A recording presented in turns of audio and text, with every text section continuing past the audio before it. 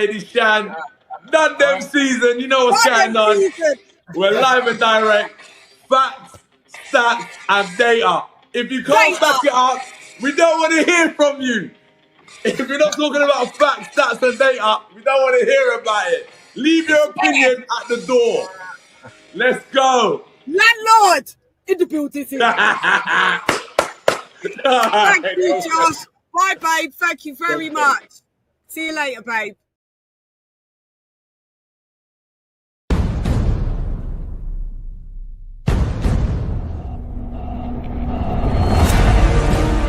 The Hall of Fame. Big box sale. Y'all must have forgot. Y'all must have forgot.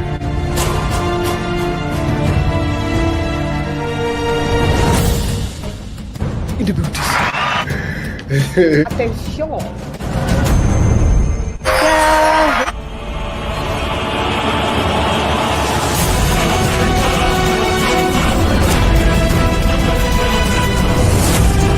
Friends came in at one. This is a mega Weekly wrap up. Just paydays. Judge on the panel. Very competitive. Jan.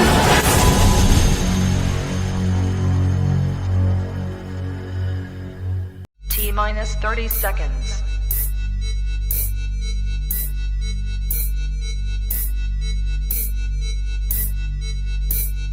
T-minus 20 seconds.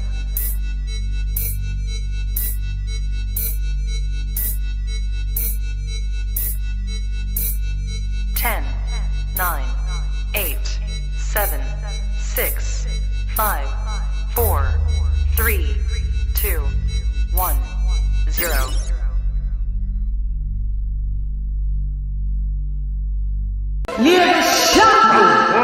Fight.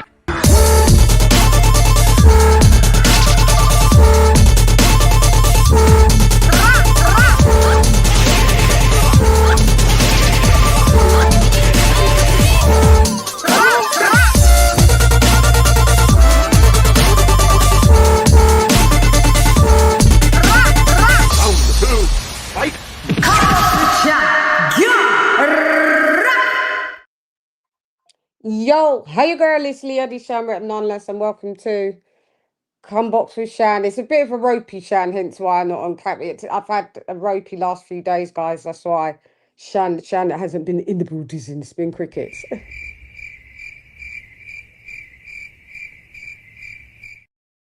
But we are here in the booties.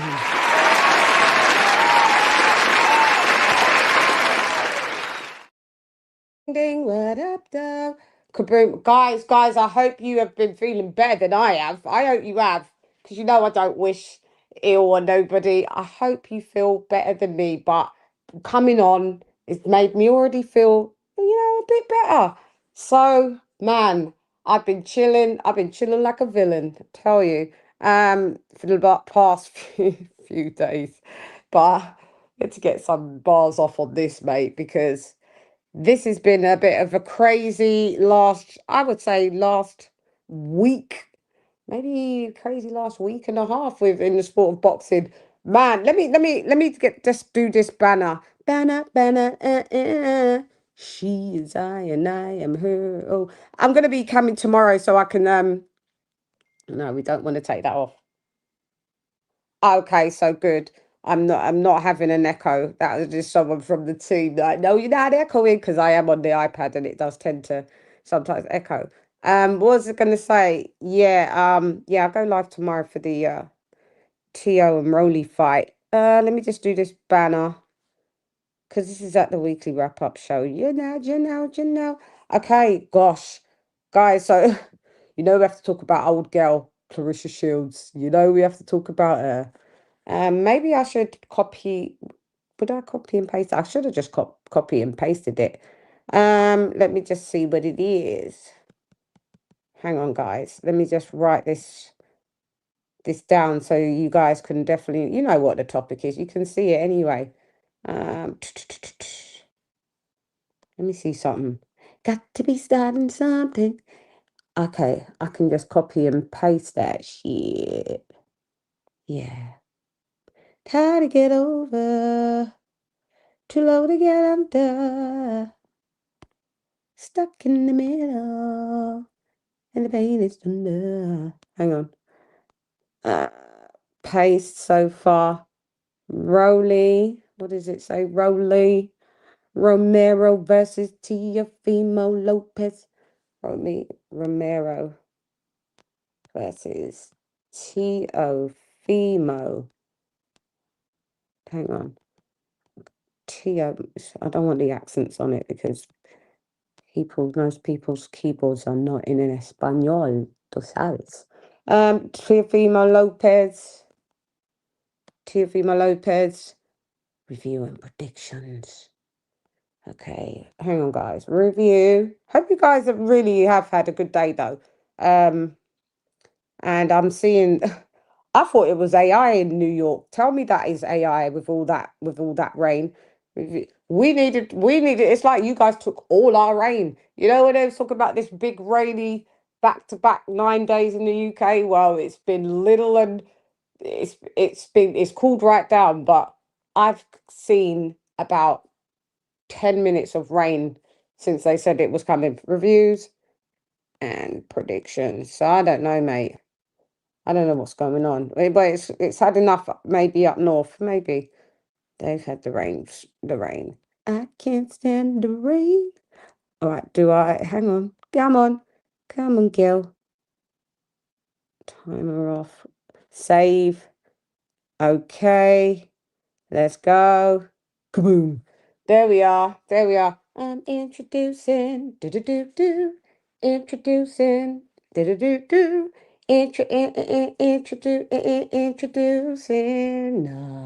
It's AJ all day. It's Alex.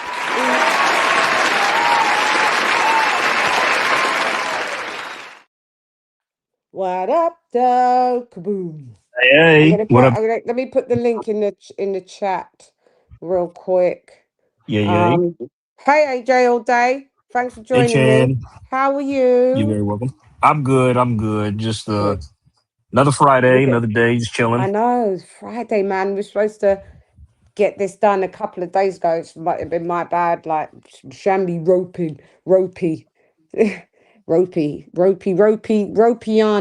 Okie dokes. So there's the link in the Chiggity chat. Shouts out to whoever's going to be on Playing Back Gang. Come through. The link's on the chat. It's easy. Hang on. Let me. Come on through. Yeah. Yeah. Okie dokes, I'm introducing. Yeah. Introducing. Introducing.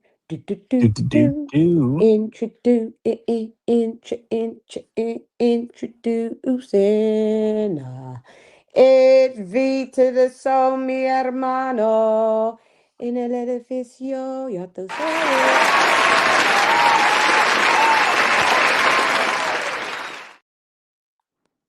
Shan. Viso, what up, Tio? K What up, pass to the Shan? soul. Bars. What's going on? Yo?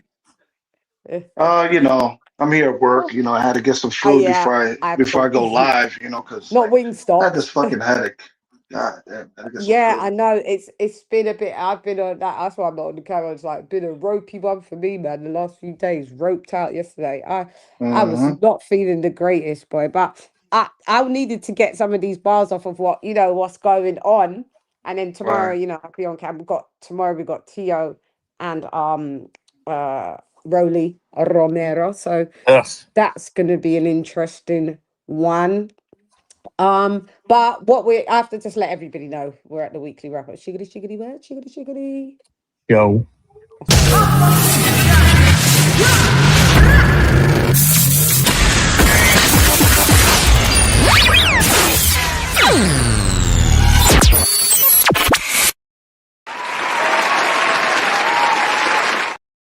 In the Buddhism. All right, so here we are. Yeah. The link is in the chat. Because just come on, get your ass in. So guys, we're gonna start with Claressa Shields. We definitely are gonna start with her first. Might as well. Where do we start with that girl, boy? That's what I said. Literally, I said might as well. Where the hell do we start with her? Because she knocked out Kaye Scott. I mean, did anybody? That was. I mean, we didn't see that happening, right? Yeah, we didn't see that happening, right? We never saw that happening at all. Still standing though. Introducing. Introducing. Nah, it's KOK Eduardo. Ding dong.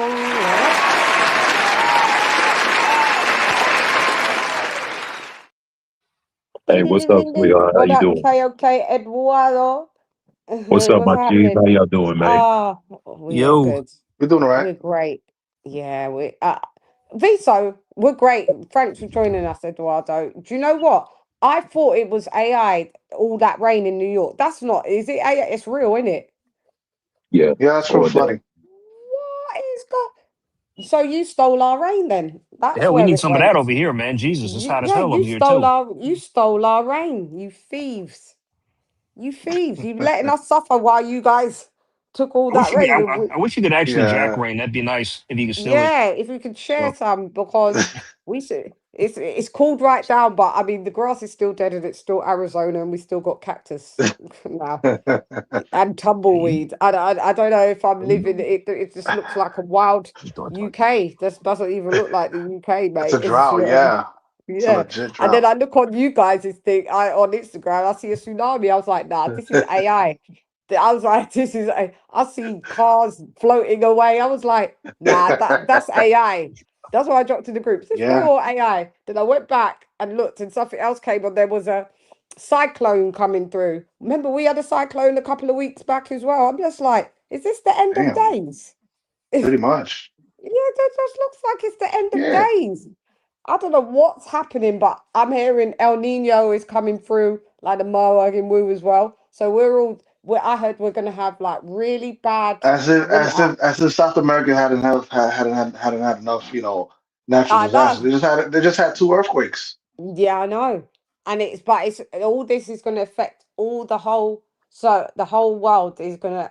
Us specifically saying that we're going to have a really cold winter, but really hot like autumn, because we're projected again to have another heat wave starting next week or in 10 days. Can you believe it? Oh God, man.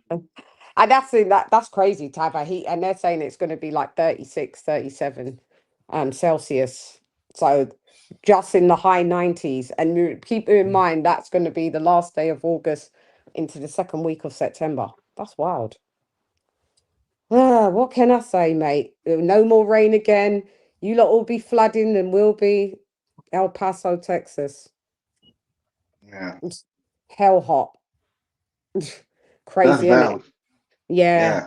Anyway, enough of the meteorology and all of that. Let's is it meteorology? Is that what it's called? That's not just meteorites. You got that. Yeah, you got it. Oh, okay. Yep. I thought I was wrong. It was just meteorites. But yeah, it's meteorologists, isn't it? With the meteorology. Okie dokes. We're gonna go on to Miss Shields. Come on. We gotta talk about Claressa Shields. I'm sure she's still telling everybody about her victory. She's just running her mouth to anybody who will listen. So knowing her. Wait, but is anyone talking about her victories? Have you checked social media and talked about how besides her and her sycophantic delusional fans? She replied to me on a post. She always, I don't know how she finds it. She replied to me on it. Remember I sent it to the group. She replied to me on Instagram saying, what did she say? What did she say? I will say it. I just said about, the 500K, and first of all, her little she jumped in on, she addressed me first, and then all of her sycophants, they're just sickening.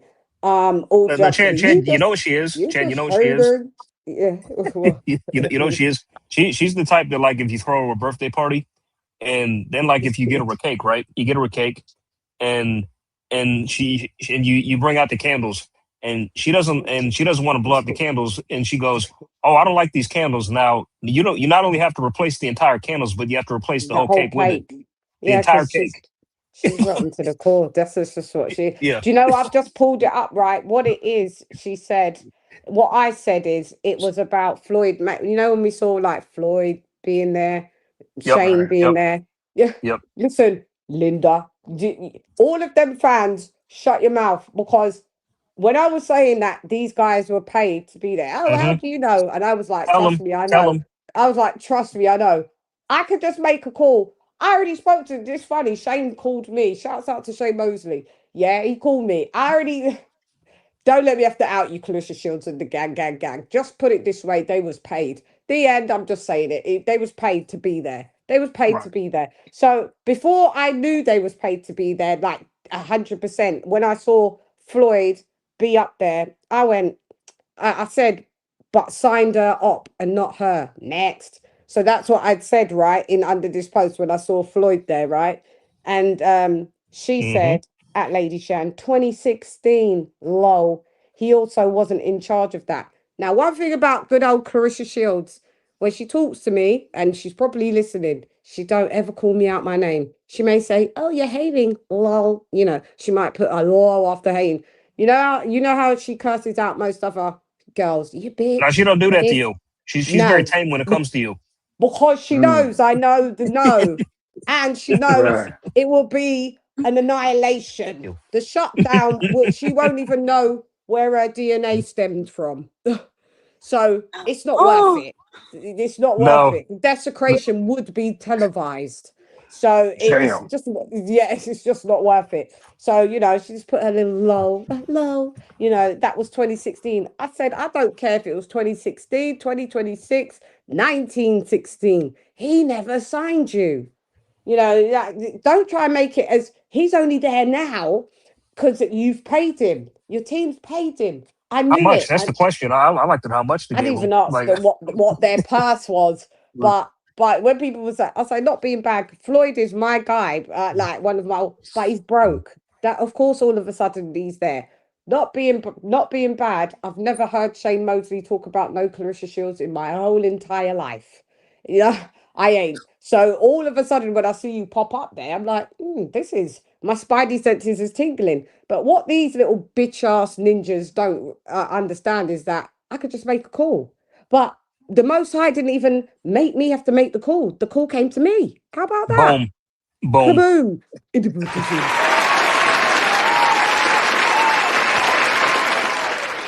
I have opinions just like anyone else. You got opinions. But unlike what you're doing is I bring facts, data, statistics, things you can go look up yourself. That's right. That's why I'm the stats, facts, and data bitch. That's why I think in the end she might have just thought, let me not go hard on Shan, because she could really out me. She could tell my business, and I am here and I'm telling your business. You paid them people. You paid Usher to be there. You paid Kevin Gates to be there. You paid Shane Mosley to be there. You paid Floyd Mayweather to be there. Who else was there? And those were the Crawford. I think only Crawford and Shakur came of their own accord because they are actually her friend. Yeah. Keyshawn was there. Keyshawn showed too, I think. Was Keyshawn there? Yeah, and Keyshawn is her friend. He had the audacity to show his face there. Yeah, I know, the cheat, the gall. Those three were the only ones that literally are her friends and will come out on their own accord. So them three, strike them off of the paid list. They was just there. They go to her fights anyway. All the rest of the guys, you've never seen Floyd at a Claressa Shields fight. Never. And they're from the same state. You've never heard Shane Mosley talk about no Claressa Shields in any of his interviews or anything. Never. And I've never. And that's what I said. Well, when I saw you there, I was like, that's a little strange. My spidey senses were tingling when I just saw you, pop up there. Who else? You never seen no Usher go to no Shields fight. You never seen no Kevin Gates go to no Shields fight. You just haven't. They were paid. They were paid too. I know they were paid. So it just screamed getting paid. So that's why, you know, then you know, she just drifted off of the chat. She never came back. And her little sycophants jumped on me. And I said, trust me, I do know. How do you know? You don't know. You just, I said, yeah, God, come on, I'm just hating. Tell me exactly what am I hating on Claressa Shields about on? I'll wait. Is it her face? Is it her bod? Is it her 50-year-old married man? This is what I had to run down. Is it her 600K house in thingy? Because once I just desecrate you with all of them, like that's a data. Is it her 600K house that she's still got the mortgage on in Atlanta? But she's a multi-millionaire and can't just pay that mortgage just off. Why didn't you just buy the house outright? Sharon, what's her social security number? You know, exactly. Is it what else could it be? What could I be jealous of Claressa Shields on? I was just waiting for them to tell me what it was, and I'm still waiting.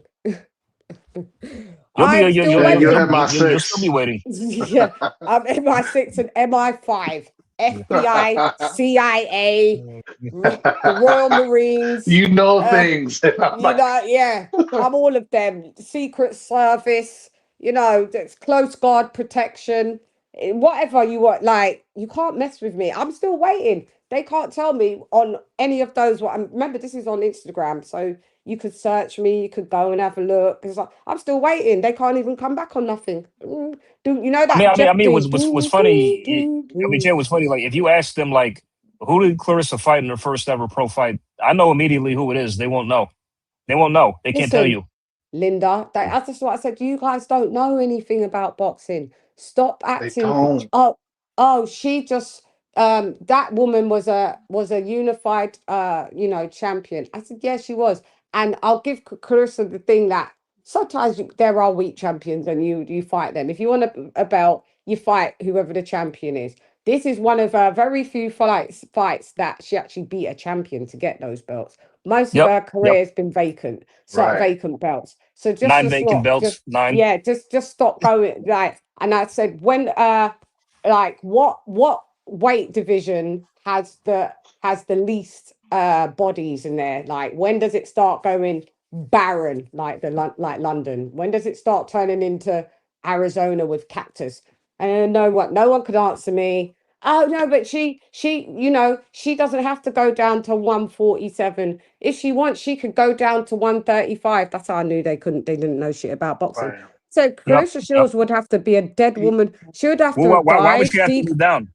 No, like, but she could never make 130. I said she would have to have died, decomposed for about 5 years. She would have to cut off a leg and an arm. She would have to cut off a leg. She literally said it herself that the reason why she can't go back down, well, not go back down, but like go down to 147. Well, yeah, exactly. Like, lose my ass. Like, so when I listen to these people like online, right? It's like, yo, what exactly are they a fan of? It ain't got shit to do with boxing. It's nothing to do with boxing. It's tribalism. It's just pro-black, and they just hate everybody else that's not. Because, you know, as soon as I was going, yet again, you know, I get called the C word, you know, the coon word. Oh, you just a self-hating. It's probably the Wilder Reds and the Spence fans probably migrated to her. Some of them, maybe. How much you want to bet? They probably did. Yeah, that's Bill over there. You know, I have no doubt about that. Yeah, I said I love my black people. I don't talk about, but because me loving my black people, that means I have to lie. But that's what it always like goes down to. Like, it always boils down to it's just so dead. Like, that's their go-to. Like, oh, because of this, you're not part of us, and you're not. And it's like, yo, what is there to like about her? Really? There's nothing. There's just nothing. Barely anything. Throw her in the garbage. And more than likely, she's listening to this show because she searches her name. I don't care. She searches her name. And she searches everywhere on Instagram. For her to find that, like, mine out of my comments, out of everybody's, like, how you find that? How did you find? And she responded quickly. So you just had you're supposed to be in training camp. The Zone puts out a post. everybody's commenting, and then you just come in the comments straight off. Like, hey, why are you training? Of course you're not training, because the broad that you beat, you could have beaten her with one leg and both your hands tied behind your back and blind. She was trash, that woman. Go ahead, break down that fight. What did we see? Okay, you quiet. Chime in. I mean, look, y'all gonna get mad, but whatever. Chime in on what? I don't know what you guys are talking about. Like, it's some kind of beef stuff. I know, but it's some kind of beef stuff that I thought we was talking about some boxing, but I don't know about none of that stuff. We are talking about boxing. But I don't know about none of that stuff you guys are talking about. Oh, don't you?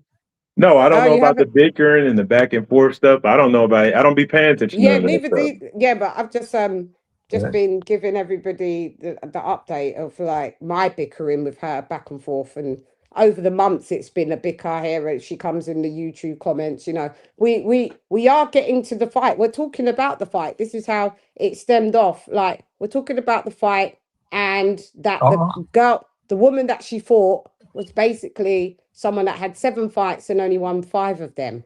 And she was already a unified champion. That is wild. Women's boxing is that's how girls boxing is, unfortunately. Because what I was looking at is, because I went to the fight. The atmosphere was fire, but here's the thing about it. You went to the fight? Oh, yeah, I went to the fight. It was right over there in Atlanta, man. It was at the T-Mobile Arena. Now it's outside, so it's kind of hot. But other than that, it was pretty cool.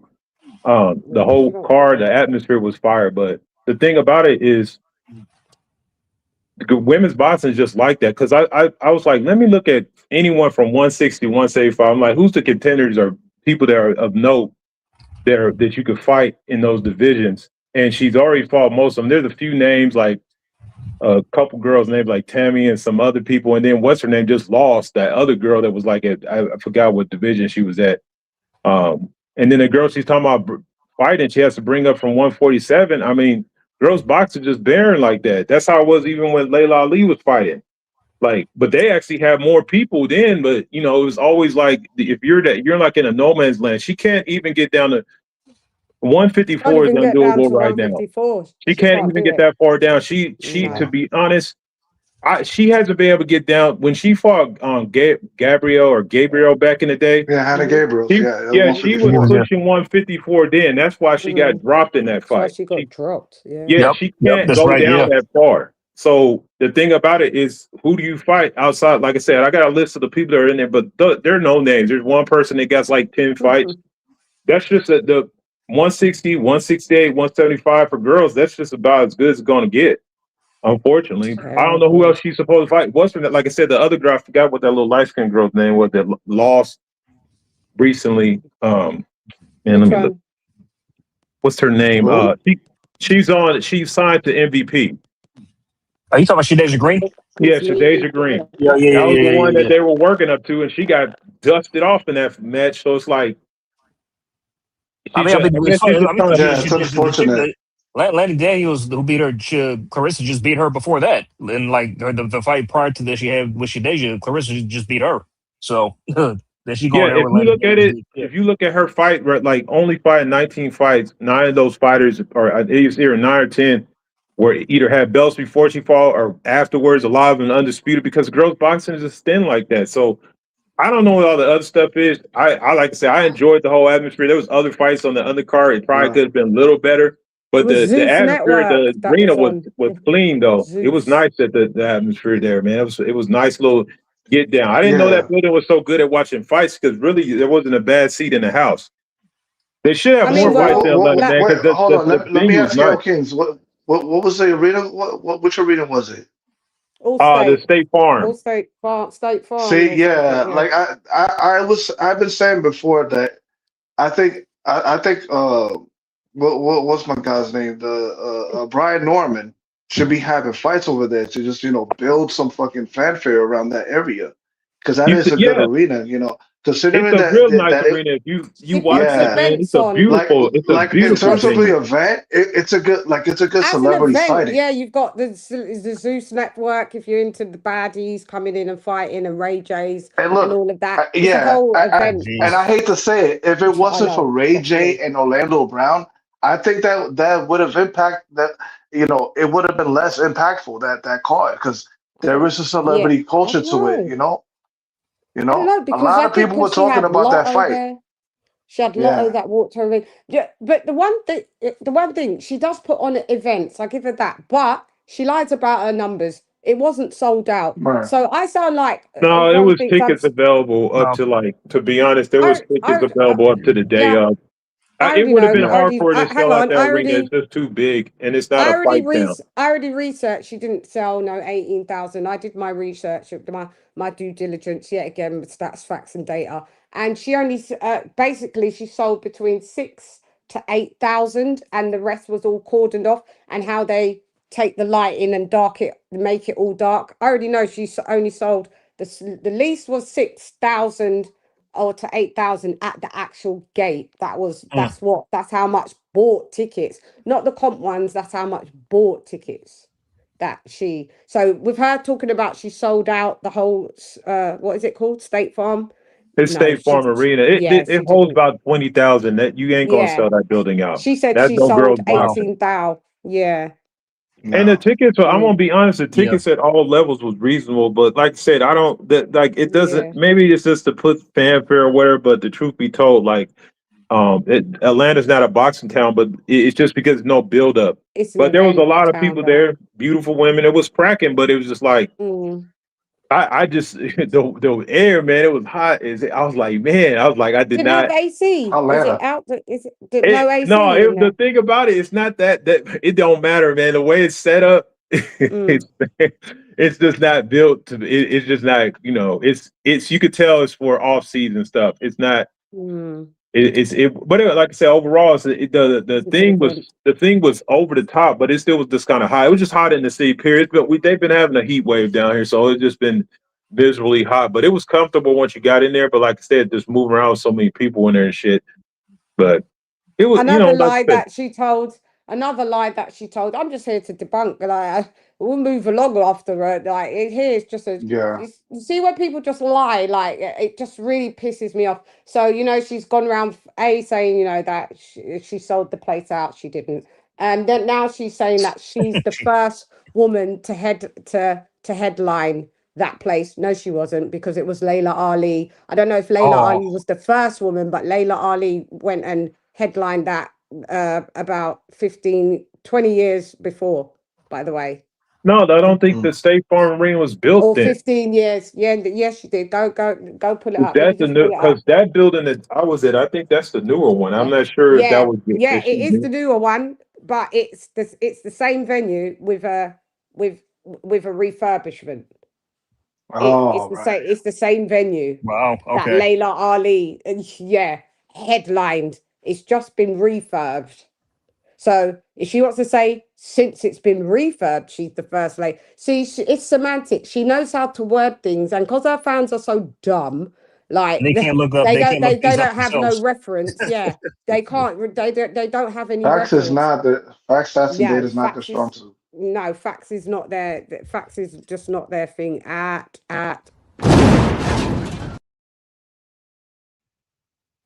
Yeah. So no, she wasn't. So Laila Ali was. Imagine that, and that's her her nemesis that she can't stand. She knew that. She knew that she wasn't the first woman to headline there. She knew it. Of course she did. Probably You why think she she said it. didn't know that? So why she But said it? Yeah. she should have known that period, because to be honest, like it was odd to me that as long as she's been fighting, she's never come down there, come this way, because Atlanta's Yeah. full of women. They would go show up for it. They Yeah. like finding reasons to dress up.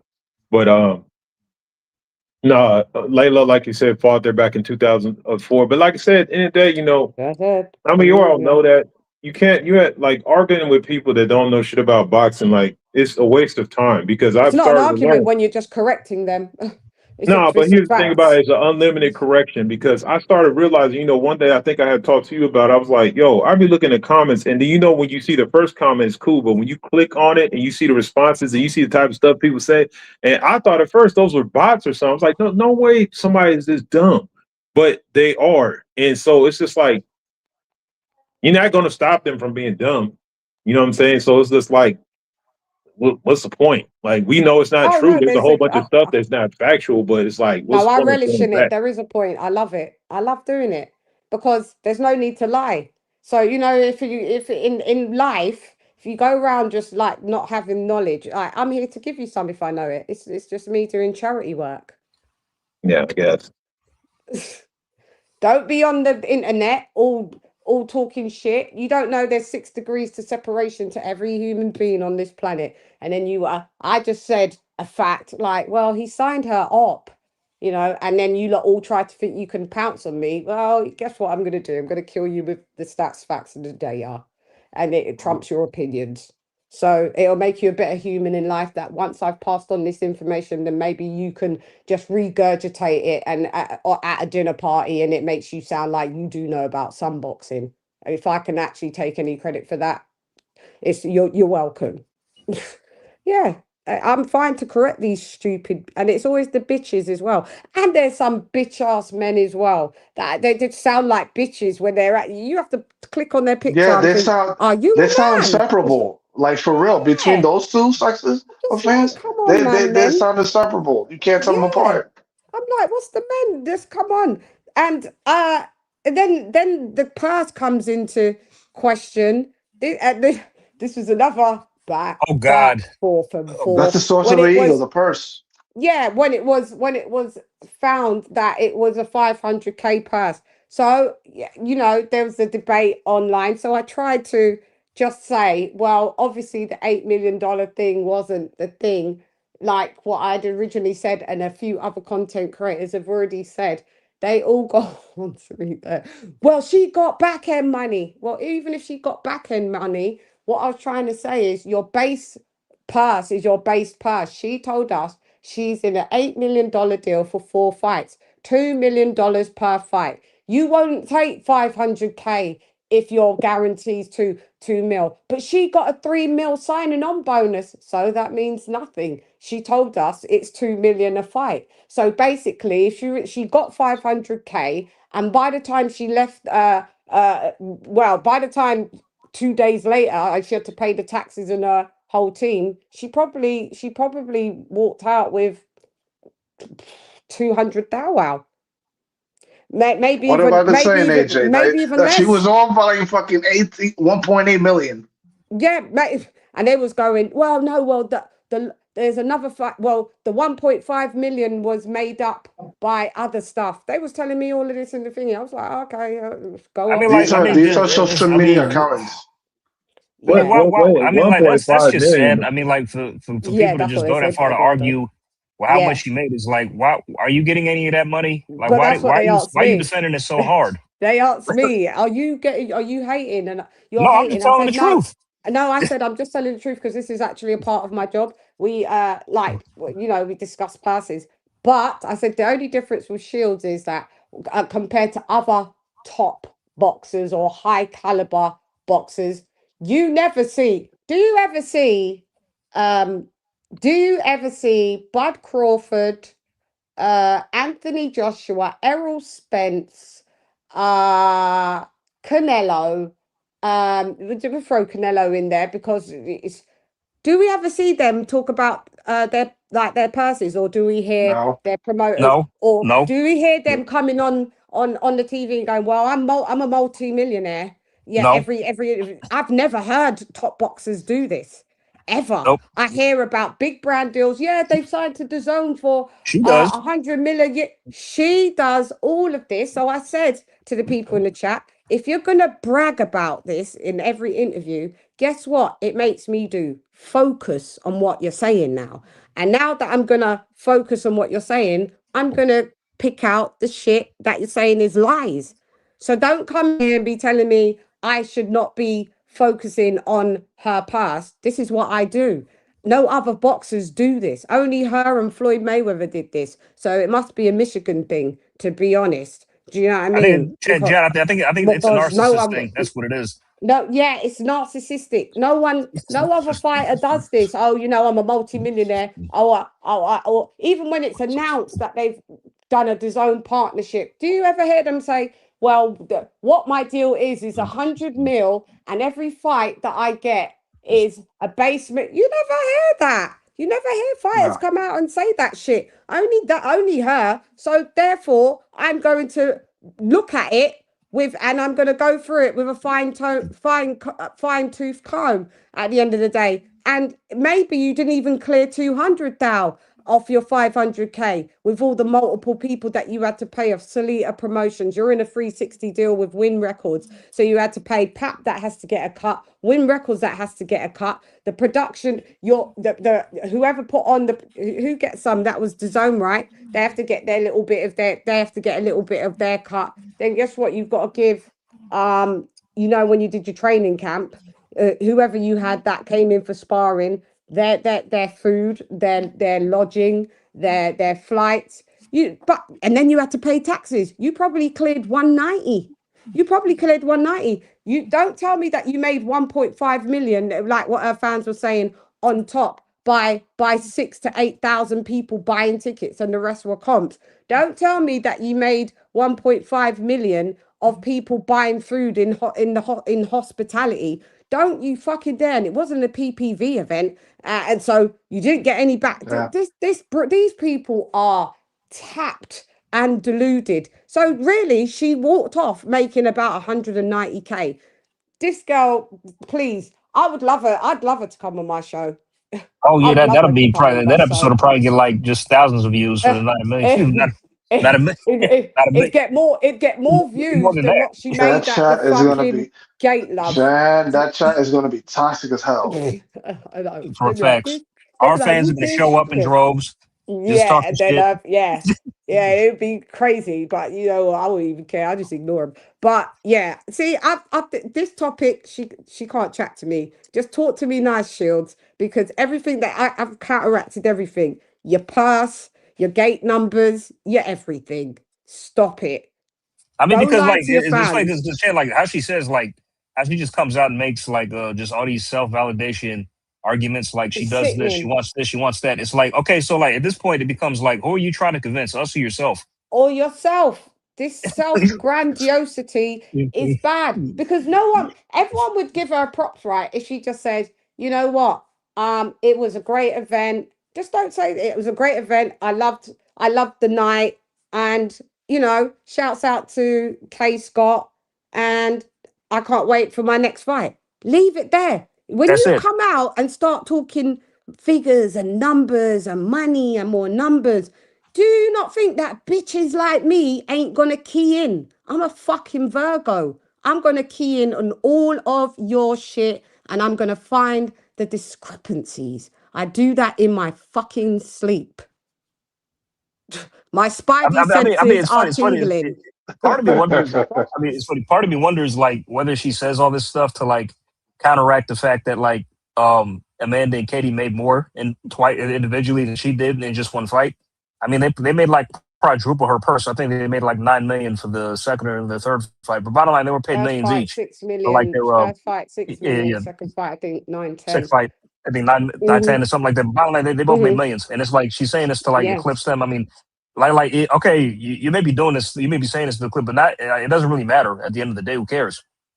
Like it doesn't matter. No one cares as long as this is what I'm saying. No one really cares what the fighters' passes are. Like, we just report them and we keep it pushing. But when you're going to just be trying to lie, and the math ain't mathing, why do you think that people can't use their free will to use their brain? And it's a good thing. What was you just saying about? What did you just say? The point that you just said. Oh yeah, she said.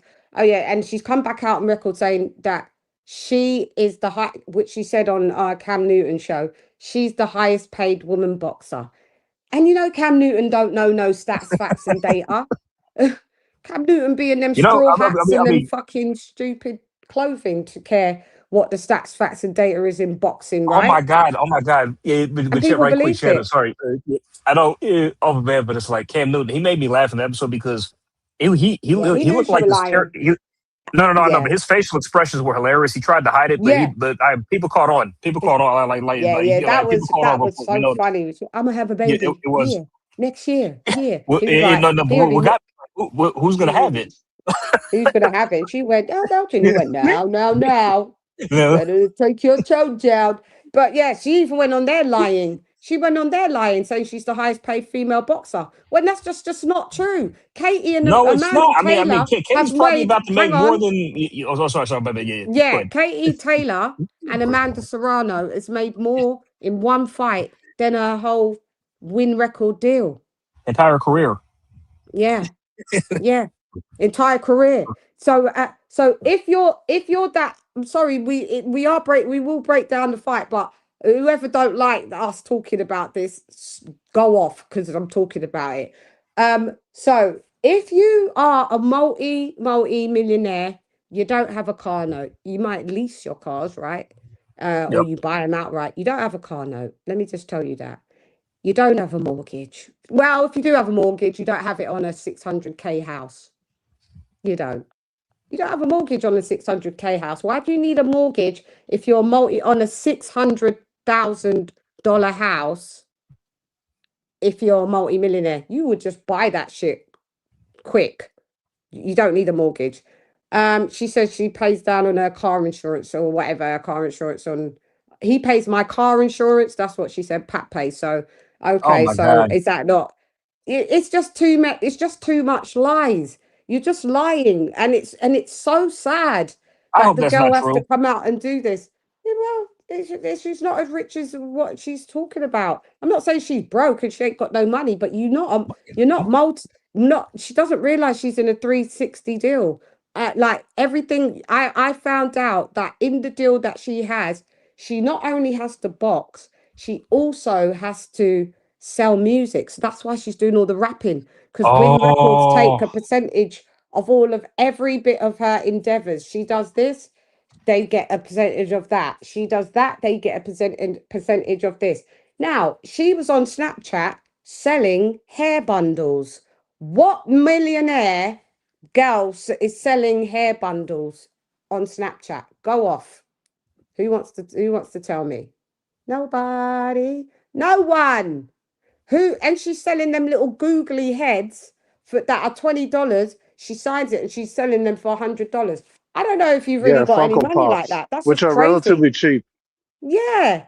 And then she's doing like the meet and greet. She's not even doing the meet and greets at her events, at her boxing fight. You know, she just did a random meet and greet that you had to pay a few $100s to be able to take a picture with her. It doesn't sound like you're doing very well with your money. Doesn't sound like it to me. Because I don't know any multi-millionaires that move like that they sell hair bundles. You know what? And I come to think of it, I did hear Floyd used to do like they used to charge people for meet and greets, and yeah, you could take a charge for photo. meet and greets, but Floyd is Floyd. I see him do one with Anthony Joshua back in the day. But what I'm saying is that like usually it could be in promotion with what you're gonna. She never does. Why don't you do the meet and greet at your thingy? She ain't Floyd. She ain't Anthony Joshua. Yeah, I mean that's the only way people can get to meet them two. Because it would probably be swarmed at a fight to do it at a Floyd Mayweather fight, maybe. Who knows? But why wouldn't you do it, Claressa Shields, as a package at your boxing match, at your event? Why are you doing that weeks before your fight? Aren't you supposed to be in camp? It just doesn't make sense. To me, the math ain't mathing at all. The math wasn't mathing.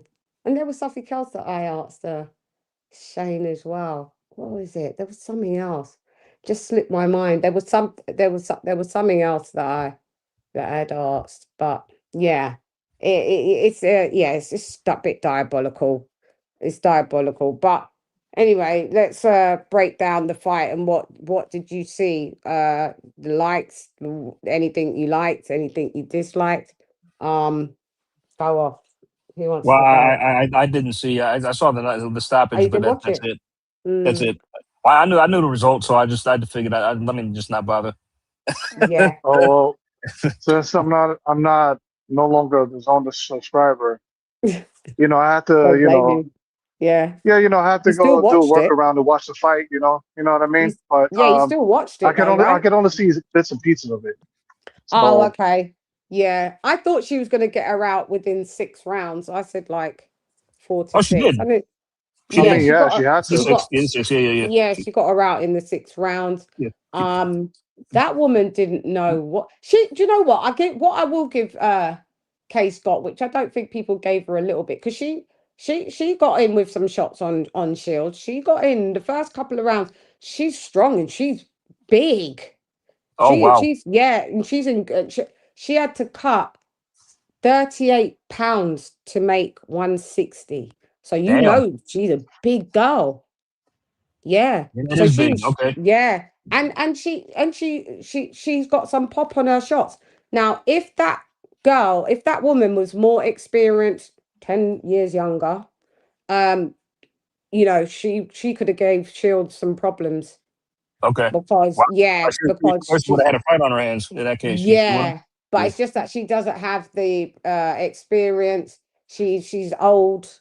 Yeah, I Yeah. heard she was like 42. She's You know? 42, yeah. So Wow. Damn. Claus Wow. hasn't fought anyone that's younger than, I mean, I watched Jules and he said younger than 38 in her last 4 or 5 fights. Yeah, I'm your like, last 4 yo, fights have been like people who are in the early 30s and late 30s and early yeah, 40s.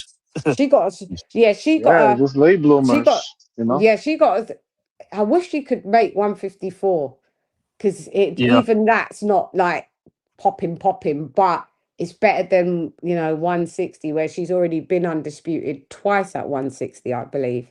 Yeah, and once at 68, right? Or once at 75, one of the two. Either one at 160, two. I think she's been undisputed at 160 twice, hasn't she? Is it Yeah, one? then I think it went Yeah. 154 too as well, I believe, if I'm not mistaken.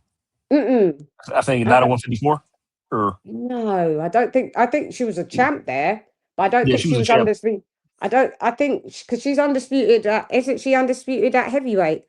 Yeah. She's 175. undisputed heavy. Yeah, heavy. Yeah. Yeah.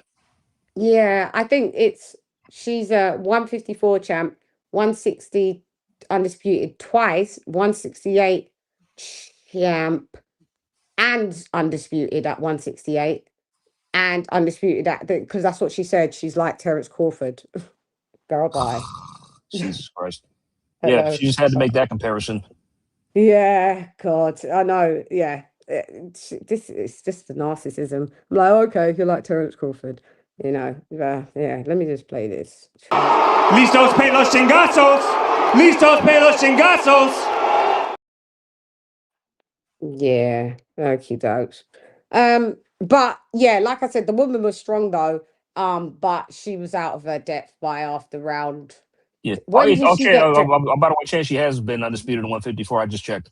Oh, she I was was curious. undisputed. Yep. She was undisputed at 54. She Wow. was. So it's 54. So she's undisputed at 54.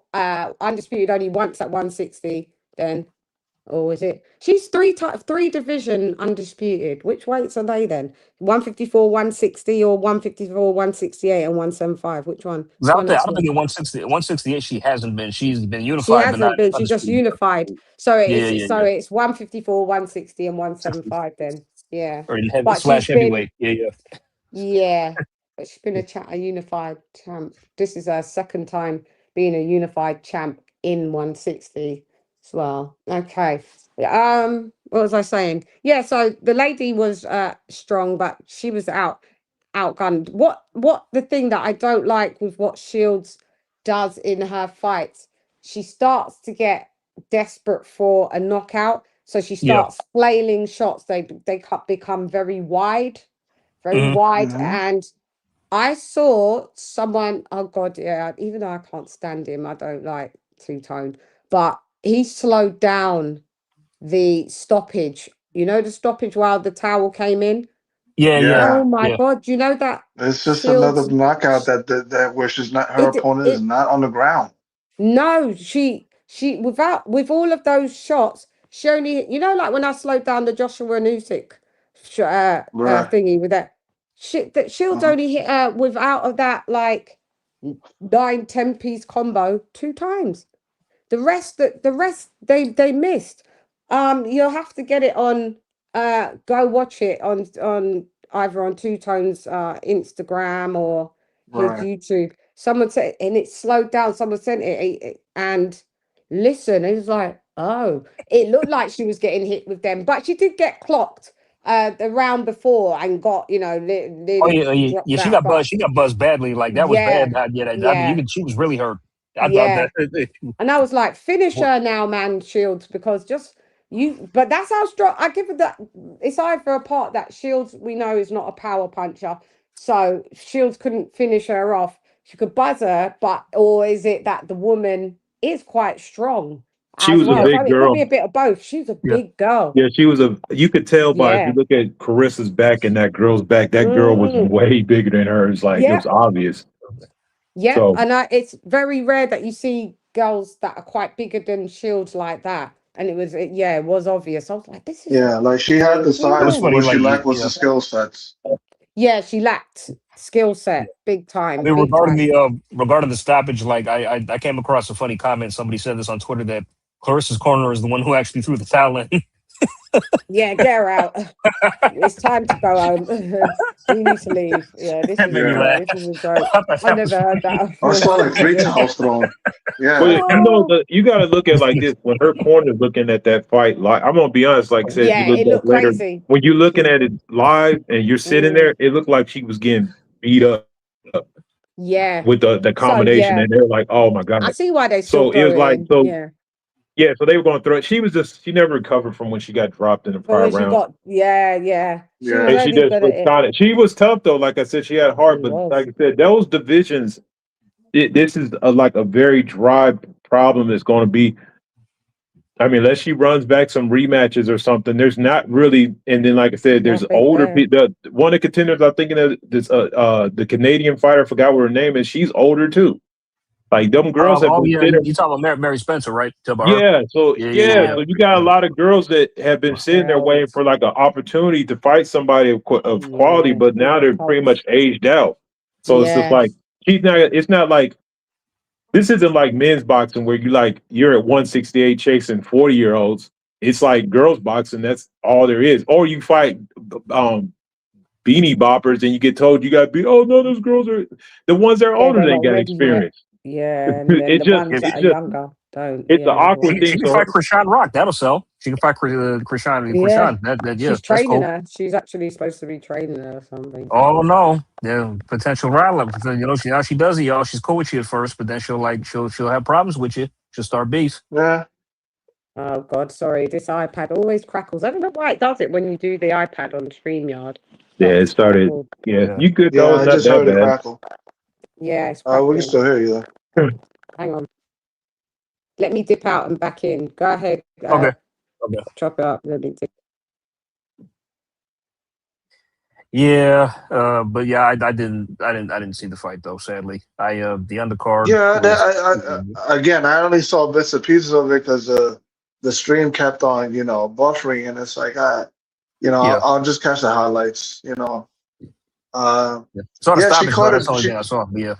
Yeah, she caught it good. She's a big person to really bring down, and I thought maybe the referee should have gave her more time, or rather just pay the fucking. It was. I know the corner threw in the towel and shit. The ref was letting it go, and that's the thing about it. So I was surprised the corner threw the towel. I mean, I knew she was hurt, but I'm like, okay, she's taking a lot of punishment, but they know their fighter better. Maybe that's more than she's ever experienced because they were like quick to throw a towel. And like I said, Claressa made it look good throwing a bunch of shots when somebody's throwing 10, even if you only landed 2 or 3 of them, and the other person not throwing back, they're like, damn, our girl's getting her ass whooped. We about to save her. Yeah. But then there's some balance grace where you could be like, oh man, I didn't get to stop my corner stuff, So they kind of they were trying to save her a little bit. Yeah. But the thing about it is you're right, Shan. She is pushing for the knockout because the one knock that she feels like she got is yep, probably the best female boxer you ever seen with no power. I mean, we're gonna have to keep it real. Like she just has to be like one of the most ironic fighters I've ever seen because she throws her punches with bad intentions and yet she don't get them out of there. So it begs the question: is it her accuracy that's been the problem? Because even when she's accurate, no, she's accurate. It's just the problem is she just don't got no. I mean, Well, it's twofold thing. First of all, I'm going to keep it real. We've been watching. If you watch any kind, women are tough as shit to begin with. You rarely see them getting concussively knocked out like dudes get knocked out. Yeah. So you got that to throw in there, and so even the some of the other ones she stopped, and it's just she don't have that type of power. She's put on more weight like at those divisions, but she just don't got that type of power. It's already hard to knock out women. Women got a high pain tolerance. Just think about it. Name the last one where you've seen two high quality girl fighters and one just got slept. Yeah. Yeah, it doesn't happen that often. It's rare. Laila Ali did it.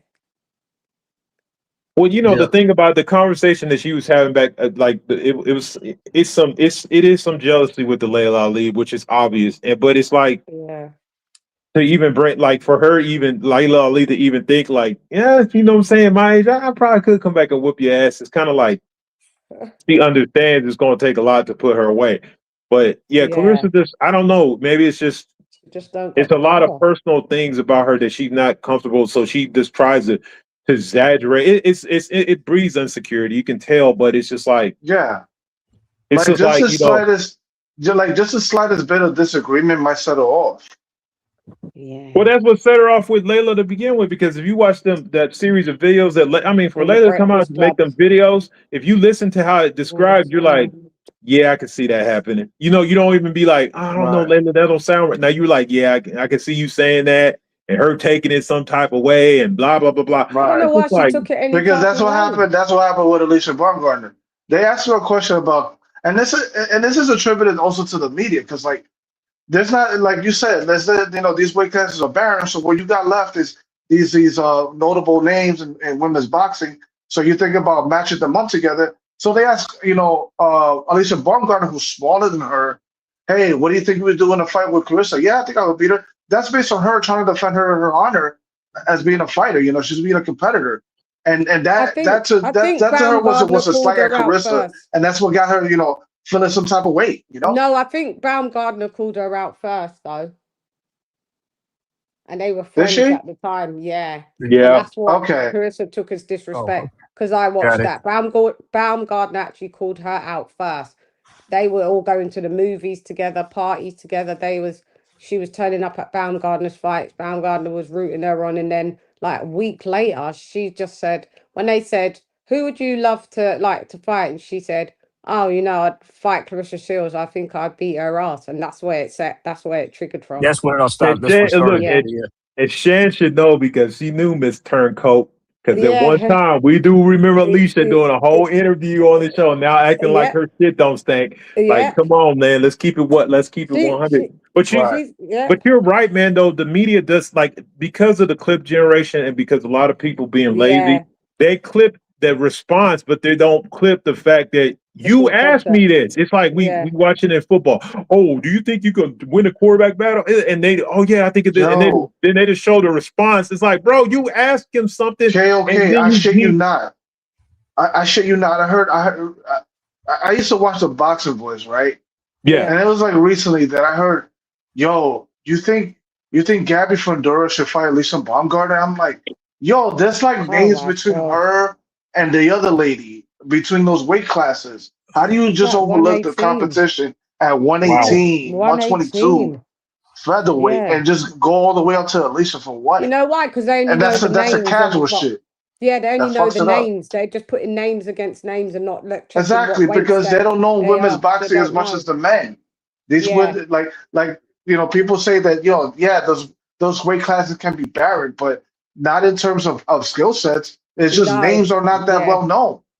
Yes, and that's like you said. It's a typical casual fucking response or thing that they bring up. It's just like, let's make Tank and Inoue fight. Yeah. No, I mean like Chad. It's funny, Chad. It's so funny you said that, because there's this guy that my brother used to know, and he's a massive Tank fanboy. And it's funny, actually, he actually bet me some money that about on the Canelo Jermall Charlo fight. He bet me $50. I told him Canelo was going to win, and he thought Jermall was going to win. And when the fight was over, I said, "Well, I told you, give me my money." And he paid me. Then he goes, "I know why you picked Jermall, but it's cool." He's like, "Why?" because he's black. And he didn't even say nothing because he's like, he doesn't know the boxing skill sets. No, but they were about to tank it. Anyway, so he sent me a text, and he's saying like, "Hey, Tank would knock out anyway," and I'm like, "Yeah, probably. Why are you sending me this?" He goes, "Well, because he knock him out because he can't comprehend that there's several weight classes apart. And it's like, dude, why would they fight? You know what I mean? It's like so he's just doing. So it's the same shit. One's it's like, at 120, one's at 122, and one's fought all the way at 140. But go off. You know what I mean? Man. Yeah, it's just I can't have conversations with people like that. They get me too angry. They don't. That's what I said. You got a massive. I mean, like outside of the couple 100,000 of us hardcores here in America, which probably is less than that, because if you don't know boxing, you're not a hardcore for real anyway. But you got a group of people that boxing over here is like fucking it's like what's the popularity? Niche. It's like American Idol type stuff. It's like they see the person like, oh man, they don't know any of the nuances of anything. No. And the problem is the guys that are representing like the Shakirs are not good stewards of the fight game. So they just think they act like trolls. You got people like T.O., they're trolls, and they think that's what boxing is trolling, and that really like just they don't understand it's fighting, bro. Like it's just not like that. You know, a lot of us back when we grew up talking about fighting, like we actually had heavy bag. I got a heavy bag in my house right now. I've had a heavy bag in my house since I was 15. Like we understood what was going on, but now it's just like it's to them, oh, I made a comment and that's as good as me actually beating you in a fight. It's like what? It's so lame, isn't it? It's so lame what's happening like with these lads on they're just Twitter fighters and they're just pieces of shit. Sorry. I just have to tell the truth. This new era of fighters, sorry, especially the American ones now, they've just let down the whole lineage. Like you had such great fighters. Excuse me, sorry. Yeah. Pussies. Yeah. Cowards. Excuse me. Yeah, it's pathetic, and it's just like, is this what we're really dealing with? Like, I can't believe. Oh my God! Speaking of that, I don't know if we're going to talk about, but I'm just. But are we talking about Virgil Ortiz and that shit he said recently about? Go ahead, what do you say? First of all, look, I will have to say, man, Garcia, man, no, he be riding for his fucking fighters, but dude, he gonna come out and say, yeah, he said he'll fight him right now in November, bro. We're not gonna pretend. Like you did not, like, bro, we're not going to pretend like you didn't duck the smoke and then try to break your contract when they try to make that fight. Let's not. And now you're talking about moving to 160, which is a weaker division. Like, cut it out, man. Nobody want to hear the cap is real. And it's disrespectful. The Mexican lineage of fighters, none of y'all, there's nobody to represent. These were hard-nosed fighters, man. I went back and watched. I was watching some old school stuff the other day. Like I think I watched Zab Judah versus Mayweather when they fought, and I was watching. You know, there's some throwback fights. I just watching throwback fights. I'm like, these motherfuckers just not hard. I'm like, even because low key, a lot of them ain't even growing up that tough. That's just a facade they putting on. Like, bro, man, cut it out, man. You sitting there talking about. Like, you not trying to fight nobody. Shut up. Like, don't be trying to put that on him. Can I shout out this YouTube channel, Vintage Boxing? Yeah, he's good. I love. Yo, I saw the whole card of Julio Cesar Chavez against Greg Haugen, right? Yeah. Greg Haugen, you know, for a fucking feather-fisted fighter, right? He talked a lot of shit about Mexican fighters, and particularly Julio Cesar Chavez, right? And he had the audacity to go down to Mexico City, the heart of Mexico, in front of 130,000 people. 130,000 people. The most attended fight ever in recorded history, just to get his ass whipped. He had enough pride to do that, you know, considering that he didn't have that much power to really, you know, put a dent in that guy. Yeah, you know, he did it. But still, and we're talking about, and now let's fast forward to today, right? Virgil Ortiz was offered a fight in Puerto Rico against Xander Zayas. Yeah, he could have beat him. He could have beat him. I think he's a more harder puncher than him. Yeah, you know, Xander is a little bit smarter, but he could have tried his luck there. But it's like, nah, Xander wanted that fight. He wanted that fight. He did. Yes. Another chapter in the Mexico versus Puerto Rico rivalry and his management team deaded it because like, oh, now we gotta have neutrality, this Vegas. Nah, bullshit. You just don't want the fight. You Yeah, don't it's believe in Yeah, your fighter, and that's the disappointing. problem. It's disappointing, and that's to say that's the that's least. the whole. Like you said, man. There's like, if you guys think it technically, Virgil Ortiz has spilled over into another grouping of fighters because the Stanionis stuff. I mean, what's his name had to take care of him for you? Stanionis have been sitting on there getting Yeah. sit Oh back yeah, money Step yep. for a aside grip. money. Step aside money. I mean, Step you aside weren't money. fighting him, and like we act like Virgil T. Like I wasn't even sure what division. I'm like, he was in 147 and 150. Like, what is this dude Yeah. doing? Like, Yo, where's he at? Like, I'm sitting around wondering, yo, when is Oscar gonna order that? Gonna push the fucking WBC to get him to fight this guy, the Town Inferno. yeah, Uh, Yeah. yeah, Never. Never. Fundora. No, Yeah. it's like Never. there's something must be something's up. There's Like, something that we is he don't not know bringing about up him. enough money for them for the WBC to really push the envelope on Yeah. this thing? I Something's just up. I just think it's bias in that they're just mollycoddling their own fighter Yeah, because they're they being know deep coddled. down They're no, they he's the know protecting last. deep. Yeah, Pandora. They're he's the protecting last Pandora. one he got. Well, outside, it's Bam Rodriguez with him with De La Hoya. Knows with Eddie. Okay, No, he's with Matchroom. so I Yeah. think he's the last one that hasn't been defeated that's on the De La Hoya diet. Because you got to Yeah. think Jaime Manguia's been lost, Zerto's been Yeah. lost a couple times, but Yeah. Virgil's the last one of them that's still undefeated on that. Oh, let's act like these fight like, bro. Let's be real. Let's name his toughest fight. Yeah. I Yo, think it there's was something. literally Bohachuk, man. And this is the guy who Yeah. got his ass handed by Brandon Adams. Yeah, Yeah. thank you. I Twice. I think there's something Yeah. that we don't know about Virgil, and I think it's his chin. Yeah, Yeah. Yeah. He's been dropped 3 times already. Yeah. So, I a lot of think people I a think lot of that, people yeah. don't count the They're when he fought already Mean talking Machine. about Mean Machine middleweight. put It's him because down. he can't cut to that weight. He's not Yeah, disciplined enough to cut down on certain weight, because that's why yeah. when he made his debut at 154, that was like 155. It was like a pound Yeah, it was over the catch weight. limit. Yeah, Yeah, he's exactly. never had this, and then that rhabdo thing. He's just not. He's either not disciplined or he's just been draining himself. I said he should have skipped 54 when he should have been at. He should have been at 54 long ago, and then he should have just been at 60 ages ago. He Yeah. was never like what He held him in I. career with all this bullshit, including his dumbass manager. no, because Yeah, he's worried about becoming is if you guys remember that fighter at 140, Ramirez. Yeah. Like with, he's a pressure fighter, but not enough power to get dudes up out of there. He knows Yeah. at 160 he gets dominated by a bunch of dudes, and that's a weak yeah, division. On top of that, look, yeah. now I'm gonna keep it real. Do you know what? People could call me a hater, but what I'm about to hate, bro. You go up to 160 and fight lower, and you're gonna get your ass whooped. How about that? Yeah, you might not even beat You might Islandi get beat up by the Lara. old man.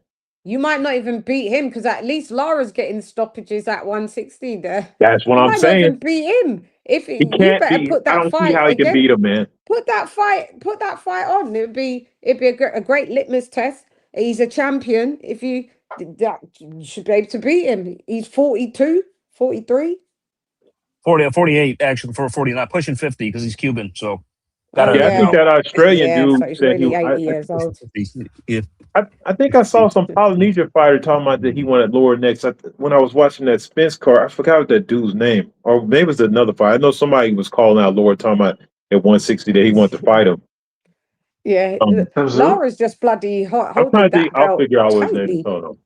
He holding that belt tightly. Can I just address what up, Skrilla 50? Can I just address your comment for real? Because we're now getting a glove gate with Claressa Shields. The reason why, Really? because What? round one, Kaye Scott had a big knot on her head. But I'm hearing that's what happens to her for the last 2 fights, even before that. But she had a massive knot on her head.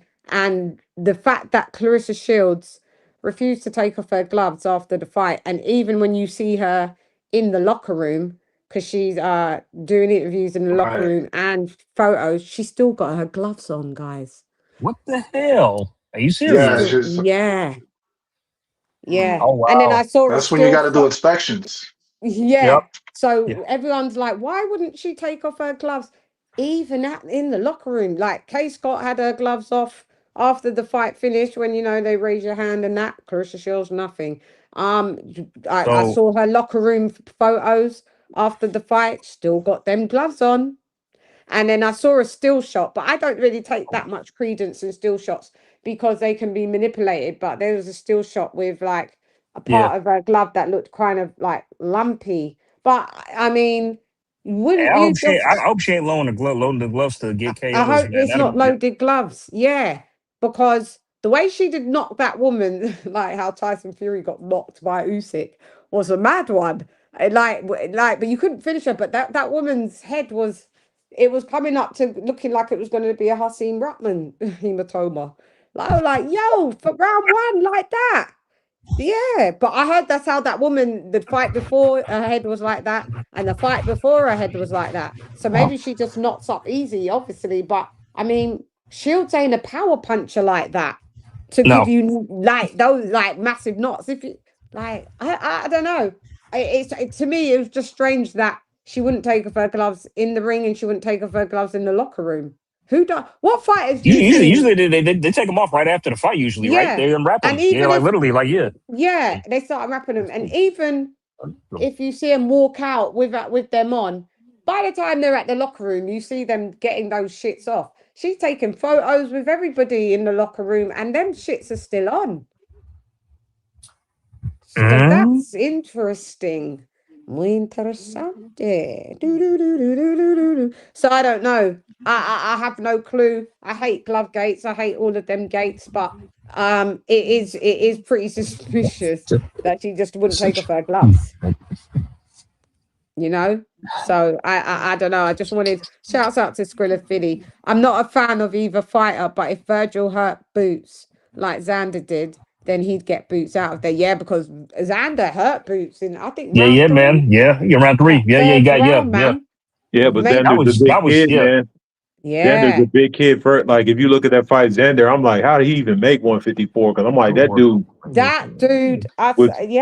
You can always tell when you look at the shoulders. His head. Yeah, he just was way bigger. Like, first of all, here's the thing about it. Like, people like, oh, if he had caught him, like, well, let's find out. Because here's the thing about the times that Virgil's been dropped. If Boots had caught him, he'd been knocked out. So it's like, we can play that game. So let's see the fight and see what happens. But Virgil don't want no smoke. He wants to run up to 160. So cool. Run up to 160. Oh, no. And then you all mess around and get caught up there by somebody. Yeah, that's what's going to happen. You're going to lose your O. Yeah. He'll lose his O up there. Somehow by someone that's he's not even supposed to lose to. Denzel Bentley end up beating him, something like that. Yeah. Oh, the dude that I was talking about. The dude I was talking about, his name was. Oh, I'm sorry. The dude I was talking about, they called out lower. His name is Ivan Ricardo Actis. It's like 13-1. Oh. He's like, no, I'm saying at least he's trying to go get to some smoke because like they're not like for Lord that ought to be a disgrace. Sergio Martinez. I mean, what it's Sergio? Who's Argentina champion? Trying to think of the one. Sergio Martinez. Yeah, Sergio. Okay, yeah. I had it right. So he might as well come back because he was right there for a while. He might as well come by and get a belt. If you can't get Lord up out of there, what is going on? That is crazy work. That man is 50 now. That's crazy. That man is 50 years old. But you know who they're pitching Virgil to? I see Robert Garcia say a few days ago, and I was just like, I'm so disappointed in you, Robert Garcia. They're pitching at 160. They want him to fight fucking Tim Tszyu. Oh my God. Tim Tszyu. So it just leads me to believe Virgil ain't really who he's supposed. You're putting him in with someone that's not known as a puncher. He's just been, he just got a win, but he's come off still back-to-back losses. He couldn't beat Fondura. Who else did he get beat by? That one dude. Yeah. I mean, and that was they were both good. Bad beatdowns. Yeah, the thing with Virgil is it's just bad optics because like you want to fight people that are coming off of fucking devastating losses, man. Spence, this is what I'm saying. Mm-hmm. Why hasn't he fought the Layoffs, or why hasn't he fought the Fondura? Like that Fondura fight's easy. Like you said, all they got to do is call the WBC. Because I'm thinking Fondura, man, like from the way he's behaving, and let's be real, man, as awkward as Fondura is, yes, Fondura's been beat, but I think he gives him all the smoke. It's going to be a huge problem for him. Yeah. Hey, Chulo. What up, Dio? ¿Qué pasa? I was thinking of you. I hope your family is okay in Colombia with the earthquake, man.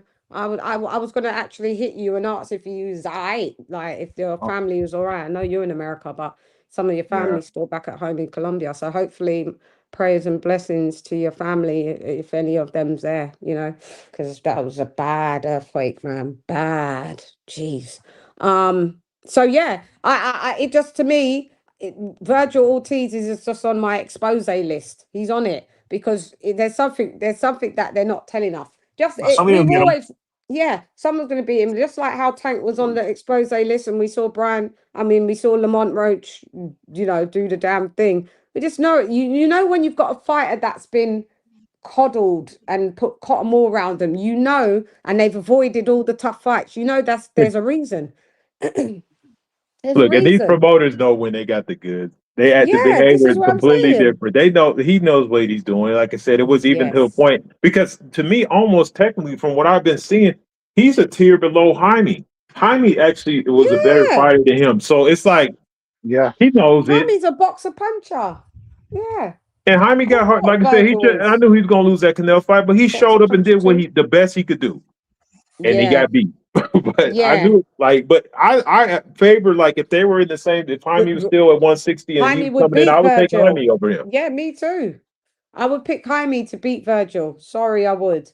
I don't know who wouldn't. Maybe there's some, but you know, the math ain't mathing with Virgil. I'm seeing it more and more. I'm like, yeah, you ain't the real deal. You ain't got the goods of what people think you have. Because you're too protected. Yeah, You be Tim Tszyu, moving. that he wants to fight Tim Tszyu. Tim Tszyu doesn't got the power. Yeah, Tim Tszyu couldn't get Tim Tszyu, a he Earl will Spence walk coming Tim off a Tszyu. bench out for 3 years out there. Yeah, So he's he not going to be will. able to knock you out.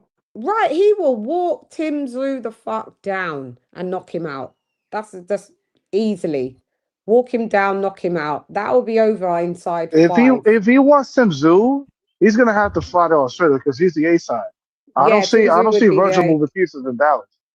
yeah, that's right. That's where the money would be coming in. Yeah, But Tim what do you Tszyu think, ain't coming over Ortiz? here. You know, Australia got that boxing budget, man. They got money over there. They actually They set do. aside money for them events, man. And to Yeah, them, even like I and their said, government. they made that whole thing with the Earl, like, oh, it's a legend kill. So they were putting money up for that. Like he's gonna have to go there. There's no money market for him to compete over here in the States.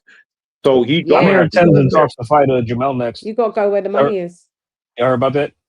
What? Say that again. Or Tim, he's in talks to fight Jermall Charlo next. Oh Oh yeah, yeah, I at know that. That's 160. why what Virgil At mentioned his name 160. is stupid, man. He's Yeah, not gonna fight him. I mean, I yeah. don't even know why Virgil's mentioning Tim Tszyu's name. Like we forget that he fights PVC, a lot of PVC matchups. Yeah, Yeah. he'll be Jermell at this stage though. Go ahead and get him out of it. Send him into retirement next. That's cool. So I mean, I don't think he's got much life left in him, if I'm being yeah, honest. yeah. Now you talk about Tim or Jamel. Jamel. He's 36 now too, and they fought in 3 years as well. And coming off a mad long layoff. Yeah. Yes. It's like we can't pick you to win any fights. I'm sorry. I'm not gonna I'm not gonna go against logic. I don't care like if you're supposed to have beaten this fighter. If you're on a 3-year layoff, sorry, I can't pick you to win. Yeah, Unless you are a super duper special fighter like who had the 3-year layoff? Was it not Hans? Was it Leonard? Leonard. Yeah. Right. Unless you're him, which you're not, I can't pick you to win after a 3-year layoff. See, that's what a lot of fans try to implement on him and Spence. That they could just take 3 years off and then come back, like fresh as daisy. I'm fine. I'm okay. Yeah, it's okay. Because you know what it is with Errol, I get why, because remember, I was umming and ahhing whether to pick him. Yeah, in the end, I didn't. But you know what? Because on Errol's heyday, in his heyday, Tim Tszyu would get washed inside 5 by Spence. Oh yeah, he would have got heyday. washed. Yeah. So I think it was just kind of leaning on that, like, Errol, you coming out? You're not coming out to get washed like that. You're gonna wash it, even a below par Errol. You're still gonna wash it. But nah, the 3-year layoff, mate. We saw it. It's not conducive to anybody. unless you're a Sugar No. Ray. That's it. It's not conducive. So in future, I don't care if you've had more than a year and a half layoff, a year and a half plus. It's going to be hard for me to pick Especially if you're yeah. not a disciplined type of person, if you Yeah, ain't and got a if you good don't look good, lifestyle. yeah, Like and they let's be don't. real right now. If you look at Sugar Ray Leonard, that fool looks like he's in fighting shape right now. Like that means Who? something with his Sugar arm. Ray Leonard. Yeah, Yeah, he looking good yeah. He aged it's like, wait well. a minute, this fool he ain't Yeah, eating all the he snacks and Man none of was that. doing the speed challenge, the flurry yeah. challenge with Ryan Garcia. He's aged so well. He's aged so well. He's aged so well. Like his son actually does like his bookings and stuff. I actually spoke to his son about getting Leonard on the show, and his son was like really excited. But his son told me he's just like, it's kind of like his ex-wife does also. I mean, not his ex-wife, his current wife, which isn't Leonard Jr.'s mum. She kind of calls the shots on what he kind of does and that's why you don't see him in a lot of podcasts and stuff like that, even Yeah, though because he people want was him. out there for a while. Now he just kind of vanished. Yeah, she kind of controls that where he kind of goes, which is a shame. His son did If say you that. think about it too, the other thing is he's one of the fighters for even all the battles he's been in. His mental clarity is still there. It's perfect. He's like, That's why, bro, was yeah, you even a boxer? If you yeah. didn't tell you, you'd be like, bro, was you even a boxer? Still handsome, still doesn't look old, still got all his, like you said, his mental clarity. He's not punch drunk. Yeah, it's amazing because he was in some wars. Yeah. But it's just genetic. Some people are going to be like that, and some people just not. Yeah, he's lucky. But yeah, I mean, like I said, going back to what we're saying, I mean, Jermall Charlo, you're not a Sugar Ray Leonard, so good You luck know, with so who's he's he everything fighting? what they say. He's everything what they say Buck Crawford is. You know what I mean? Who? Bud Crawford is one that everyone was like, why not?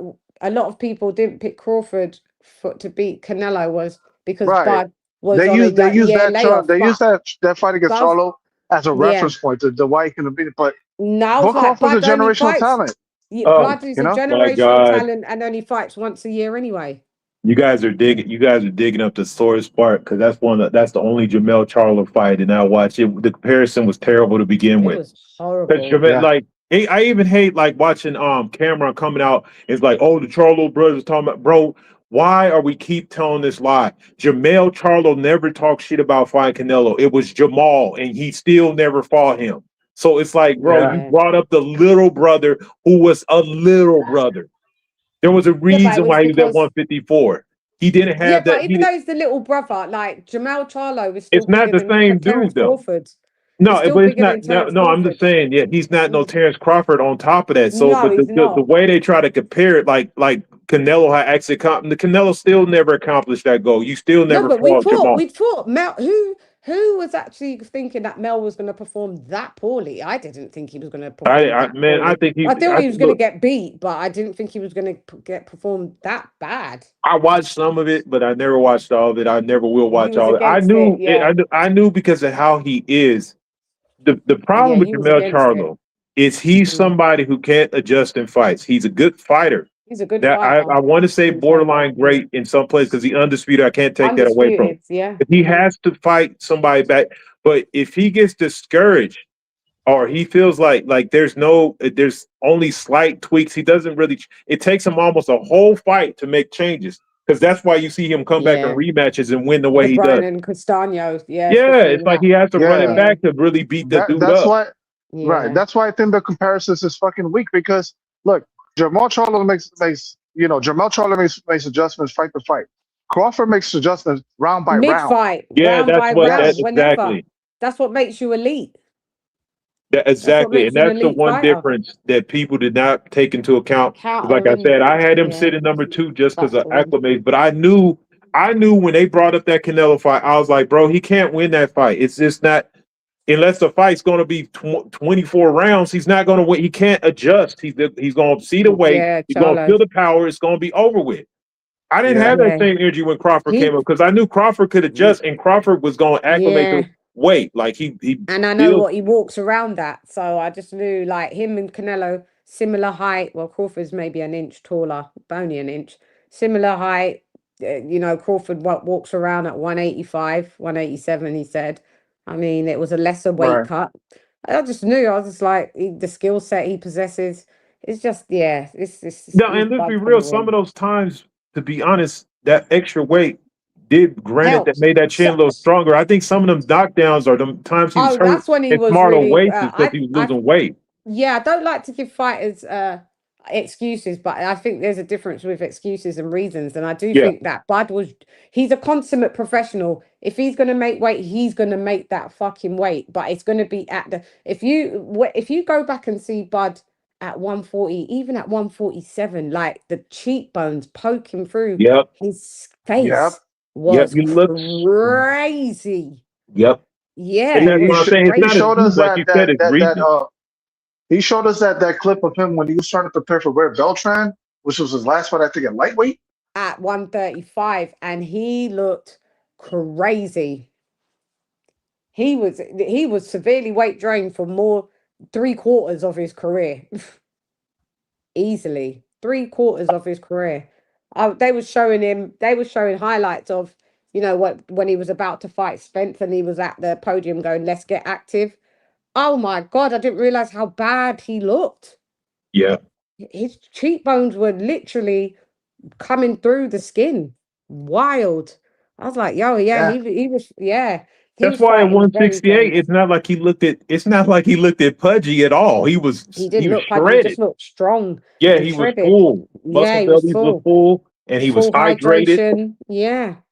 But with some fighters, it either goes the other one way or the other. Some fighters move up and they become slow. Some fighters move up and they become stronger. Devin Haney's one of them. I feel that 147 is perfect for Haney.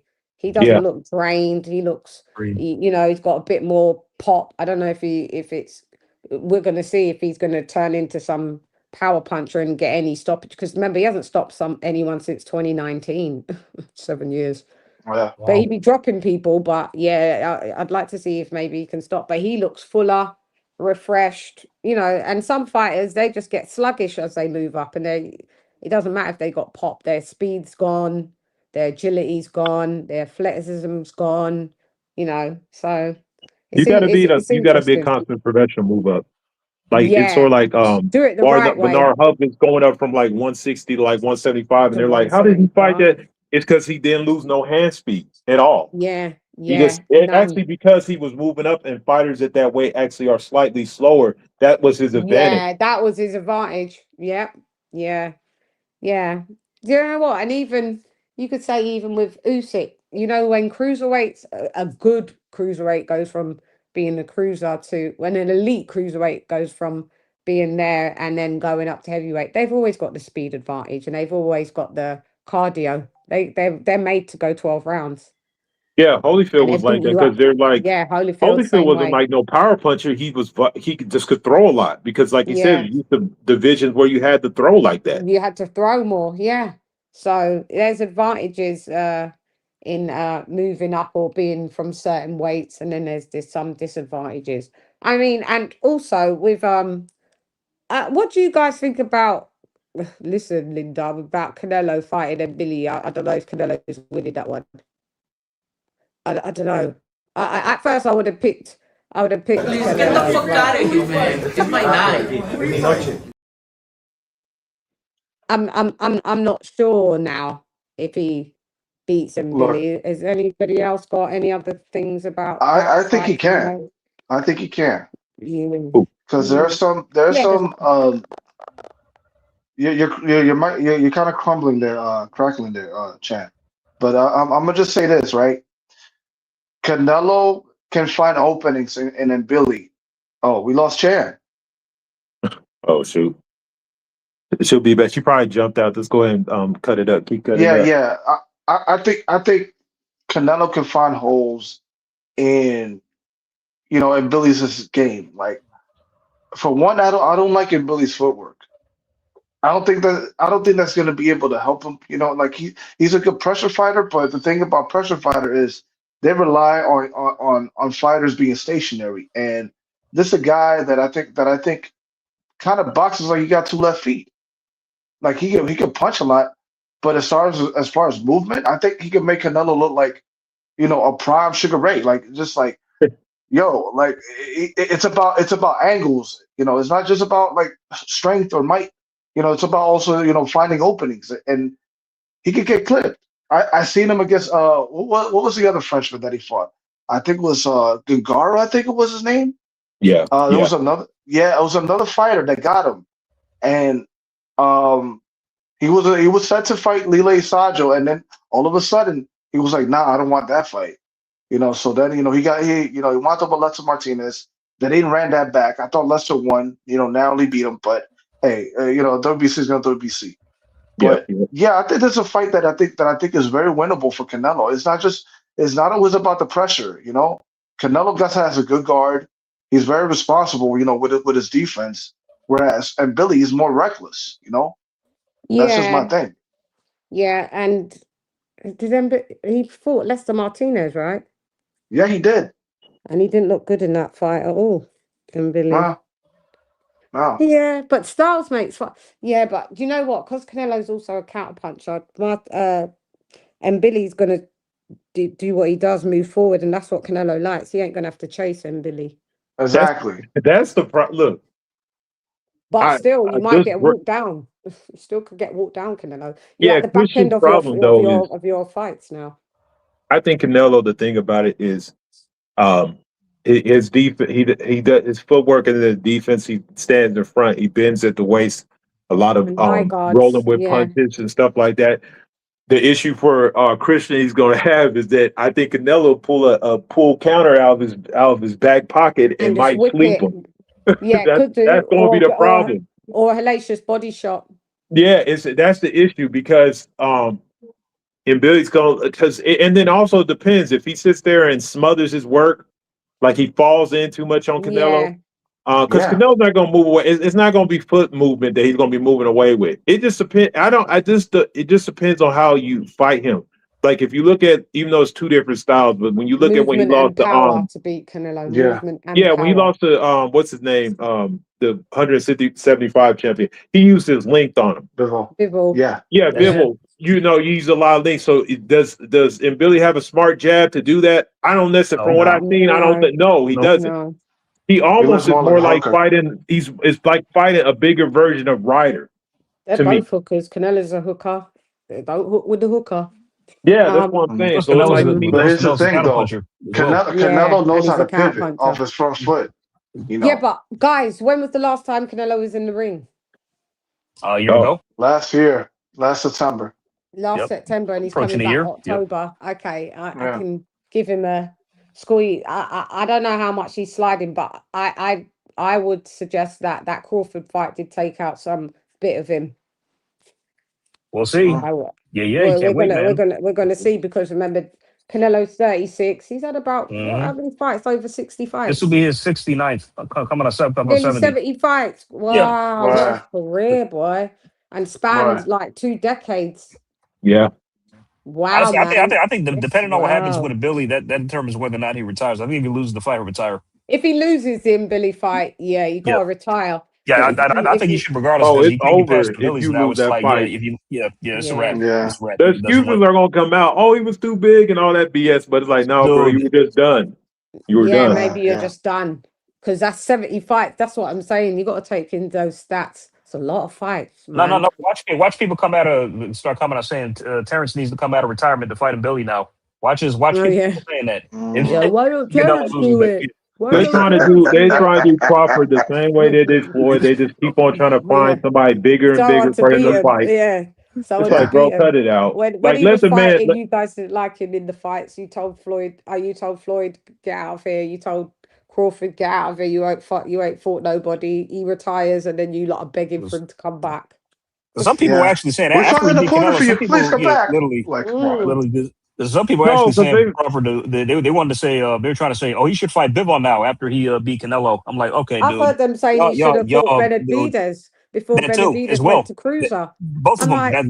Like, do you think he's Iron Man? No, you know what? You know what it is. They know full well when you're dealing with Crawford and Mayweather, the only thing that can defeat them is either father time or some ridiculous, some massive human being that they're just too big, because they don't want to admit the fact of the matter is that the skill set's elite. Yeah, the skill was 98% of people. Yeah. Yeah, and they just don't. They just don't understand. They don't understand that the biggest thing, even when you talk about Floyd back in the day, like, bro, a lot of them wins y'all talking about, Floyd was out of his prime. When he started breaking his hands, bro, that was not prime Floyd no more. He couldn't even punch anymore. He came up with a style that still made himself unbeatable. Yeah. But, so it's the same thing. Like, it's only a matter of time.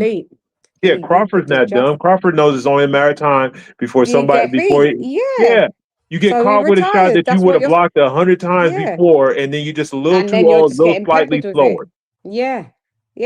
This is what I'm saying. And Floyd knows deep down, don't you dare, with this Manny Pacquiao thing, you better mind yourself, because they're making you come out till you get your ass beat. Yeah, it was like that whole Manny Pacquiao stuff is stupid. I know. I'm not with it. I don't know why they just. I don't think it's going to happen.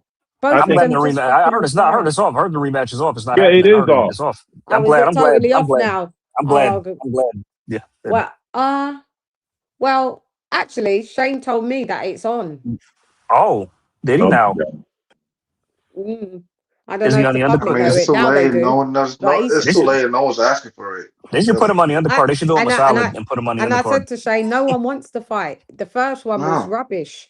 Let alone this rematch. 10 years later? 11 yeah, what does the fight? What does the fight prove? This is how. Look, this is how miserable people are, bro. Like anybody. This is what I'm saying. Like, get out your racial bag or whatever it is that making you pick Manny Pacquiao, bro. Let's be real. We all knew back then that Floyd. What happened is, and then they had the nerve to say that Floyd aged. Floyd's older than him, to be honest. He was way aged out by the time the fight happened, and it was so one side was boring to watch. It was so boring. Everybody got mad at him once. Yeah, I watched it. Look, I watched it live and had to explain to some casuals what was happening. I saw I'm like, I watched it once. I'm like, Manny's throwing and none of the punches was landing and Floyd pot shotting him. I'm like, that's it. That's all that happened. It was a stylistic nightmare. It was terrible. One of Floyd's worst fight. One of Manny Pacquiao's worst fight. Never again. And why do we want to see it 11 years? It was so bad that Manny didn't even force him to throw because his corner was saying it to Floyd like, "Oh, you got the 1-2. Why don't you throw the left over the top?" He don't have to. He didn't even have to. He didn't. It was in his arsenal. He realized, he's not even getting to me with the 1-2. I don't even have to throw the extra more shot. Than I have to. Yeah, why do I'm gonna have to do more than I have to just because I can? I don't have to. And let's be real. Let's be real. At that age, if Floyd is trying to keep his volume down, because if he throws too many punches, his hands break. Yeah. So that's why he fights the way he fights. That stage of his career. Yeah. So that's why I always say, like, you don't look when you watching like this. Even now, this is led up to now. That was started the asshole narrative of boxing about all this bullshit people come with. It is a combat for the pressure fighter to stop the boxer from being a boxer. If you don't have it in you to go ahead and pull forward and stop a boxer from being a boxer, that's on you. If you want to see an example of that, go back and watch Corrales versus I forgot who that Argentina dude is. That's what you do with a guy that's using lateral movement. You walk him down and you knock him out. Yeah, that's what you do to a fighter. If you're unable to do that, that is the indictment on you. Movement. If you can't do it and if you can't cut off a ring, that's your business. That's you being an unprepared fighter, and that's basically what happened. Because, like I said, nobody watched that. Man, I was like, yo, I was livid. I was livid. I was like, what is this? He had one round at 22. Listen, that wasn't as frustrating as what was this one fight? I think it was Rigondeaux versus John Casimero. Oh God, that was even more frustrating. That was worse. Horrible. That was Pacquiao versus Mayweather on steroids, bro. Like, get out of here. That was. You know what's funny? I actually came up with a joke after I saw that fight. The joke was like I was babysitting. About that. And I was and I punished the kid who I was babysitting, and I went to the restaurant for 2 minutes and I punished him by having to watch that fight. That kid was asleep. It's like, it's so boring. If you make Who the hell made that fight, man? Who didn't know that fight was going to look like that? Why did you even make that fight? Yeah. Oh God. No, you know what? Look, people gonna call me a hater, but I do have a fight that's even worse than that. That I promise you, on my worst day, I will never watch again. Fury versus Klitschko. I'm sorry. That's the worst fight I ever seen, bro. It was terrible. That was terrible too. That was awful too. Yeah. That was 8 punches around. Like, that was a Saint I'm not mad at the result because I felt at that time I felt like the heavyweight division needed a shakeup. But man, that fight was hard to watch, man. I saw the replay on HBO, and I was like, I left midway through the fight. There is no you can't find highlights of that fight. You were going to mention that? You were going to mention that, Shan? I swear. I gotta say that fight was the worst fight. I've watched that once. I've tried to watch it like a couple more times. That was a faint fest. Nothing but faint fest. Faints, man. That's why Fury was in his feelings when people baked him up for knocking out Klitschko. That's not boxing. It's about hitting, don't get hit. Man, shut up. That fight sucked. That was jab and grab. No, that was jab and grab and lean. You throwing 8 punches around, but and fucking Klitschko looked so lost, like he didn't. Yeah. Well, first of all, because he was never used to fight somebody taller than him. Somebody bigger, and he got to take to his own medicine. Somebody bigger, he didn't know what to do. Because he used to leaning on people. His own fighting style was not meant for that. This is like, what are you doing? That's why I used to call him Klitschko. Yeah, it's Klitschko. Hey, no, but see, look, I'm trying to tell you, that's the greatness of Manuel Stewart. Manuel Stewart knew that Klitschko's chin was not going to hold up, and he found a style where he didn't get hit no more. Because I watched him fight Saunders and get smashed. And I'm like, yo, this dude. Before he got disciplined by Manny. Yeah. Who also beat him? Lamont Brewster? Did he beat him too? He stopped him? Yes, he did. Lamont Brewster beat him on this pure. I can't fight no more shit. It was just like he got his ass whipped.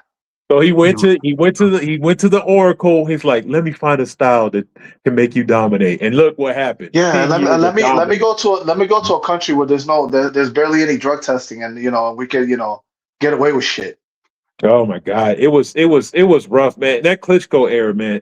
But he was getting knockouts. That's why a fighter is boring when you still want to watch his fights and he's knocking dudes out. It's like this is so annoying to watch because it's just like grab, lean, grab, hug, lean, bend your back up. Oh, you stood up. Oh, knockout. Like it was horrible. Yeah, I love this brother so much better, man. Vitaly was such a better fighter, man. I wish Vitaly. Agree. I mean, what's funny about them both is Vitaly had the better chin, but I think Klitschko was but Vladimir was a much more explosive puncher between the two. But Vitaly was a volume puncher, but Vitaly had a lot of Vitaly just his fighting style was more entertaining. He had power too. He still break you down and wear you down, but Klitschko was more explosive with his shots though. So that was the thing. He was more like one punch KO guy. But Vitaly, he was great. I think Vitaly was never down before. He never been dropped ever. Nobody ever put him down. He had lost off of injury and times. The only time he kind of he actually probably lost was when he fought Lennox. And even then he was willing to go. Even though Chris Bird retired, he retired in the corner. The Chris Bird retirement. Listen. Klitschko, Vitaly was fighting out of his skull when he fought Lennox, man. He didn't care if he was missing an eyebrow. He was willing to go the distance. He was great. Man was possessed, bro. He didn't want to stop. He did not want to stop. That's why Lennox decided to hang it up after that. He's like, nah, he's doing. Oh yeah, it's like, I can't have with his new heavyweight. He's like, I can't keep this crap up, man. This is over right now. He's like, this dude, I'm hitting, and he was hitting him with the kitchen sink, man. I was like, he did everything he could. Vitaly got hard. That's why I said I wouldn't mind him ruling, but Vitaly's injuries just made it. And it was the little brother, but Vitaly's injuries just made it so that he just. Because truth be told, if they're both in the division and you really want to pick the better one, I would have took Vitaly because Vladimir's chin was just so reckless. If there was no Emanuel Stewart, then I think Vitaly probably is the guy. Yeah, I'm on my phone now to see if it stops buzzing. I know my phone can crackle, but that iPad's diabolical. You sound better on the phone. Yeah. Yeah, good. Yeah, sometimes you the get better. phone Yeah. starts to crackle as well, though. Usually when I'm on other Right. people's panels, but let's just. I think it's the iOS. It's not that great compatible wise with Right. StreamYard. I think it's better Yeah. with Android. Yeah, I liked Vitali. Vitali was my guy more than I tell you, yeah, he was my dude. He yeah, was my favorite from the Klitschko's for sure. yeah. But Mm-hmm. He didn't hold. He next, fought you. He didn't hold. He fought you yeah, off. he He fought. was yeah. Yeah, he fought. Yeah, I can't believe it. I remember I was saying on one of my lives that Derek Chisora is so old. He actually fought Vitali. Yeah, I know, right? He's fucking Wow. old as shit. And he's Derek still here. Chisora. Literally. Hello. Do you guys think Derek Chisora gets in the Hall of Fame just because?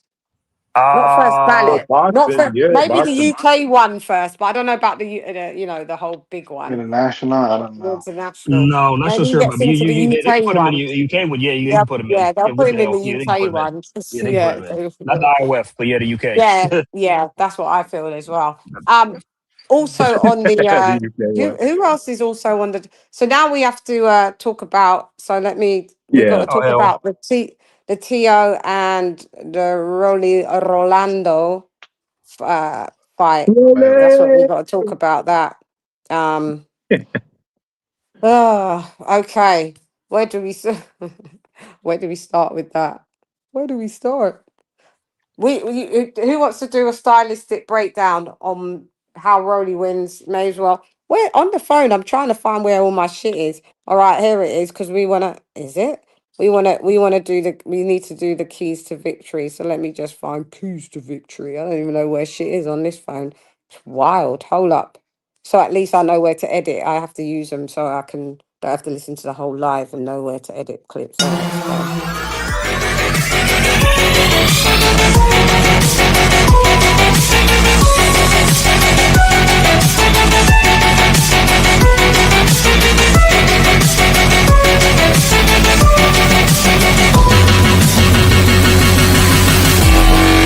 Keys to victory.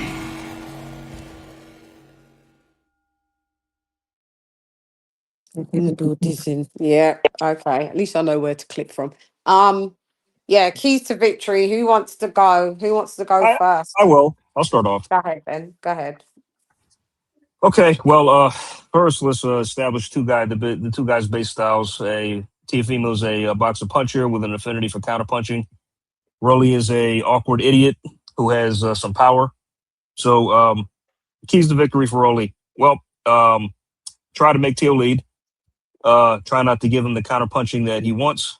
Try to make him Teo come to you, but I doubt he'll do that. Try to establish your lead right hand.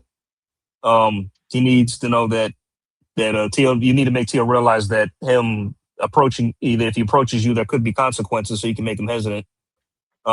And he could use his natural size as well because he's the naturally bigger guy. Been a welterweight line. I mean, just one fight, but he's been at higher weights longer. I think by maybe 1 or 2 fights. I also just try to manhandle Teo, make it scrappy, turn it into a fight. And also just try to time up, lean on him a bit, make it a little just rough in there, not to an excessive amount, but just and just try and also just try to go to Teo's body too, as well, and hopefully you could Yeah, pull it out that way. yeah, I And agree. also let's see here, Teo, let's see, Tio ain't Teo, been knocking no one out either. He ain't no, been no, knocking no, no no, one out since Teo. 135. Yeah, Teo, don't chase Rolly. Let him come to you because I Rolly's don't. gonna Because come to him. Rolly's Yeah, gonna. Yeah, that's gonna what's gonna happen. I think yeah, Teo's gonna be on his bike. He's gonna be on his bike a bit, looking to move. yeah, Um, try to counter when you can. Try to feint him in, lead him in. And just stay disciplined and just box. Just box. That's all you got to do. yeah, You're the more tactically proficient boxer anyway between the two. And yeah. just stay disciplined. That's it. And just try to pile up the points. And because you But don't need to knock him out. You don't need to. what if You don't we got to see knock a him out. Rolly performance like how he fought Garcia? Was it the fact that Garcia was so ass, or was it that Rolly actually looked better under his new trainer? Bit of both. It's I both. mean, Yeah. but it was both. The elements a bit of both. But I think Ryan is. Tactically, technically, To is better than Ryan too as well. So that should factor in Yeah. quite a big amount. So Yeah. but yeah, because Teal he ain't knocking shit out, man. He ain't got a knockout in like 4 years, and then and when he moved up to 140, he only knocked out one guy. So Who was it's that? Who was that? He knocked out at his 140. debut fight, Jorge Campa, the Campa guy he fought. Oh It was his yeah. first fight at 140, and ever since Oh then yeah. he's not stopped anyone. He's never Or stopped come anyone close. ever since. Has he Yeah. knocked anyone down after that? Um, George I don't. Cambosos. No, that was at No, 35. that was a Sorry. 35. Let me see. Yeah. No, no. He hasn't dropped anybody. No, So where's since his no, power yeah. gone since 140? What the hell, man? It's like took a nosedive since he moved up. It's like Yeah. it's just not existent anymore. Yeah. Yeah. But what you've explained of how Rolly has to make, because Tio's a natural counterpuncher. If you make Yeah. Tio have to come to you, he makes all mistakes. Every Yep. time he's been dropped, it's because he's been forced to be the one to punch first. Yeah. Yeah. So But yeah, I mean, we're just doing breakdowns. You want me to wait for my prediction until everybody's yeah, done? we'll wait for the Oh, okay. prediction. Yeah. Yeah, but that's pretty much I see it going more or less. So just keys the How? victory for me. So Okay, that's a very good break. I actually agree with everything you said on that. nice. KOK Thank or V to the so. You're welcome. Yeah, Right. I think for Rolly, yeah, you might want to let Tio come to you. Mm-hmm. You know, because like I've seen him fall. Well, not technically, not literally fall, but like kind of go head over feet. Over the You know, front when he foot. throws his punches, Mm-hmm. you Mm-hmm. know, make him go on his front foot. You know, control the distance, and and whenever he's tiring, you walk him down, and I think Yeah. that's what he's capable of doing. And for Teofimo, uh, really, it's hard for me to really pin down what kind of style he has, because like he kind of Yeah. does it off of reflexes. Like he's like kind of He's like a freestyle athletic, fighter, athletic. You know, it's like but what it's sort of style? like you're trying to bring in breakdancing styles into Yeah, boxing. into Like, boxing. That's what he loves to try and do. yeah, that's what I've You seen him know, do a few times. Ever that's since he moved fair. up to Well, 140. yeah, Um, he really likes to be unconventional, and yeah, but the thing and is, man, you he's gotta really, inconsistent. yeah, he's inconsistent, and the thing is, it's like Mm-hmm. power comes a long way. You gotta be if you're moving up these weight classes, and you're gonna face regular opponents. You gotta have something that can get the respect, and I don't think he's capable of doing that. Like I don't know, man. Like what Yeah, I punch does don't he know. have in his arsenal that can That's really hurt devastating. Rolly? Yeah, I don't know So which one's a devastating shot that but he's got. if Rolly's gonna be walking down, he's because I know some of his of Teo's opponents don't they force him to go on his front foot, but I think he's one that I think Rolly is dumb enough to really go in front of Teo and walk him down, thinking that he's not Yeah, gonna get hit with something that they ain't gonna see. yeah, So I take it that he's gonna be able to use his boxing ability to just move around, and create face. uh yeah, set up traps, Yeah, for Rolly. If he does yeah. tend if he is going to come forward and and get in his grill. Yeah, I Are mean you all in that's my grill? yeah, Yeah, that's the only way I see this these fights playing out. right, it's going.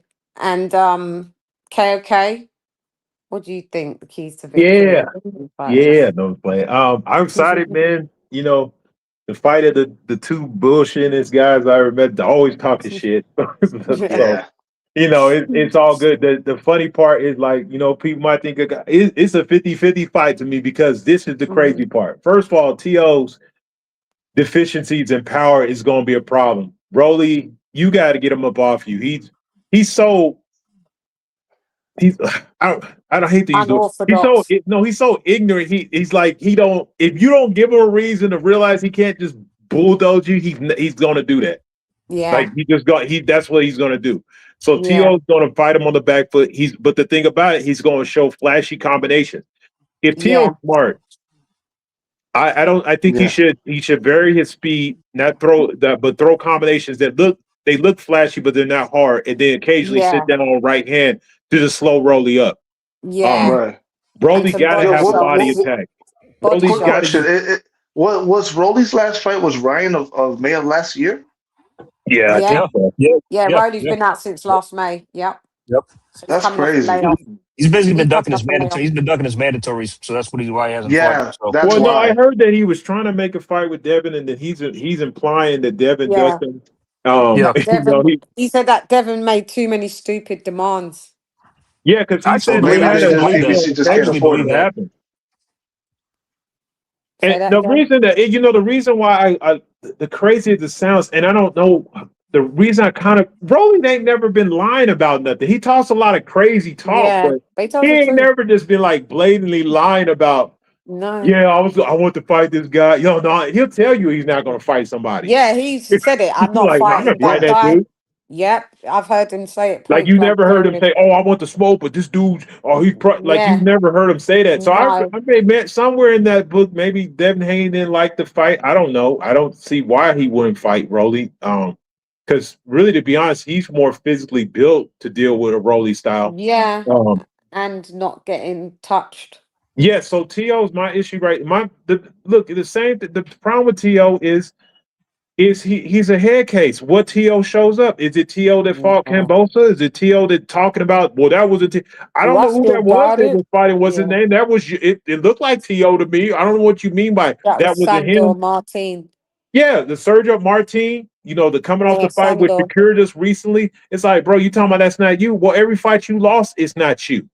Because you come out on some kind of weirdo stuff. So I don't know. I don't know who shows up. So that's why I'm saying it's 50-50, because let's put it like this. If Rolly comes at his best, can you say he'll win the fight? I can. If T.O. comes at his best, can I say T.O. wins the fight? I can. It's 50-50. I'm going to throw a coin on it. I gotta give Rolly his props. He did beat Garcia, and he made it look easy. Yeah. And he made it look good as well. Yeah, what trainer was that under? Who's he trained by? Yeah, that's what I'm wondering too. Ishmael Salas. And this is where I think this is a fight where you're gonna see a difference in training. This fight. Yeah. This might be the fight. Yeah. Because for Teofimo Sr. to just boast about his fucking 2020 Trainer of the Year award that's already collecting dust. Yo, Ishmael Salas has put out, champions, in multitudes. Yeah. What other, world champion has been trained under Teofimo Sr.? Nobody. No one. And they've been going back and forth, T.O. and his dad. Yeah, all this drama before a fucking fight. That's what I mean. Like, yeah, you're right. He's a head case. That's because of this thing with his father. He can't leave his dad, who's also a fucking even bigger head case. Yeah, so it's detrimental to his career. But he says he just, out of loyalty, basically, he just keeps his dad on. That loyalty gets him killed. He said his dad's corner instructions have been trash, which they have been. Well, you gotta know and this is the thing, and this is the thing that I was having a problem with Devin for a while. And these fathers, it irritated me. At some point in time, you gotta realize you've reached your peak of what's going on. Yeah. Look, and I'm gonna be honest. Floyd had his dad and uncle are master boxers, like they're great trainers. But even he had to go to his uncle for a little while for it. You could see the stylistic difference. You could see him trying to evolve everything. And defense. Yeah, so it's like at some point in time, you could see a regression in some of these fighters when they're not moving from their dad. And I'm not trying to break up whatever, but it's like, bro, you gotta understand. Your boxing knowledge was based on you designing a style for your son, but you're not seeing why it's not fitting everything. Teofimo's corner is terrible. I don't care. If he won a training of the year, that's on some Teofimo was willing himself to. Because, bro, I don't know what you was training him to get to training of the year. He won trainer of the year. Was it for the Lomachenko fight? It was. Yeah. Yeah, but do you remember who they had in camp? They had one of the. The guy who Joey Gamache. Joey Gamache. Yeah. That was when you saw good T.O. As soon as after the Lomachenko fight, they sacked him and so they don't want to pay him that money. I think it was 20 grand. I mean, I think 20K is good to. That's more than that's fine. What the hell? That's not to be great. Yeah.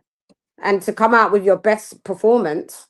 And your dad gets all of the plaudits for that, being told he's trainer of the year when it was really Joey Gamache.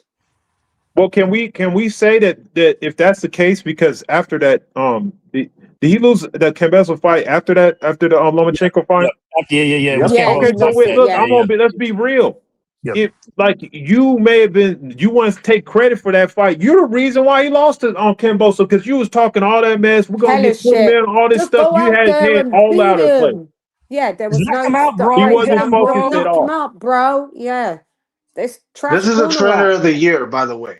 Saying all this stuff. Literally. Yeah. And the worst part that I hated about that is because then people didn't want to turn. And Shan, I am not no damn Devin Haney. Like, it's not even that serious. I just started really kind of watching him. But then I gotta hear people talk about, oh, well, he won those titles off Kambosos. Well, why did he win those titles off Kambosos? Because somebody didn't take care of business. It's sort of like you trying to say, oh, well, Floyd won those titles off Boldazar. It's like, bro, because what's the name lost to him? It's not his fault. You should have took care of business. Devin came up and cleaned up. Yeah, and he went over there twice. The first time he like I said, first time he was able just to beat him with a jab. The second time he used both hands to beat him even easier. I beat him even more. Beat him down. What Teo was supposed to do. Teo goes out and gets dropped in the first round. Then drops Kambosos a couple rounds later. And then said he had one lung. Well, how did you pass medical with your one lung? Jesus Christ, George fucked his face all up in that fight too, man. His face looked like a crime scene. Yeah. So that's not the issue with Teo has never been ability. It's your father's an enabler. Yeah, if your father. Speaking of Teo's ability, just right quick, I just let me just get this out there. I'm not sounding too harsh. Black guys, feel free to disagree with me, but like honestly, Teo's wins and losses have come in the perfect storm. The Loma fight. Yep. You gotta factor in Loma's shoulder injury. He lost because like Teo was doing dumb shit early on. And the guy punched his chest. Well, probably wasn't in well health and just did all that dumb shit. Then the one to Josh Taylor that became Josh was damaged goods. He was. Yeah. He was. Yeah, he did. He did. That was a dead man walking coming into that fight. Yeah. And that was supposedly his best win. That's why do you guys keep taking words out of my mouth? I was just getting ready to say that. Yeah, you lot keep moving these. You keep moving the skipping rope. You're not letting me in on the skipping double dutch. I'm trying to get in. I'm like, should I go now? To an educated group. When you talk to we already know what time it is. We've all processed the data. You lot are spinning the ropes. You know when the girl's ready to jump into double dutch. I'm like, shall I go now? Should I go now? And as I go in, you lot just fuck me up with the ropes. And take it, man. You're like, nah, bitch, I'm saying this first. I was just about to say the same thing.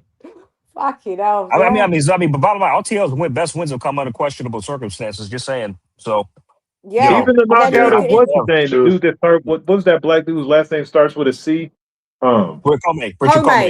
Even that knockout, man. Like if you think about it, at the same time, Teo's just managed to get to him first. That's it. Yep. That's all. Yeah, that was all that was. But then Lomachenko demolished Comey. He could have knocked him out several times over, man. Yeah, that was his friend. He really liked him in the build-up.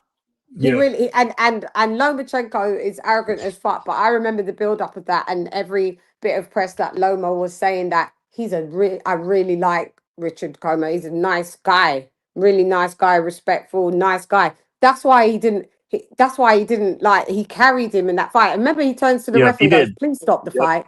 He did. Yeah, he looked like I think he looked at him like, "Yo, you're gonna stop the fight." Yeah, you're gonna stop the fight. And people took it as arrogance. People took it as arrogance. He was pitying. He's like, "Come on, I like the dude. Come on, just stop the fight. Don't need to take unnecessary damage. He ain't gonna." You know, the one fight that I see him where he really did like kind of did it, with evil intention was Crawler, because he broke his hand like knocking him out. Loma. Remember when he locked? Yeah. Against who? Anthony Crawler. Anthony Crawler. Yes. Yeah. He broke his hand in that. Loma's like quite a bit injury prone himself, innit? Hand, shoulder. Yeah. He's still supposed to be coming back, by the way. So. Oh, I don't want him back. You can stay retired now as well. It's the Saudi money that's making them all come back. Yeah. They think they're going to get the Saudi Zuffa bag. Yeah. I don't want him back. You did well. And that's career, it. you know what I'm saying? Yeah. Yeah. How old's Loma? How much money 38? did that amount to? Because he's always been the 38 one that's getting less money. So he's Yeah. doing it How old for is he? money. Obviously. 38. 38? Bro, because a lot Yeah. because You're as too much old. as Lomo's not like let's keep it real. Lomo was not box office. It wasn't a draw. He didn't make money like that. No, he never was. Nah, That's He true. didn't. He never No, He he was. just wasn't. didn't. Great fighter. I loved the Loma's style. I loved the Matrix. I did. At the peak of his Matrix-ing, it kind of stopped after a while. I was like, where did the Matrix go? But yeah, you're 38, and in them lightweights, you're punched out now. You've got nothing left. You don't. You're not a heavyweight where you can say, all right, coming back at 38. All right, I He's get coming you. back on 130. Yeah, That's you what he don't wants have to to But do. you're coming jog. back at 130. You've You don't have to punched get into yourself out. training. Yeah, Yeah, a that's too heavyweight doesn't have much. to do that. Heavyweights can fight and not even fucking run. Yeah, do you Bro, understand? you You got to do can't do road it. work. You got to have your speed up, your agility, your accuracy. Your accuracy is going to go. It's going to go. He's going to come back looking really lackluster. I've got no interest in seeing Loma coming back. None. No. Yeah, none. So, yeah. I mean, but like you guys were saying with Tio, the inconsistencies, you don't know what Tio's going to show up. But I feel that because him and Rolly were friends, they used to be friends, they've fallen out during this build up. Tio's going to have to come in the best shape possible. Who's the bigger fighter, like in size? I would say Rolly, right? Yeah, Rolly's the bigger fighter. Yeah, Yeah. he's the naturally bigger man. Like, how much do you think Rolly's going to rehydrate to versus Teofimo? Probably I don't know. 160. Yeah. Maybe 165? No, I don't Yeah. think he's gonna be Yeah. that big. You don't think he's going to be 160 then? You think he's only had to cut like 15 pounds? Yeah, Rolly's on the 13 Rolly because pounds? it's the way a lot of it, he's muscular, so it makes him Yeah. naturally heavier. But I don't know, he doesn't have a lot of extra weight. I think he might come in about like 158, 159, about that place. Okay. He'll be Yeah, he's close. not going to be ballooning up because even if you think and look at the fights that he's in, he's not like, you're not looking at that fight and like, damn, Rolly's massive compared to like, even when he would get in the fight with Tank, he looked at bigger than him, but it wasn't like, what the hell? It's Yeah, like, it wasn't it like, wasn't, dang, it he's wasn't, gigantic. yeah, You know what I'm saying? it It was wasn't, like, he was it still in wasn't that range. Nikolai Valuev versus David Hay type of look. No, Yeah. yeah, no, it wasn't that. But, and also Rolly is a judo champ as well. Yeah. He was. Oh, is he? Oh, wow. Okay. Yeah. Rolly And was he a stays in great shape. judo He's not the fighter. type of dude that's going to he understands it. Like, as funny as it sounds, like I said, he's grown on me because I'm like, he's like a I damn like him kid, now. a goofball kid that you just like, all right, I man, like like, Like him. you he's just got some stuff goofy. in life, you're goofy, but He's whatever. found Yeah. Jesus and He's he's much goofy. better person since he's found Yeah, like Jesus. he's goofy, Yeah. but he's disciplined. Like he comes from Yeah, a judo background, and yeah. when you're dealing with martial artists, it's Martial like arts. Yeah, they're very regimental. So yeah, I guess that's why he's able to work with Salas well. yeah. And look good under him because he follows instructions. Yeah, because if you And come in shape, you don't have to spend half the camp worrying about you getting in shape. If you come in yeah, close to Right. weight, we can work on your foot. We can work on other stuff. We can yeah, do and they this. did. He showed it in the Ryan Garcia. He was very disciplined and very accurate. I think he boxed very well in that Ryan Garcia fight. Yeah, Ryan Garcia didn't look Yeah. great, but Rolly looked good under Salas. And I don't know if any of you guys saw Rolly's latest sparring footage, and the guy he was sparring basically started. They had headgear on. The guy was Oh yeah, I know what you're talking Yeah. about. headbutting Rolly and Hmm. elbowing him. Rolly just did a judo move, slammed him on the Yeah, canvas. Oh, that's what I'm worried about, Tio. If they go on the clinch. Yeah, Rolly's gonna be the stronger one, just to like how Terence Crawford was a good wrestler, yeah, so yeah. that Yeah. comes in advantage. I Or think maybe that's why having the fight between him and Devin didn't go down because Devin likes to clinch a lot, and it's like, oh, yeah, I better not clinch with this not a dude. boy. I just Yeah, because it's clinch a not lot. clinching for Rolly, it's grappling. And It's that's what makes grappling, it yeah, because it's a rough. martial art. Yeah, Yeah. yeah. And we can say our predictions. I was literally really back and forth initially when I heard the fight made. I was like, Tio. Then I swayed to Rolly, but now I've gone, like Edward said, it's 50-50. But maybe I'm gonna go with a slight edge with Teofimo not stopping him on points. The reason being is just that Rolly is gonna come forward. He ain't gonna decide to hang in the cut and make Tio come forward, even though that's a way that he could beat Tio. But he's not. He's gonna come forward, and that's perfect for Tio. And yeah, and I think Tio will just outpoint him in a Yeah, but I can close see it. I can decision. see it now. Yeah, yeah, yeah. And fucking noises that he makes when he's free. He's- So I'm leaning towards a Teofimo. It's probably going to be something like maybe 8-4, 7-5 unanimously. yeah, got you. Yeah. What does anybody else's? Yeah, Chad, I'm in agreement with you. I got I would have said Rolly UD by scores like that, but since it's on a PBC show, you never know with this. And since Rolly is the champion, so I'm gonna have to go MD or a split decision. Yeah, it could be. Yeah, It could be Teo's favor, split. yeah. Teo's gonna have to win wide for them to give it to him, I think. Which he's. So you're going for a split. Split Yeah. or majority. Split majority by Split or Teo. majority decision. Yeah. look, Viso and Edward. If Tio doesn't win these rounds like really convincingly, I don't see him beating, Rolly on points. I think Rolly has become a better boxer under Salas, and I just think he has more tools to deal with a guy like that. Guys doesn't really rely much on his guard, so much as his reflex. And I've seen him try to do stuff like that, with the head movement. He still gets caught. Look at the Steve Claggett fight. So I'm gonna pick Rolly on points. Well, okay. Yeah. Nice. Well, wow. See, look, mine is crackling again. It's just, Oh no. it just takes iOS. It just You're takes cracking again. iOS. Yeah. It's in you, Craig. Yeah. Turn your phone upside down. There you go. Gotta put your phone in rice.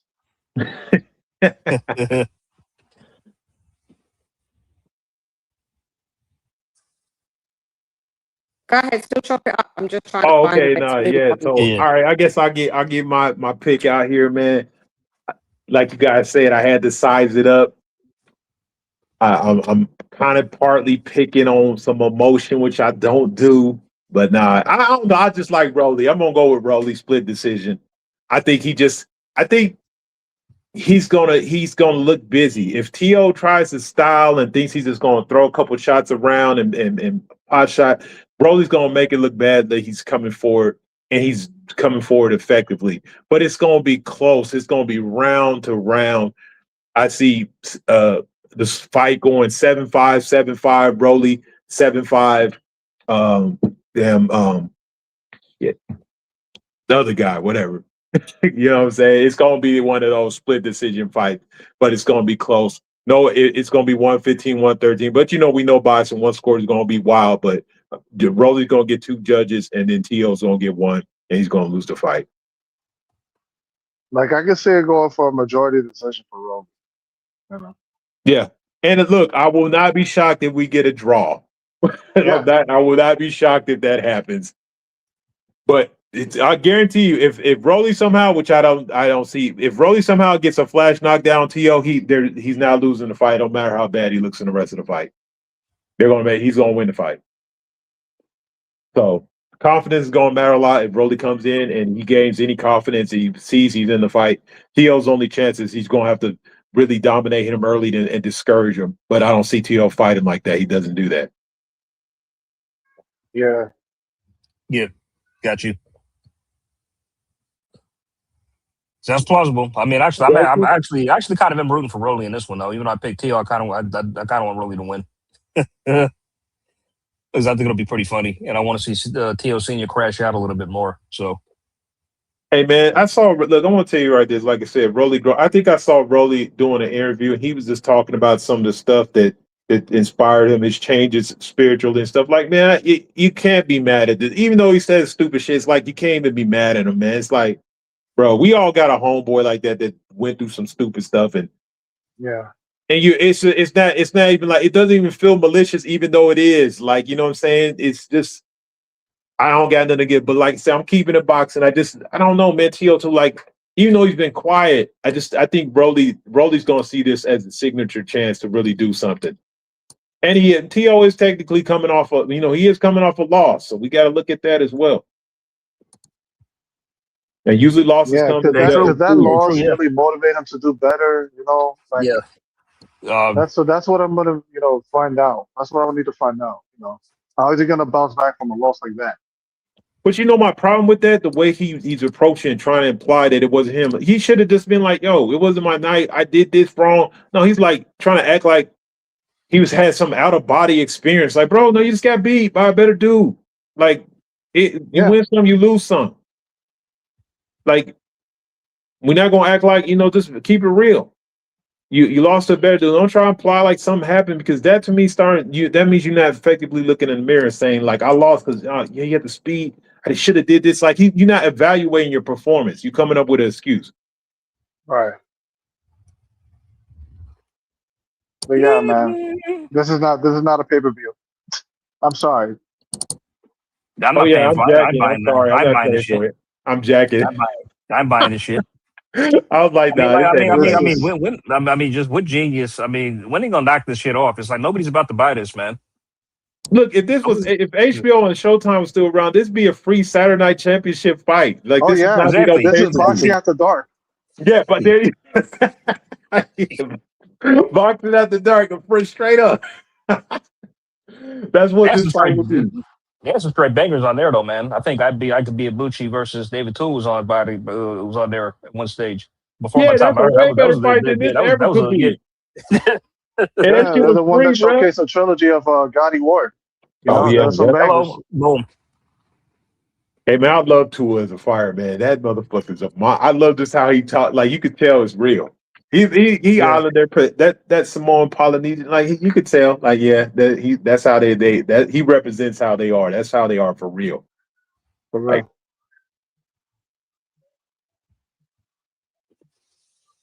oh man.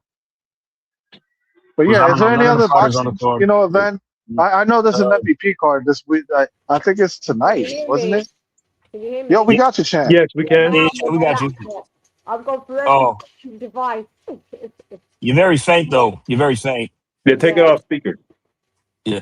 What do you mean take it off speaker? You're very faint. It sounds like you're far away. I can barely hear you, Chan. How? We hear you, but it sounds like you're far. Really? Yeah. Yeah.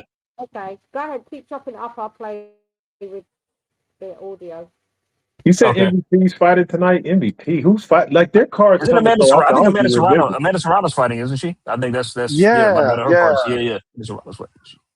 But who's Amanda fighting tonight, man? Amanda got so many. I'm wondering why is she still fighting? Is it just because they're paying a lot of money for her to fight some of these people that just like he's the most accomplished boxer down there. I don't understand why she's that's what I'm thinking. It's just money.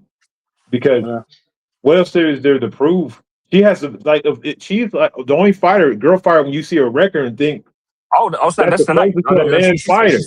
She's fighting tonight. That's tonight. Her card, on MVP. Yeah. Lucretia Manzur, that's who she's fighting. That's I'm trying to see who else is on that card, Let me see. There's that one that cutie, Jocelyn something. Damn, forgive me. Her name eludes me at the moment, but she's real cute. She's an up and comer. She's on the card, and I think right. What she look like? She looking fly. Oh, Manzur. Wait a minute. Where have we seen Manzur before? Have we watched her fight before? Check. How do I sound now? Still faint. Still faint.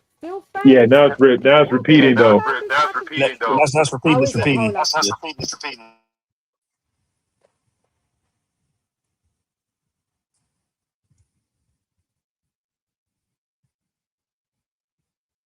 Change it there. Yeah, just still working on a few things. Who you said was the cutie? You talking about Johnson or Durslin? Jake Paul fighting tonight too?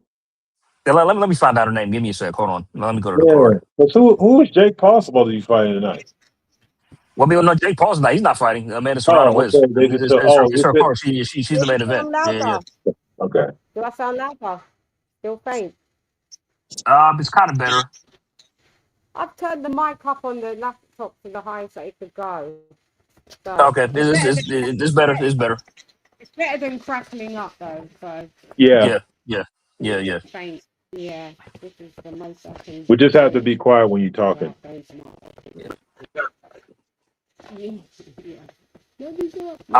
Jocelyn Camarillo, that's her name. Jocelyn Camarillo. Wait a minute. Is this fight exclusive to an app? Yeah. Hold on, yeah. It says it's TikTok live. It's not. Oh, this ain't. Why? What the hell? It's on TikTok. TikTok is doing fights. Come on, what's the doing here? TikTok live. Yeah, you just fell off. They're just playing it on. You trying to get Gen C fans? Yo. Remember we was laughing saying fighters are going to fight on Twitter one day. Well, this is the equivalent of it. Wow, yeah, Adrian Broner, he's a prophet, man. He said it best. That's crazy. You know why? Because on TikTok, right, it's money. You make more money on TikTok than you actually do on YouTube. It's easier to monetize on TikTok. You're going to get millions of views versus hundreds of thousands on YouTube. TikTok, you're going to get a lot, and people can gift you while the card's going on. Gift. It's all, you make way more money on TikTok. Yeah. But Shan, I had to put the volume up high just to hear you. You know. Sorry, I'm trying. On my This is full bars of audio. Yeah, but I have to put the volume all the way up just to hear you. But you hear, I can hear you just fine. I just have to put the volume all the way up. Put the volume up. Yeah. I don't know why. But yeah, so I think that's the reason why she's gonna be why this card's on TikTok. To make more money. Yeah. Or yeah, because you know what I heard. You know what I heard from Jules that the supposedly the broadcasting partnership with ESPN, that's a time buy. That they're not actually getting a deal. Say that again. That they're not, that the broadcasting deal that MVP, the women's promotion is not getting a deal from ESPN. It's a time buy. Oh. So, yeah. Wow. So who's funding the quad? What was that? Who's what? Who's funding the card? It's still by MVP though. They're still promoting it. I mean, but it's just on TikTok Live because it's still the promoters. Yeah, interesting. I thought that was on. I thought that was. So who's fighting? It's Teo and Rolly tomorrow then. Yeah, tomorrow, and Amanda Survives fighting tonight. So Amanda's just fighting someone that she should knock out. Yeah, pretty much, more or less. She's lost a couple times before. She's been knocked out already. So yeah, because I already have Amanda knock her out within 3 rounds. Yeah, because this woman I think has been stopped twice. Yeah, she has. Yeah. So she ain't got no chin. And Amanda wants to be. She's level with Ann Wolf, isn't she? No, she wants to Christy Martin. She wants to break her knockout streak. Martin, my bad. Yeah. 29 knockouts. So if she gets 30, she breaks the record. Yep, tied with her now. Yeah, and then if she gets one more, she breaks it. So yeah. Interesting. So yeah, like what Viso said, she's just gonna knock old girl out, isn't she? Yeah. What's the point of this fight? For her to break her knockout streak.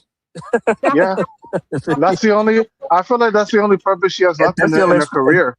That's the only explanation. I mean, what she does. I think this might be her last fight. If I'm being honest, I think after she does this, she'll retire. You think so? Yeah, it's possible. Yeah, this either way is going to be her last year. I think that's what she's been saying. What venue is it at? Is it in New York?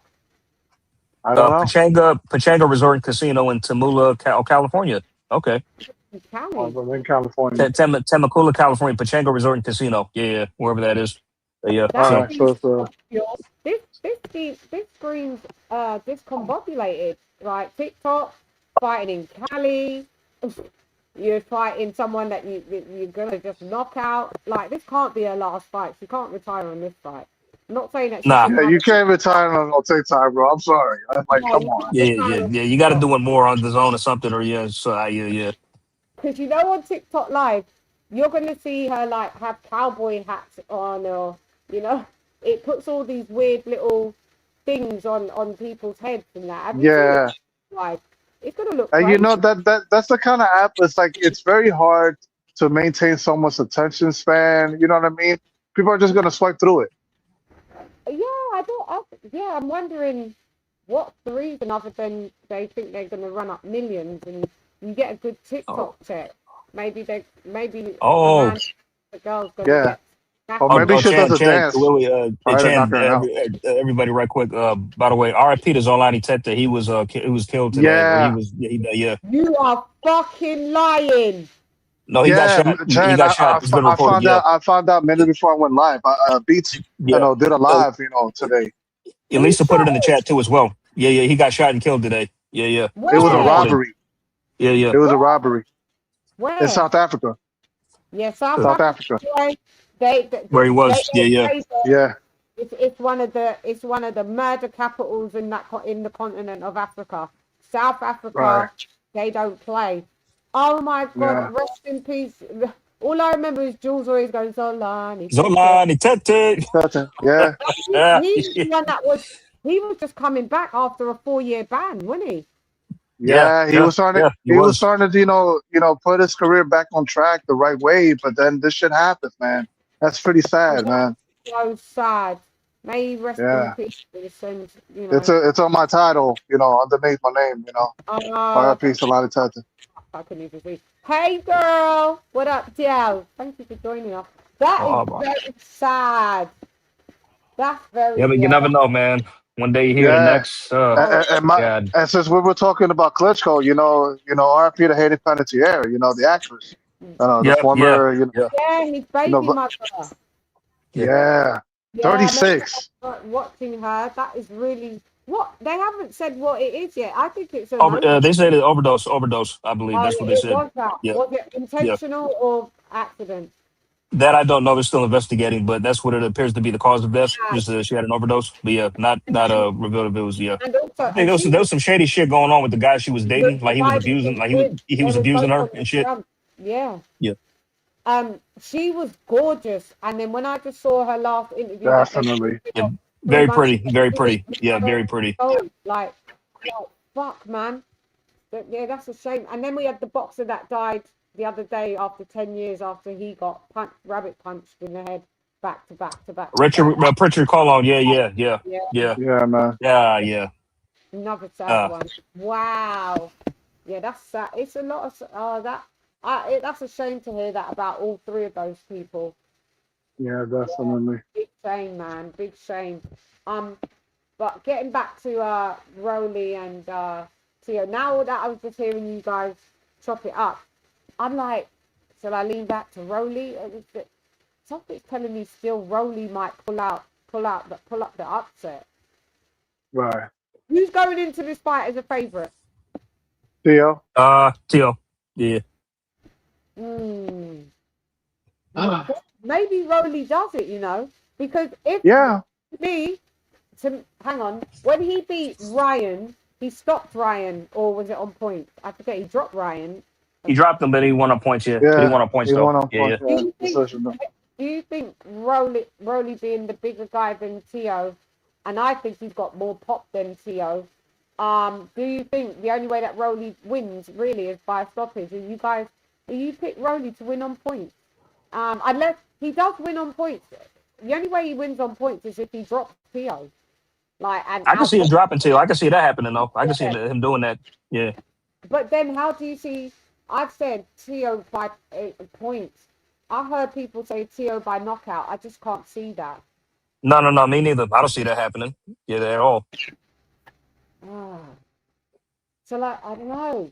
Is that my last and final prediction? Am I going with Tio, or am I like where Viso is? Am I going back over there? Because I've been going back and forth. Like my name's Aaliyah. Back, forth and forth. I don't know. Something's telling me that Rolly might just do it, guys. Gracias a Dios. All of that, you know what I mean? He speaks Spanish. So does Tio, though, doesn't he? It's not like a Ryan and a Conor Ben, is it? So there's no upper hand there. Yeah, God. Where's Rolly? Rolly's Cuban, isn't it? Cubano. Yeah, he's Cuban. Yeah. I might switch over. I might come wear Viso. I might walk with Viso. Where's Viso walking? I don't know. AJ, what do you think? Do you want to change?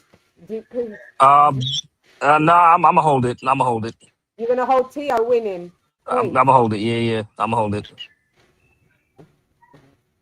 I don't want to be flip flopping, but I'm gonna stick to my guns on this one. No, because this is the time where you can change. After this, I press end live. Whatever you predicted is the last. Oh, I know. I'm still holding it down though. I'm still holding it. I'm If I'm wrong, I'm wrong. stick to it. You know. But, If I thinking get it Rolly. wrong, I'm not tripping. I mean, Chad, I don't know if you heard me. I said I'm rooting for Tio. I'm rooting for Rolly despite me picking Tio. I'm rooting for Yeah, I want him to win. Yeah, I'm rooting for Rolly though because he's kind of I'm kind of taking a shine towards him lately a little bit. No, I like Rolly now. I don't care what anyone says. Every interview that I listen to, and he tells he bears his soul, man, that he's suicidal. You know, it takes a lot of guts to come out and say all this stuff. It does. It's not easy to admit, for sure. A lot of people and a lot of fighters feel that same way or have felt that same way, and they would never come out and say that. It will just show in their performance that they're not mentally all there, that they're going through some shit. Whereas, you know what I mean? I commend him on that. And I think I heard Teofimo say, I mean, you can't really criticize someone's religious journey, man. Like, I commend it. We're the same religion too, so that's why I'm double commending it, you know? Yeah, snap. Yeah, you know, it's the Most High. And I've heard all his interviews. Even when he was talking about Claressa Shields, he was like, she just likes me. You know what I mean? Like, there's no way that her filled with estrogen and me testosterone, that's even gonna be the play here. What? Claressa needs to sit down, because I just feel that it's clout chasing, by the way, of her tying her name to, like, you know how spiteful you gotta be to throw a spanner like that in the works when you know a man's got a fight coming up and you want to try. Yeah, literally. Yeah. You say Claressa Shields, you say that you found God, and you already to me it comes across pretty low vibration. I don't know, Chad. Like Claressa stopped her opponent in 6 rounds. I think she's ready for Rolly. I would love in an alternate universe episode that Rolly just punched her into the stratosphere. Please, Claressa, fuck around and find out. Please just invite Rolly for sparring. Please. No, I do that. I do that at least. Okay, come by my gym and we can spar a few rounds. Yeah, we could spar a few rounds, just like what that guy who campaigned at 135, who wasn't nobody, and did you watch the longer form of that sparring? Did you see the long version of that? I saw the long version. No, just a clip where he decked her. I didn't see the long version, but I just saw when he decked her. There's a long version of that. I implore you guys to go and watch it. Listen, Claressa Shields got pieced the fuck. There's like a 3 minutes before he knocks her down of her sparring him. He pieced her the fuck up before he dropped her. He ragged her up. It was on Instagram. They really knocked out that guy. Yeah, that's it. That's the common thingy. So you can't knock out the guy Claressa that Rolly knocked out, but you think you can go to Rolly. It's nothing but clout chasing. It's tying your name to whoever's like a bit relevant right now, because it was Steve Furman before he got fucked up by Fundora. You've been saying Furman for a long time. Then you went on Jake Paul, but you just left the Jake Paul shit because you really want to join back with MVP and go to their event. So you dropped the Jake Paul shit, and now you've just gone over to Rolly because, you know, Rolly is Rolly, and he's trending. They're trending right now. It's nothing but a clout chase. I think she's so low down. I just think she's so fucking lame in life. She is late. By the way, Chad, let me tell you a quick fun fact right quick. Yeah. Like last week I was at work, my coworker, right? Mm-hmm. My coworker asked me, Alex, do you know who Claressa Shields is? Do you know who Claressa Shields is? I said, as a matter of fact, yes, I do. Why do you ask? Oh, I don't like her. And I'm like, why? She's got a really bad attitude, and she's just so arrogant and cocky. It's just But See, but that got nothing to do with race. That's no, just basic common sense. Viso, let me cook right quick. Like, you know what my Go ahead. coworker is? You know what my coworker is? She's Yeah. black and she's a woman. Yeah, we She's a are. black woman who's saying this. And she's not a boxing fan at all. Doesn't even watch it. And knows about her speaking dead And attitude. Yeah, You ain't gotta be you ain't gotta be a see, different race. You ain't gotta be a fan of a different opponent to know that she's an asshole. that's a black woman, non-boxing fan saying this about her. And if you see all these new YouTube channels that are desecrating her, they're all black people. So I've never seen one white YouTube boxing channel actually downgrade her. It's us because we're like, yo, bitch, get the hell on. Like, we're not fit. It don't matter if you're black. Although white. I would argue that Sean Patel will fluff her pillows, you know? John Yeah. does he love? Yeah. I saw him and Radio Ryan giving her the biggest praises. I was like, oh, please. Oh no, because if they don't, she'll come after them. So they'll be our next targets. Yes. Yeah, they don't want to feel the wrath of his, of her, irrational ass fans. The Raphael Shields and their fans, where we just stay in the trenches. Like I put on Twitter that did you guys see my tweet about what fan bases are just disgusting? Her fan base was mentioned. Let me just pull up what I said on my phone real quick because I had to. One day, yesterday, was it yesterday or the day before? I was just like so pissed off watching it. So I said top fanboys in no order, and then I will put them in order. We can put them in order right now. So I got the Wildets, the Fury Furites, the Aerosexuals, the Tankers, the Shitty Shielders. That's what I called them. The Shitty Shielders, the Roydian Ryonettes, the Boots, Look, the Boots lickers is so out of order, and the Canelo, the Canelo lights. So Yeah, I call them the Canelitas. the Canelitas también, yeah, tú sabes, yeah. The little Canelo fan base, yeah, oh God, they're terrible. But you know what?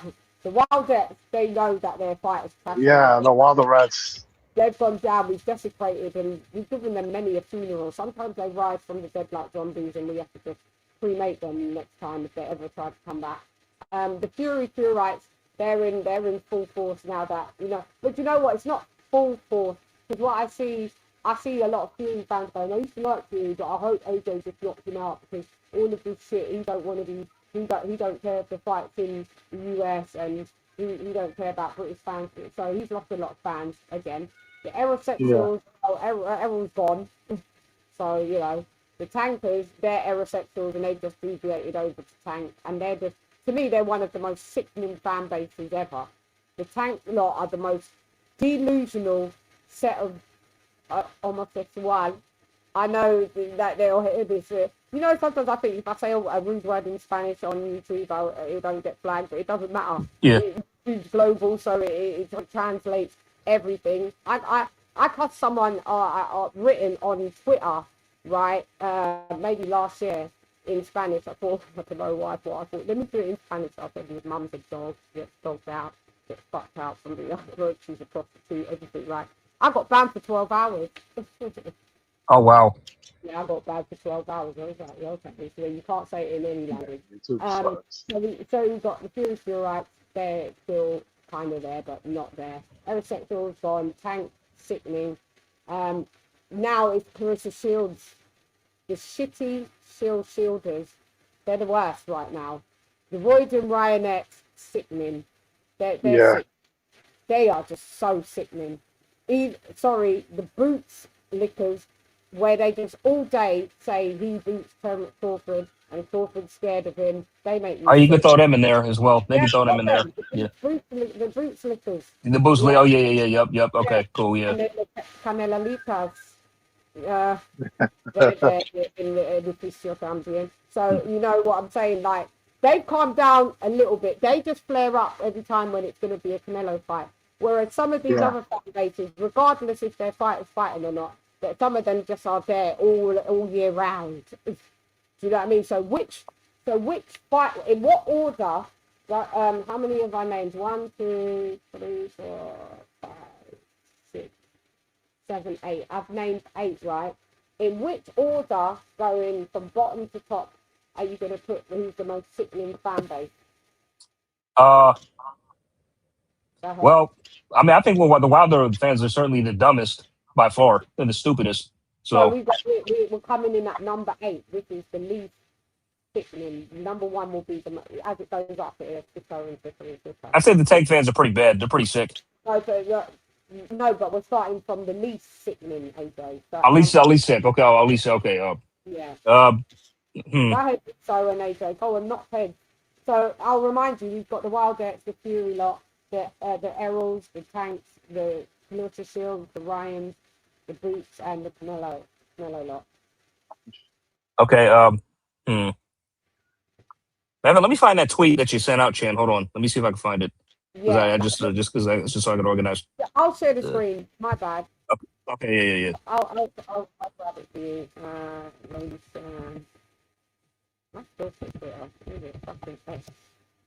Oh, I found it. Here it is.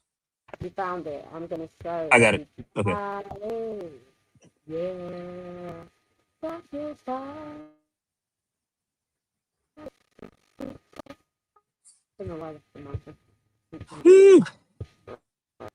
Let me get it upstairs. That's free, so I'm gonna. How do I have to log in? Please find it for the first thing I don't miss it. How do I have to log in? So just stop it. Alright, so I'm gonna share screen. Share screen. Do you see what I see? Let me see what I see.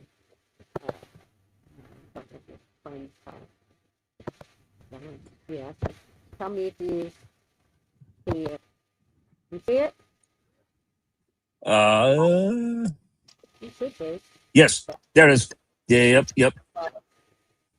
Yeah, I can make it bigger. Because when I click on it asks me then to. Yep. Okay. Cool. Yeah. Sweet. Yeah, black blindies here. You know, I need my shit in super widescreen. Widescreen effect. I hear someone trying to come through like a moron. Who dropped off? Was that Booth?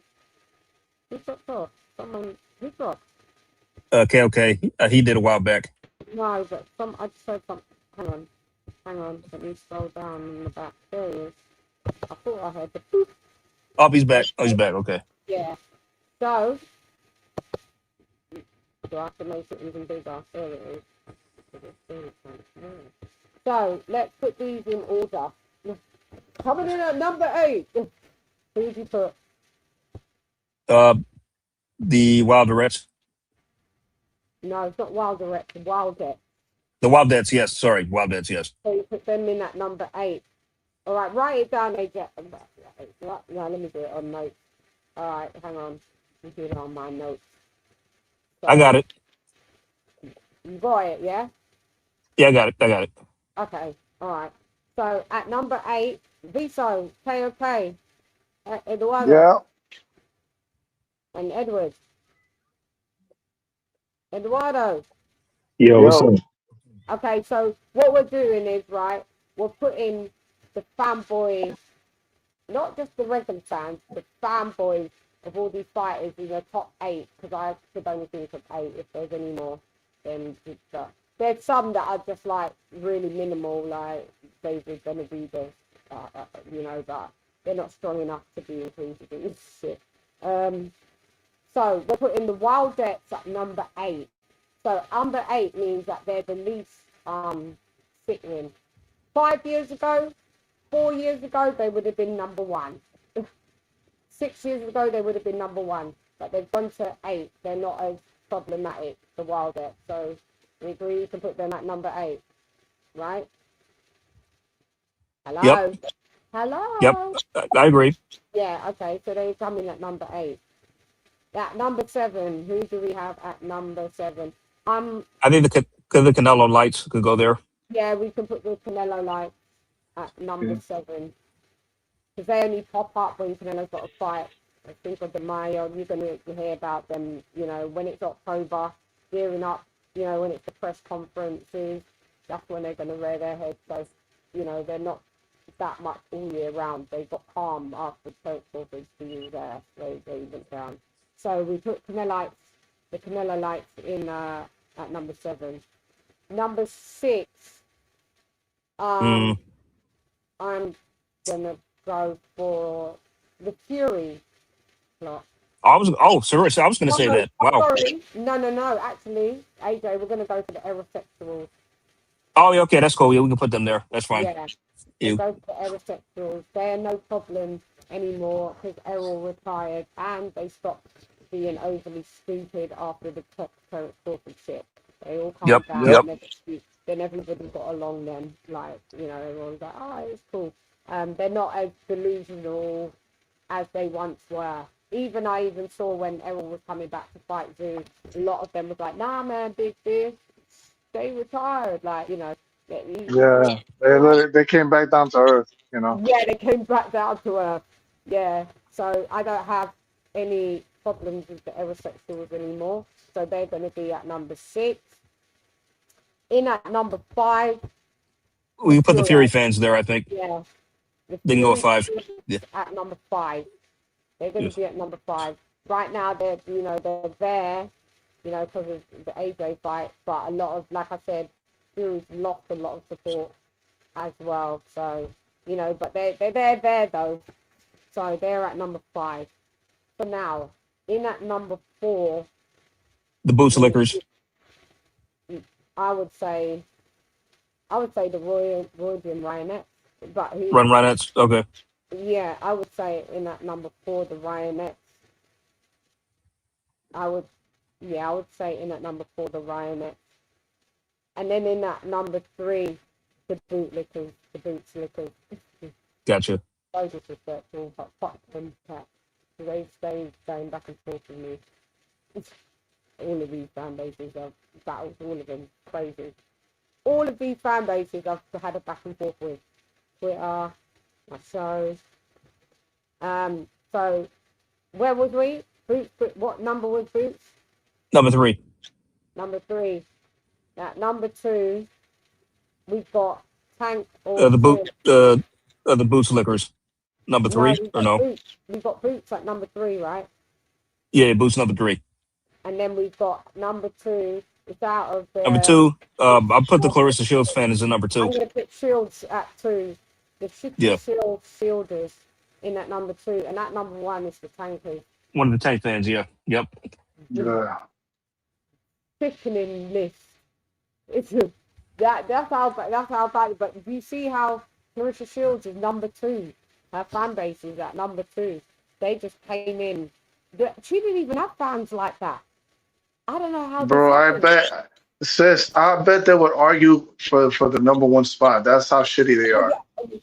Viso, if I was near my soundboard, I would have went, boom, boom.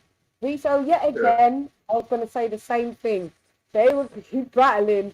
She'd be like number 1, the greatest of all time. No, we're the shittiest fan base. How dare you disrespect us? Yeah, we're the shittiest fan base. Can you imagine? That I wouldn't put it past them. They would fight to be number 1. They are number fucking 2. That makes them a sickening fan base.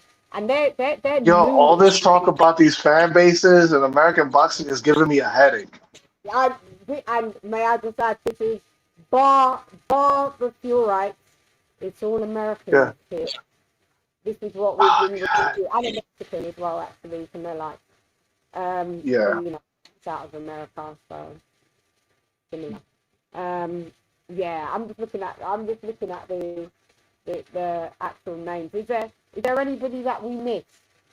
These are the main ones. These are the main culprits, right? Right. Yeah, these are the main culprits. I don't know of any. I mean, all right. Let's just call a spade a spade. So we do have the Bud Crawford fan base, and we do have the Anthony Joshua fan base. Now, I'm just going to say this, and I don't care if you lot think I'm biased or not, because I'm not. Yeah, because I will always keep it a buck. You lot fucking know it. I've never gone to different platforms and seen, like when pro Wilder channels are up, or pro Errol Spence. I didn't see them going, Anthony Joshua fans going over to their channels and spamming their chat. and trolling. I just didn't see that. I saw it the reverse because I was one of them that had the channel, and all the Wilder lot and the Errol Spence lot were coming and attacking me on my channel. I never saw AJ lot going over there, like going over to, like, I would battle with Blue Blood when he was talking hella shit about AJ not being really black and us not being really black because we're from the UK. That was one of those. I was up in them fucking comments until I got blocked. Yeah. Charles ninjas over there.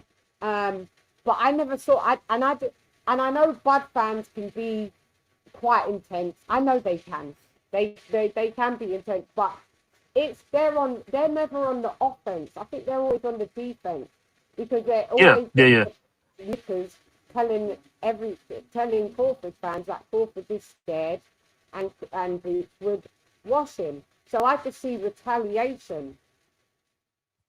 But I know they can get a bit, some Boots fans can be a bit like, he's Optimus Prime, he is Iron Man, he is the Incredible Hulk, he is, I know sometimes it is like, sometimes it's like by the week, but he's a generational great, and half of the people, 3/4 or, well, 100%, he washes most of the people that was in the divisions of when he was fighting. I'm sorry, that's just a fact so far. Not saying if he didn't wait and he stayed his welcome that he would still be undefeated. But I don't see Bud fans like causing trouble. And I'm very active in social media and all of the comment sections. So I do look at who's the antagonist or who starts it first. And it's never the Bud fans don't start it first. I was losing, but that's what I've seen. And I don't see the Anthony Joshua fan base starting trouble. I really don't. It's usually the other The fan only base way who's the only way you can see that. Arguments. The only way you can see that is you have to actively be looking at the other people that you didn't like channels talking mess about the other fighter. If you don't watch those channels, you would not think that's happening. The thing about it, like for instance, I forgot what that dude's name is because he got on my nerves. KO or wherever his name, KO. And I had seen him one time on a thing with Julius, and the way people reacted to what he was saying, they're like, "Oh, he was just talking shit." And I'm like, "Well, if you weren't paying attention to what he was saying, you could take it as that, but you have to actively be watching those other sides." Like, I wouldn't know about certain people getting spammed because I'm like, I don't watch the other side. Like, you may not watch the other side to see it. Like on a genuine. I'm talking about like on like a consistent basis because they're saying stuff that you don't like. Nobody's gonna listen to somebody saying a bunch of crazy stuff. You got to remember, when I started my channel, it was in the mix of AJ versus Wilder. So I absolutely was on panels. Like, I was on Blue Blood would come on my show and try to desecrate, Anthony Joshua. I would go on Fred's show because they was desecrating, but I would go on as the panel to defend. But when I looked I was actively all the time on those channels. I've stopped that now, but actively I wasn't on those channels, hence why I got blocked. And they would be doing live shows about Anthony Joshua not being black, Anthony Joshua being GAY, with the saw in the pictures. And the comments in there would just be anti-Anthony Joshua, and I didn't see like how we see heterosexuals flood people's comment sections. You got to remember, when I started my channel, I was getting death threats and then in my comments with being told that they would love me to come to Florida and feed me to the gators. This is what Jesus Christ. Yeah, and then they would leave like gun emojis in my comment section with the coffin emojis. Like, I had loads of that. I would have stupid emails. I would have Fanon did a 15-minute rant on me. If you don't search my name on YouTube, you get the music, but you'll see hit pieces on me. Oh, look at her, she wears so much makeup and it's not her hair, or it's fake eyelashes, or look at her. Like, you got to go and see them hit pieces. I had there's hit pieces on me from the Wild Vet. It was crazy. They're there, but they didn't get much seen because not much people was viewing them. But I've already seen quite a few of them. We didn't do hit pieces. Like, do you understand? We wasn't doing hit pieces. These fan bases were doing it. So I was always over at the PVC, pro PVC thingy, because in the beginning I was trying to defend, and then I was trying to get some common ground so we could like kind of like unite and just be together, and that didn't work in the end. And it was just like, yeah, I'm just gonna just desecrate you a lot. Like my prediction's gonna come through. Wilder's gonna get like really fucked up. Errol Spence in the end's gonna get really fucked up. Tank's gonna get really fucked up. So I was there actively, Edward. I was always on Blue's live. Blue in the pandemic was one of the biggest YouTube boxing content creators going. He had started. He would have hundreds of dollars being super chatted to him. You know, talking about fucking Anthony Joshua. Yeah, I saw it. So and now I don't bother go there. You know, I don't know what Blue's saying. I don't care. Some of them channels is actually. Well, he started. Yeah, Blue Blood started.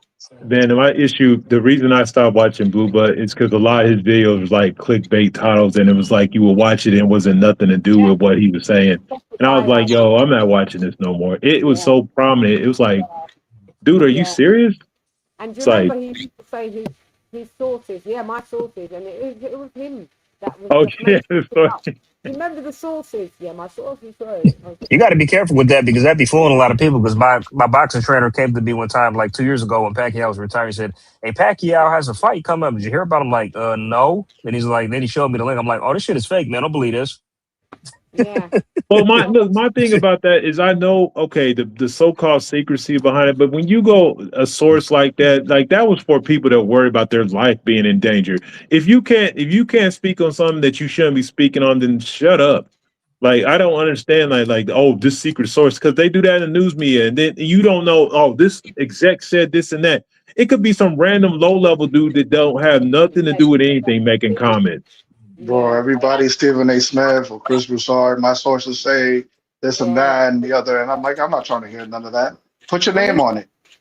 Yeah, thank you. But no, you can't, because if you go to school for journalism, which I didn't, but I know this much, you never reveal your sources. You've got to prove that your sources are accurate by saying what the source said and seeing it come into fruition. Now, some people have knew that fake sources. Not saying that sometimes the source could get something wrong, but you'd have to get them right more than wrong. Right. How do some was fake, like Blue Blood ones, they never came into fruition. Fred Barbershop's ones never came into fruition. Maybe a couple. Blue Blood, why does he sound familiar? Is he the one who was talking shit about Terrence all the time? Yeah, and then ended up work with him. Yeah. Yep. No, it's cool because I understand that where you don't reveal your source, but eventually the source information is collaborated. The issue now is the source information is never collaborated, or later on it's just completely off. And that's the problem. You have to have, like, you can have that be initial source to maybe break open the thing, but eventually other facts will come in to back up your thing. They don't be having no backup. It'd be like obvious, like, bro, this is a lie. You just made this up. And that's what Blue Blood's known for, lying and Fanon. He's made up shit. Fanon is the biggest liar. Oh, I forgot all about Fanon. I got into the biggest argument with that dude. He got on my fucking nerves. He loves Spence. He really loved Spence. And he really hated Terence Crawford. He hated Terence Crawford with a passion. He had a crash out one time live. Yeah, he's always with his mental health would just kick in, stop taking his medication and be the goofiest shit. Did he hate Floyd Mayweather as well? That I'm not sure of. I don't know. Yes. He didn't like Floyd. One of them not. Or is that like 78 Sports? Or was it Boxing Ego? One of them didn't like Floyd. One was really. I think it might have been Barbershop. Yeah, it was Barbershop, I think. It was one. Yeah, Fred Hawthorne. Because I know it was an Eagle, because Eagle and between Eagle and Deontay, they built their whole premise off Floyd's fight. Sports then, because that's what a lot of people, why they separated from 78, if my memory serves correct, because he was really anti-Floyd. Because even though he was like pro, like Wilder and that, he was anti-Floyd, big time. So people couldn't get with that, like, yeah. So they No, kind of look. I know. As somebody who watched a lot, say his problem with Floyd was outside of boxing. It was the type of stuff he would do, like the Black Lives Matter stuff. He would come out. Floyd would be like, "Oh, all lives matter" and stuff like that. Like he felt like as social issues, Floyd shouldn't have been talking. There was a lot of stuff he was rolling with that wasn't cool. Which he's got a point. I mean, but at the end of the day, which he is right, because look, in the end, Floyd did do some, like it's sort of like the same situation where people were coming out against what, like if you had a problem with Terrence Crawford, but it was based on the Trump thing. Yeah. Does that mean you hate Terrence Crawford as the fighter? I had to speak on that. That's why you're not supposed to bring politics in boxing. Exactly. Or in entertainment, they tell you in media training, no politics and no religion. Just stay neutral. And anyone asks your opinion in that, just say next question, because you're never gonna please the masses. If you lean to the right and you say this in an interview, then all the left are gonna hate you. You lean to the left, all the right's gonna hate you. So it's just best to not tie yourself publicly, politically. If you don't care, then rock on and rock out. But I mean, damn if you do, damn if you don't. Yeah. You know, on the subject of journalism, right? Did I ever tell you that I got blocked by Boxing Scene on Twitter? Like this was like a few accounts ago, right? Yeah. So I think Tank fought, who's this guy's name? Jose Luis.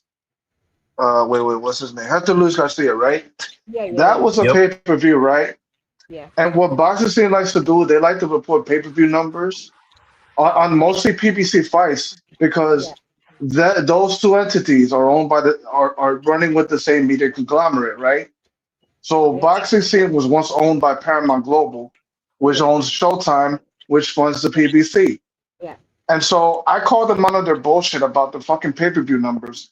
Like, first of all, why are you saying, like, oh, this about, it only did this amount of pay-per-view buys, right?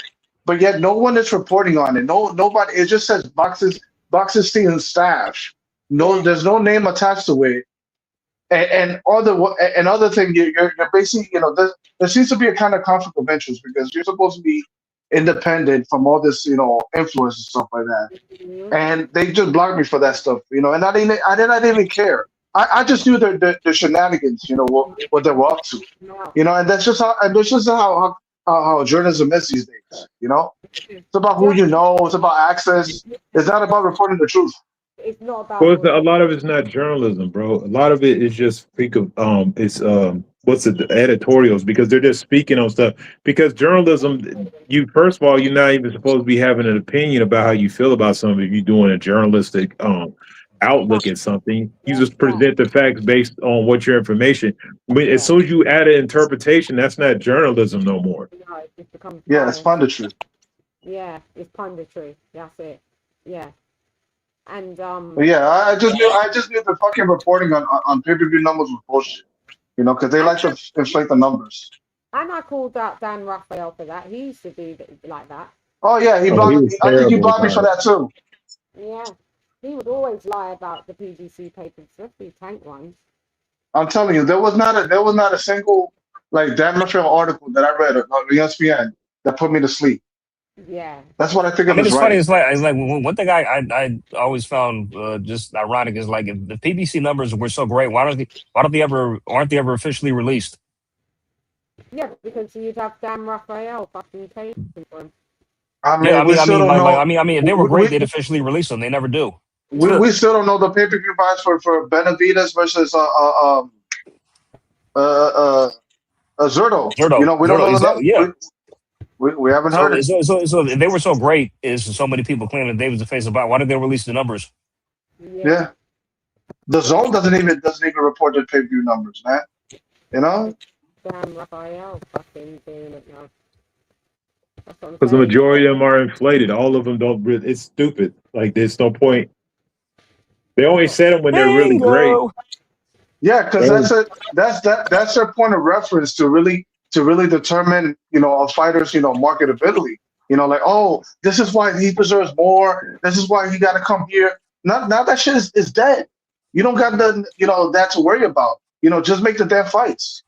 I think the last time PBC released numbers was Tank versus Ryan.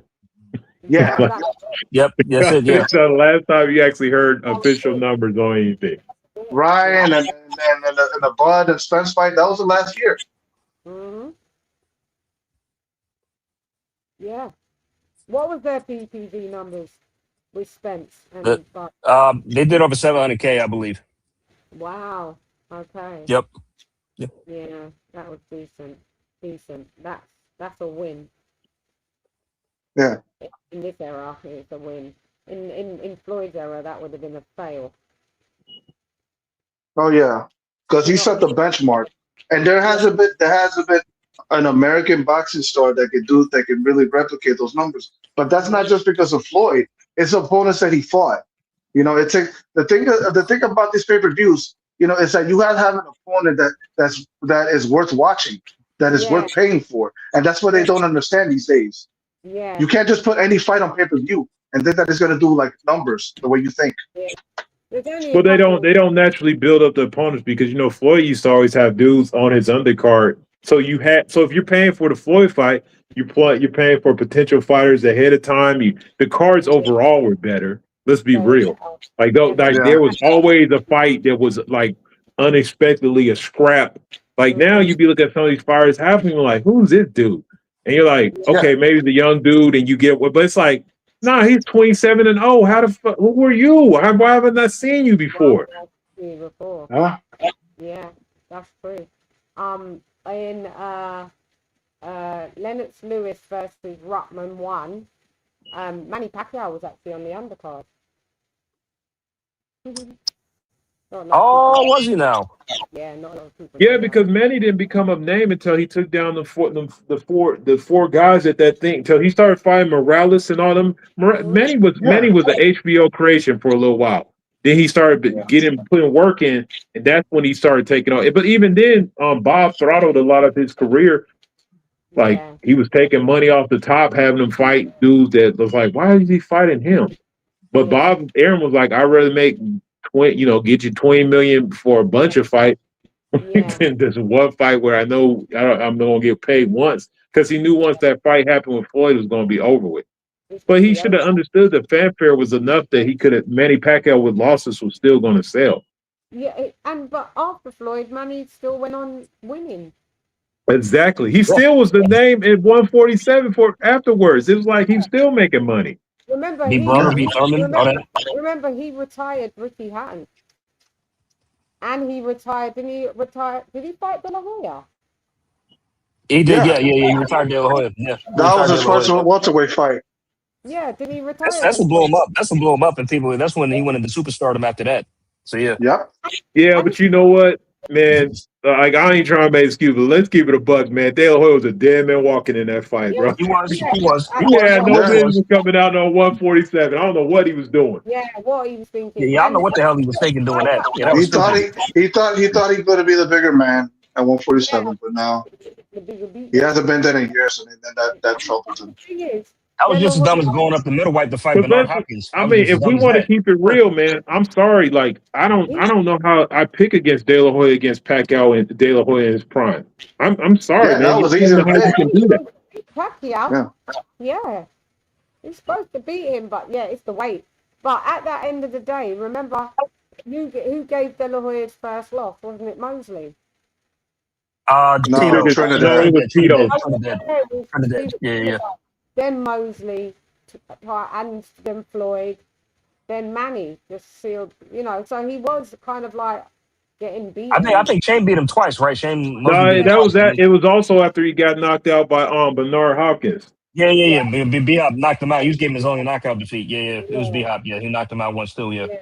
So I think that was stupid. That was dumb going up there too to challenge B-Hop in middleweight. That was stupid. Because he got hit in the liver. Yeah. That weight did not suit him. No, because in the fight before that, Felix Sturm, it's argued that Felix Sturm beat him. And got, man. Hey, look, I want to tell you right now, I've seen a lot of robberies in boxing, and that was the biggest robbery I ever seen. Sturm had figured out exactly. He won that fight running away, and it was such a joke. I was like, give me a break.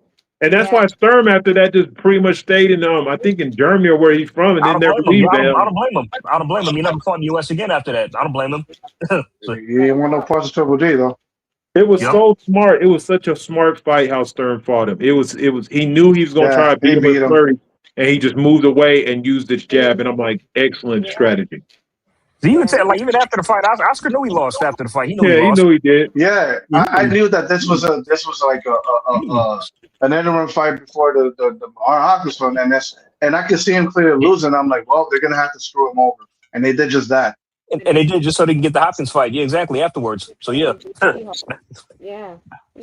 Like we're saying, like De La Hoya was a great fighter. I'm not saying he wasn't a great fighter, but you know, he did get gifted. He got gifted. But Pacquiao retired, Hatton and him. Well, didn't De La Hoya retire on the stool, didn't he? Yeah, he said he was done by about the 7th round. He just basically. I think it was after 8 rounds. He quit on the stool. I'm surprised. I'm surprised he lasted that long. He, like I said, that was so one-sided. That was look. I'm gonna be real. Like people can say what they want, but like a lot of them fights. Yeah, he was retiring, dude, but he was name collecting.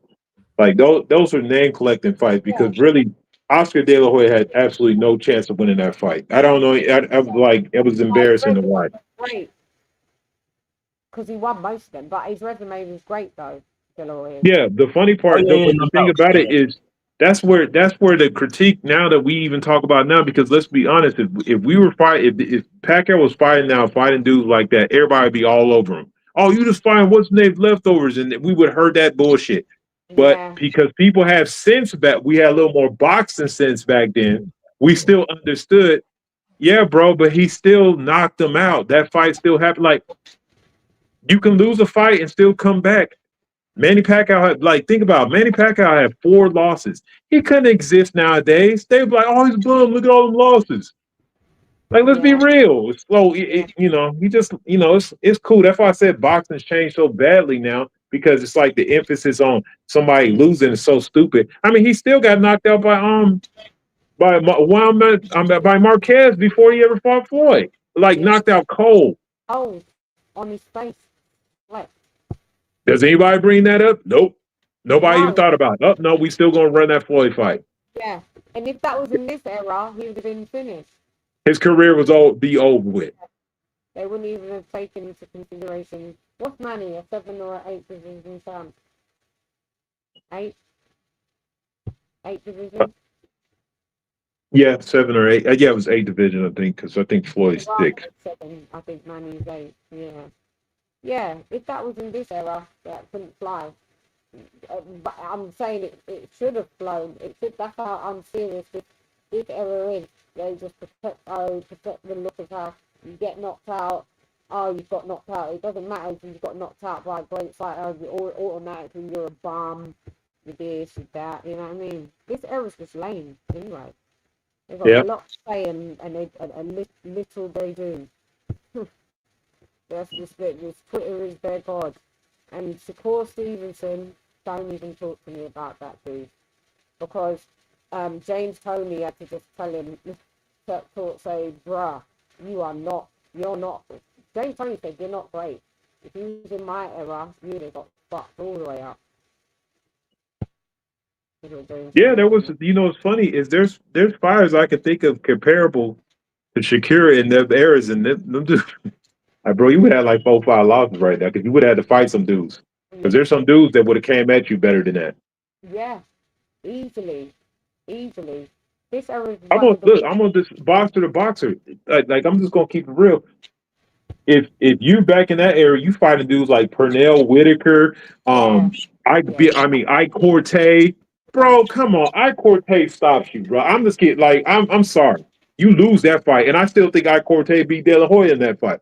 De La Hoya, man, does you dirty at 147. It's like, bro, you're not that. I mean, the thought process is just stupid. And you ducking, you running from dudes that are medium punchers in this phase of your fighting career. Like, but you knew he was sliding. That's why it becomes prestige. It becomes when you see a fighter that faces everyone and they have no fear, then all of a sudden you kind of see them pick and cherry pick. It just means that they're in decline. That's what it means. Oh no, I'm gonna piss some people off. I take Castillo over you at that weight, bro. There you go.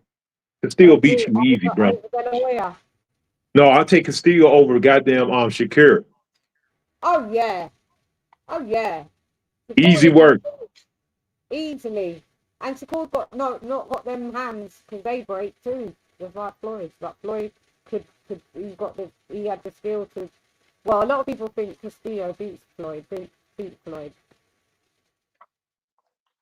Yeah, but they ran it back, so I guess definitively we could say he lost. But yeah, he could still easily run most through a dude like Shakir. That was a good thing. Yeah, he ran them back. The only one he didn't run back was Oscar De La Hoya, because that was close. That was a close fight. I had Floyd winning, but it was close. And then Floyd went and retired after this. Remember? He retired.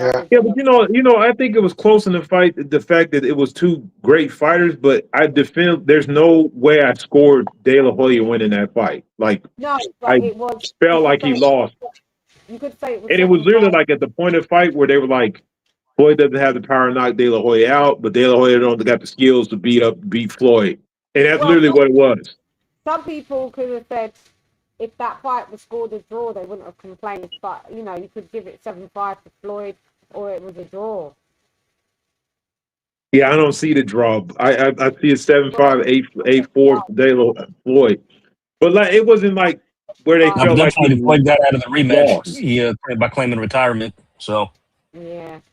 I think we did that, AJ. We did the rewatch on point score on that fight. For which one? The Floyd De La Hoya fight? Yeah. Early days. I don't remember. How y'all scored? I think. I don't remember. Yeah, I think. You might have done it when I wasn't here. Yeah, probably. Maybe you wasn't there. Yeah, man. I don't think I wasn't here yet, or I just wasn't on that one. I forget how I scored it though, because the app that I had on my phone, it got deleted with all of my data. Pissed off. That was some bullshit. Yeah. I either scored it. Maybe I either scored it a draw or 7-5 to Floyd. Here's the thing. Here's the reason. Like, I feel like that you would say, because at that time Oscar was the money man. Floyd, I think, got what, like it was like an 80-20 split. There was questionable wins that De La Hoya had got. So I just felt like when you 70-30. Go ahead. Okay. Sorry. I'm gonna use mine. That bummed me out. It did. Yeah, it was 70-30. During the show. Yeah, it bummed me out. Can you hear me? Yeah, I got bumped out. Sorry about that. Yeah, what I'm saying, Edward, it was 70-30 split. 30 for Floyd. Yeah. For De La Hoya. Yeah. Yeah. And then Floyd was like, well, all right, I'm going to be the B side, but how I'm going to whoop you, I'm going to be the A side after. I mean, it worked, didn't it? And I also think that when they were negotiating the second fight, I think De La Hoya wanted the same split or some mess. I know it was a bunch of crap, but oh no, it was like that with Mosley and De La Hoya. I actually had Mosley losing to De La Hoya in the second fight.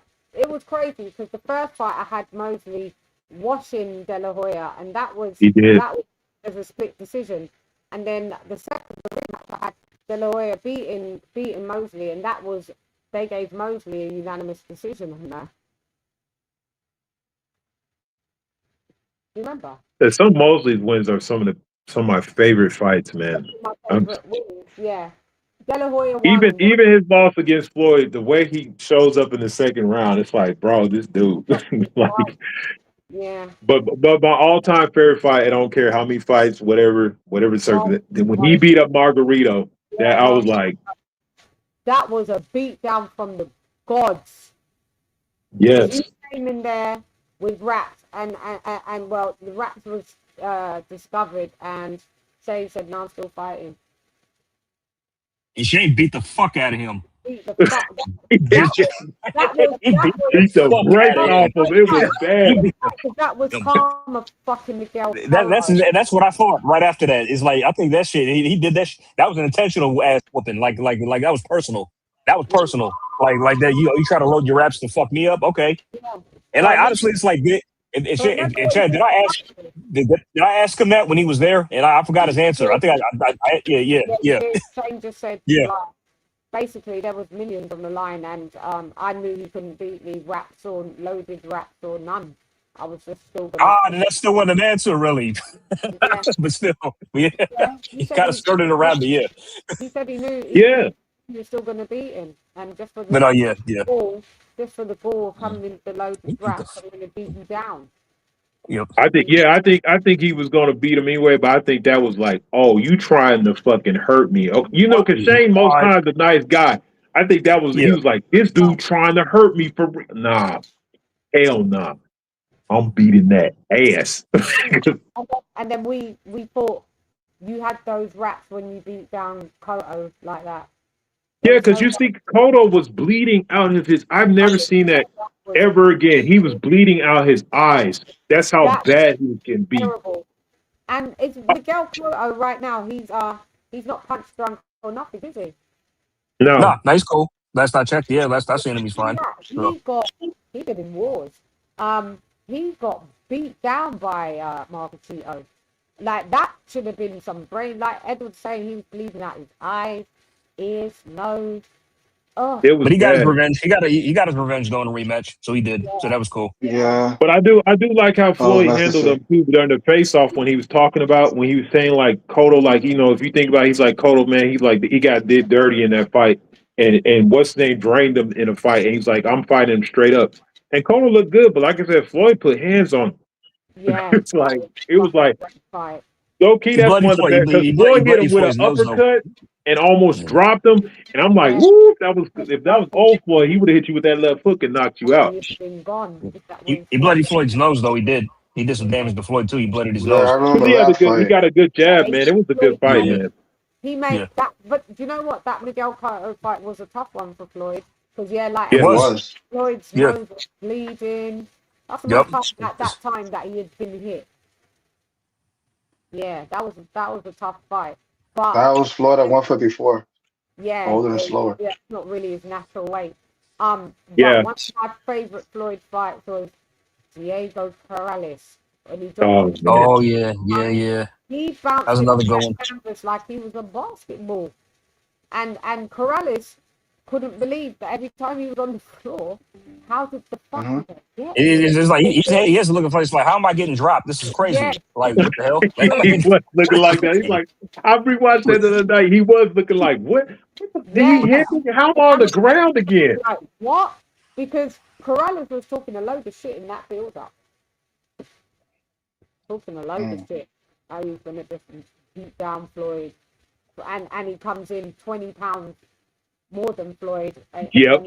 Hydrated. 19 pounds, I think it was. And he was what, 6 foot, 6'1"? Yep, about 6'1".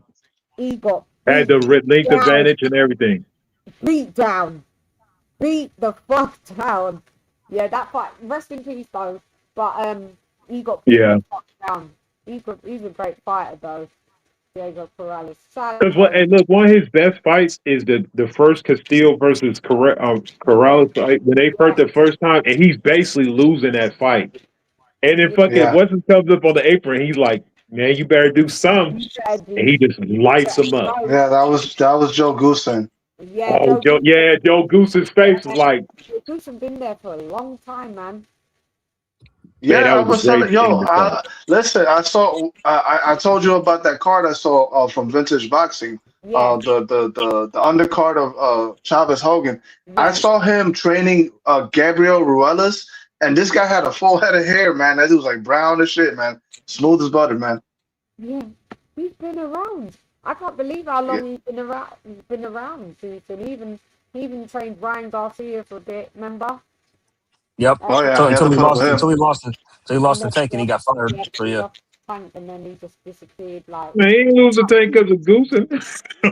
No, Man, we know. I mean, he could have had the best trainer in the world. He still would have lost that fight. Yeah, wait a minute. This guy was hopping around like. I'm just sorry. Like Goosen was like. That's what I'm saying. The last of the old school trainers. Because Goosen had some good fighters, man.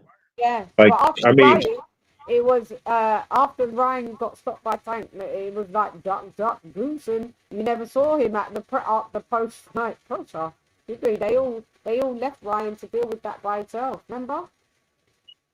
yeah, I remember they left him up there to Yeah, spout. they left there to good anyway because I can't stand Ryan Garcia, so serve him the fuck right. And I would need to touch on this last topic before we go in closing with AJ versus Fury. As we can see, the debacle continues until, you know, I've lost the will to live with this fight because there's so Yeah, much I just yeah. it's like it got leaked that it was going to be an MSD November 20th. Eddie's come out on record said that's absolutely not. Then it got leaked. Rubbish. Then it got it's rubbish. And then it got leaked that Eddie's addendum of of what he wants for the fight if it's going to go to the US. And Eddie vehemently denies that addendum was for this specific fight. So you can see like a lot of dirty playing with it's either lawyers leaking shit because it got leaked, but Eddie's denying that was the addendum. Addendum, by the way, just means a change in contract. They do the Latin love. So It's on life full of shit. yeah. So the addendum is Eddie was denying that. So there's someone dirty and I think to me it's to do with Dana White doing all this shit. I think it's Dana White. Because Dana White. Yeah, I can believe that. I can believe that. Yeah, Dana White don't give a damn if that that. idea. Dana White. Yeah, They don't give a Dana damn White where the don't care fight's about at. that fight being in the UK, and to me, it's the stupidest decision. It would be the worst decision. Period. It's gonna be. All you're gonna do is make a bunch of Brits fly over here, man. That's not a fight, man. For no United States, we don't rock with boxing that great. I know, and this is what it's stupid. Eddie has put in some really in his what he's saying in his addendum, he's put in some requests that he wants to make it so diabolical that they have to say no. Tyson Fury's come out on record saying Anthony Joshua is basically ducking the fight, and I see everybody saying Fury sharp. Of course, you're gonna say that. Fury and said, "Oh, he's ducking." I'm doing it in England, and Joshua saying the same thing. That's it. It would have to happen in England. But Fury, that he's got his little visa back from Trump. So now he's like, I'll go American. See, what happens is they signed for that fucking fight for Wembley. So Netflix, what I'm hearing is that Netflix had it in the contract that it was going to be in Wembley. So what they've tried to now do between Turkey Al-Sheikh, Netflix, whoever else, they tried to do the bait and switch. No, actually, we're having hold up. Because if Joshua fights in America, in New York, the taxes that he'll get his money taxed off will be diabolical. Yeah. If he has it in the UK, remember he's a Dubai resident, so they pay no corporate tax and no personal tax. So that's why having it in the UK, he gets to keep more money. Whereas if he has it in New York, he'll have to pay like 40% of his pass. So Eddie's like, if you want it in the US, then in the addendums, you're going to have to cover his shortfall of the tax, which we're hearing the fight is 100 million. So if Anthony Joshua loses 40%, that leaves 60 million. So Eddie's like, then you're going to have to pay Joshua 140 million to offset the tax. So it's up to Turkey Al-Sheikh, because I don't know why Turkey Al-Sheikh is on this fucking Netflix shit, man. It's pissing me off. Nobody wants it in the US. Like Madison Square Garden holds 20,000. Wembley Stadium holds 100,000. So what's the average ticket price though in Wembley though? The ticket price is going to be one thing that Anthony Joshua, if you look at most of his fights, the nosebleeds start off very, very inexpensive, meaning 40, 50 pounds, which is like $70. And then they go on, like, you'll look at his ticket prices. He's always made it a thing that he wants it to really be affordable to the masses. Having it in MSG, it's just dumb. It's just fucking dumb. You're going to lose a gate of 80,000 people. You're going to lose a gate of 80,000 bums on the seats. Like, just for people to sign up to Netflix who are not boxing fans. So they may sign up for that 1 month, but then they all unsubscribe. So it's like, they're not going to just be there for the longevity of it all. I don't know what Netflix is on. I don't know what Turkey's on. Yeah, I don't think Netflix knows what's going on in boxing. Like, no, they don't. You know, when it comes to them inviting Claressa Shields to an MVP party, whatever, or this stuff, they don't know what's going on.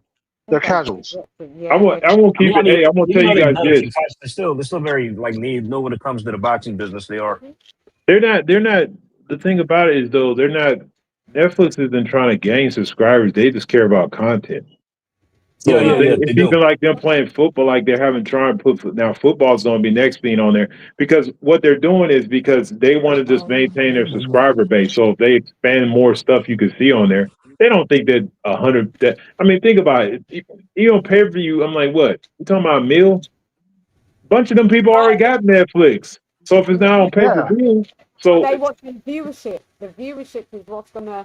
So that fight, like, you know, Amanda Serrano and them, like, they had a viewership of like what 70 million or. Because ain't there commercials during the Is it commercials they play during Netflix too? Does it show? I think it shows a lot of their like shows coming up and all that stuff. Yeah, they. Oh yeah, they do. So if they got Netflix, they got commercials playing for stuff even outside of their program. What they're like they said, they don't care that like let's say if you get we all you know you do YouTube. Most times people you could have 1 million views. Your retention is probably 20. Like if they're like in their mind, like if we just gained this amount of people, it's a win. We don't care. It's a win for them, yeah. And they're like the UK lot doesn't matter if it's at 4 a.m. Us lot, we're so used to that, we'll stay up anyway. But if that fight happens in the UK, like I'm telling you guys, like the whole stadium would be filled, and plus, just say that wasn't on Netflix and it was on PPV, that would have done 2 million pay-per-views just alone in the UK, just only in the UK. I know would have. I believe. Yep, 100%. Whether they're old. Look, if they bring Netflix executives to that, if they actually pull it off, if Eddie's actually able to pull it off, bringing the fight to Wembley, right, and they bring the Netflix executives there, those executives are gonna wish they didn't make that decision of bringing it to New York. Because look at the atmosphere. Yeah, it's gonna go bad. It's right in front of you. And yeah, it's people stupid, think, man. they're old and washed anyway, so we don't care. No, you do care. Stop lying because that's on and you're gonna watch it. And the fact that it's a bad omen. It's a bad omen. Joshua got knocked out in MSG. It's a bad omen for Tyson Fury. A lot of people don't realise, even though he won the fight, but he did get knocked down by Steve Cunningham in MSG as well. It's just not a good omen to have the fight there. Just not. What they're doing is they're probably looking at this is the thing and what sucks. And this is what happens, first of all, like it doesn't make sense. It's Frank Warren, right? Still over Tyson Fury. And we still have he's not. Tyson so Tyson Fury's straight under what you would call boxing. Yeah. So here's the bullshit part. And the other thing is even though Anthony Joshua's was technically tied to Matchroom, the wallet is Al Sheikh, right? So he's gonna have that fight wherever he wants it. Yeah, I know. But if you signed the contract and the contract said it's to be in Wembley, then the only way that this fight doesn't happen is that Turkey withdraws the fight or goes back to type with what the contract is, because Anthony Joshua is not breaching the contract. They want him to breach. They just want to overrule what he signed on the contract. He signed on the contract. This fight is to be. He even said it when he was at the Tyson Fury. No, not the Prenga fight. When he said I signed it and I signed it for Wembley. So they're trying to just switch it up. It's Joshua, if he stands firm, then they're going to have to just change where this fight is. If I see them that they've gone to America, I'm going to be very disappointed. That means they folded. Yeah. And it's dirty business making you sign this contract for one venue and then saying as it goes along, Yeah. on the fly. Because Eddie made it clear that there are different contracts in terms of purses, but not a venue. So to do that, it's like it's really a head scratcher. Like I don't understand what the fuck Netflix is thinking. But hey, I guess they want to make it. They want to make this fight, for America, and put celebrities there and make it for high rollers. Exactly I don't want it here. I don't want it. I don't want the fight here. I'm a New Yorker. I do not want it here. It's going to cause traffic, and the tickets are going to be as fucking stupid expensive. Yeah. But here's the problem, though, man. The problem that people that are going to have a problem with it they're like because let's be real. If that fight happens in Madison Square Garden, are you still watching it? Yeah. I'm still watching it, but the thing is, that's the problem. They're like, it doesn't matter what we do, they're going to watch it anyway, so we can do what we want. Yeah, but when I look in the comment section, I don't know, some people are just going to say that they're going to do something, but a percentage of them are not. There are a lot of people in the UK are saying, if that fight's in America, everyone should boycott it so their numbers tank. That's what everyone is saying. Like, you're going to get a percentage of people. But they're not going to do that. There's going to be a percentage of people that will do it. It's not going to be a majority, but there's going to be. I think. Why risk it? Why fucking risk it? If that's their mindset that people are going to watch it anyway, then put it in Wembley anyway, because people are going to watch it anyway, right? Okay, then. And go there. Hey, we are the ones that are always talking about the business. This is what it's coming down to. They are not just looking at this fight as for now, because Netflix been trying to score a fight since what? The Keith Thurman, fight like 2 years ago, where they're trying to build something. Everson Paul versus Tyson. Yeah, they're going to try to maximize viewership and money. And if Dana says, hey, I got the infrastructure here at Madison Square Garden, and he's thinking to himself, I'm going to roll off my UFC stuff on top of that. Yeah. That's what they're going to end up doing. Yeah. But here's the stupid thing, though. If it is going to be an MSG, it's got to be on a Friday because there's football on the Saturday. So that tells you that if the fight was so big, you would put it on the same day as football because you'd be confident that this fight is so fucking big. But the fact that in America, boxing isn't the dominant fucking sport, you have to acquiesce to NFL or is it basketball? One of the two. College football. Yeah. So there you go. Yeah, ain't nobody missing no college football for no boxing over here. Exactly. So, and then to put it on a Friday, sorry, like a lot of Brits don't want to stay up till Saturday morning and ruin their whole Saturday sleeping all day, and their Saturday's done. It's just done. It's telling you, the metrics is telling you, have it in the UK, and you're going against everything. Tyson Fury, let me just tell you, every fight or major fight that Tyson Fury is involved in never goes according to plan. There's always this shit. And online, some people are bashing Anthony Joshua, and he's trying to come out and act like it's Anthony Joshua's fault, when he fucking full well knows it's his fault. Go and look at his pattern, his history. When he had to fight Klitschko for the rematch, problem. Joshua had to come in and step in and do this shit. When he had to fight fucking Wilder for the second time, problems, arbitration, mediation. When he had to fight Derek Chisora for the third time, he tried to lowball Derek Chisora, and then it cancelled the fight, and then they renegotiated, and he gave Derek Chisora what he wanted. Then the fight was on. When it came to Usyk, problems. He tried to evade that like he was avoiding the fucking plane. 2 years. 2 years. Yeah. He stalled. Turkey has to overpay. And everybody, including Usyk, said to make fights with Anthony Joshua has always been easy. It's never been a problem. Yeah, never been a problem. The only time where Fury doesn't find a problem making fights. Have you noticed when he fights the Safari, the If an overmatched opponent, never an issue. when they're bummed, Yep. he makes them fight easily. No problems. You don't see no problems.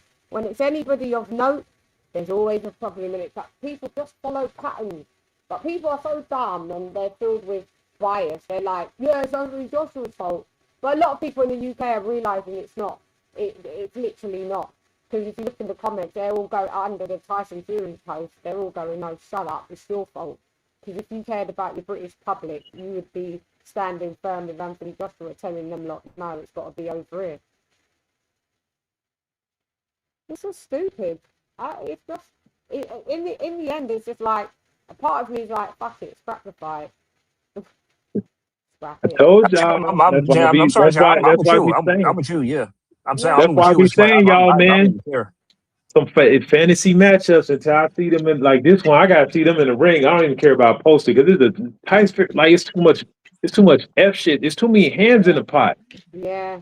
Like, why are we gonna bring Dana White in? Well, like we don't know that Dana White hates boxing. Like, yeah. I hate it, man, that he's even in here. You was talking all that mess, but you still salty about McGregor coming over getting paid and basically retiring. Yeah. You still salty about it. Keep it real. Yeah. And you over here trying to get your hands in a pot. Now I like what you've done with the UFC, but even your UFC product is failing because you ain't building up none of your new fighters. It's just and you ain't paying them, and you keep signing people like Conor Benz and that, and Shakur Stevenson's for like 17 and 15 million, while your top earners are on 600K.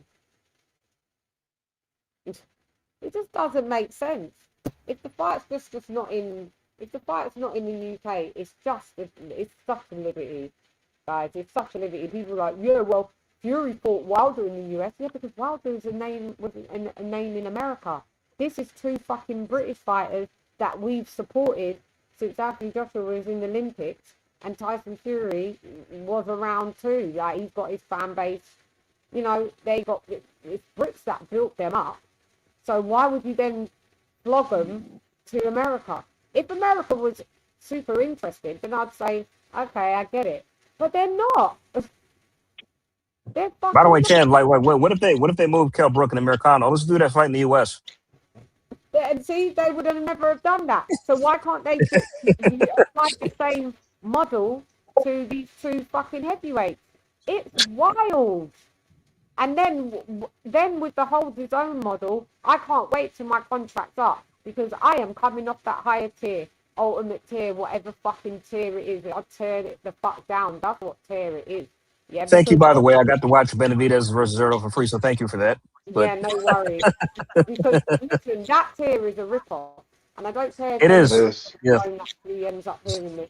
But I'm telling the truth. And now I got to pay probably that amount for an annual fee as well. So what am I? You know, they put the prices up. So some of their top price is like close to like $600 now.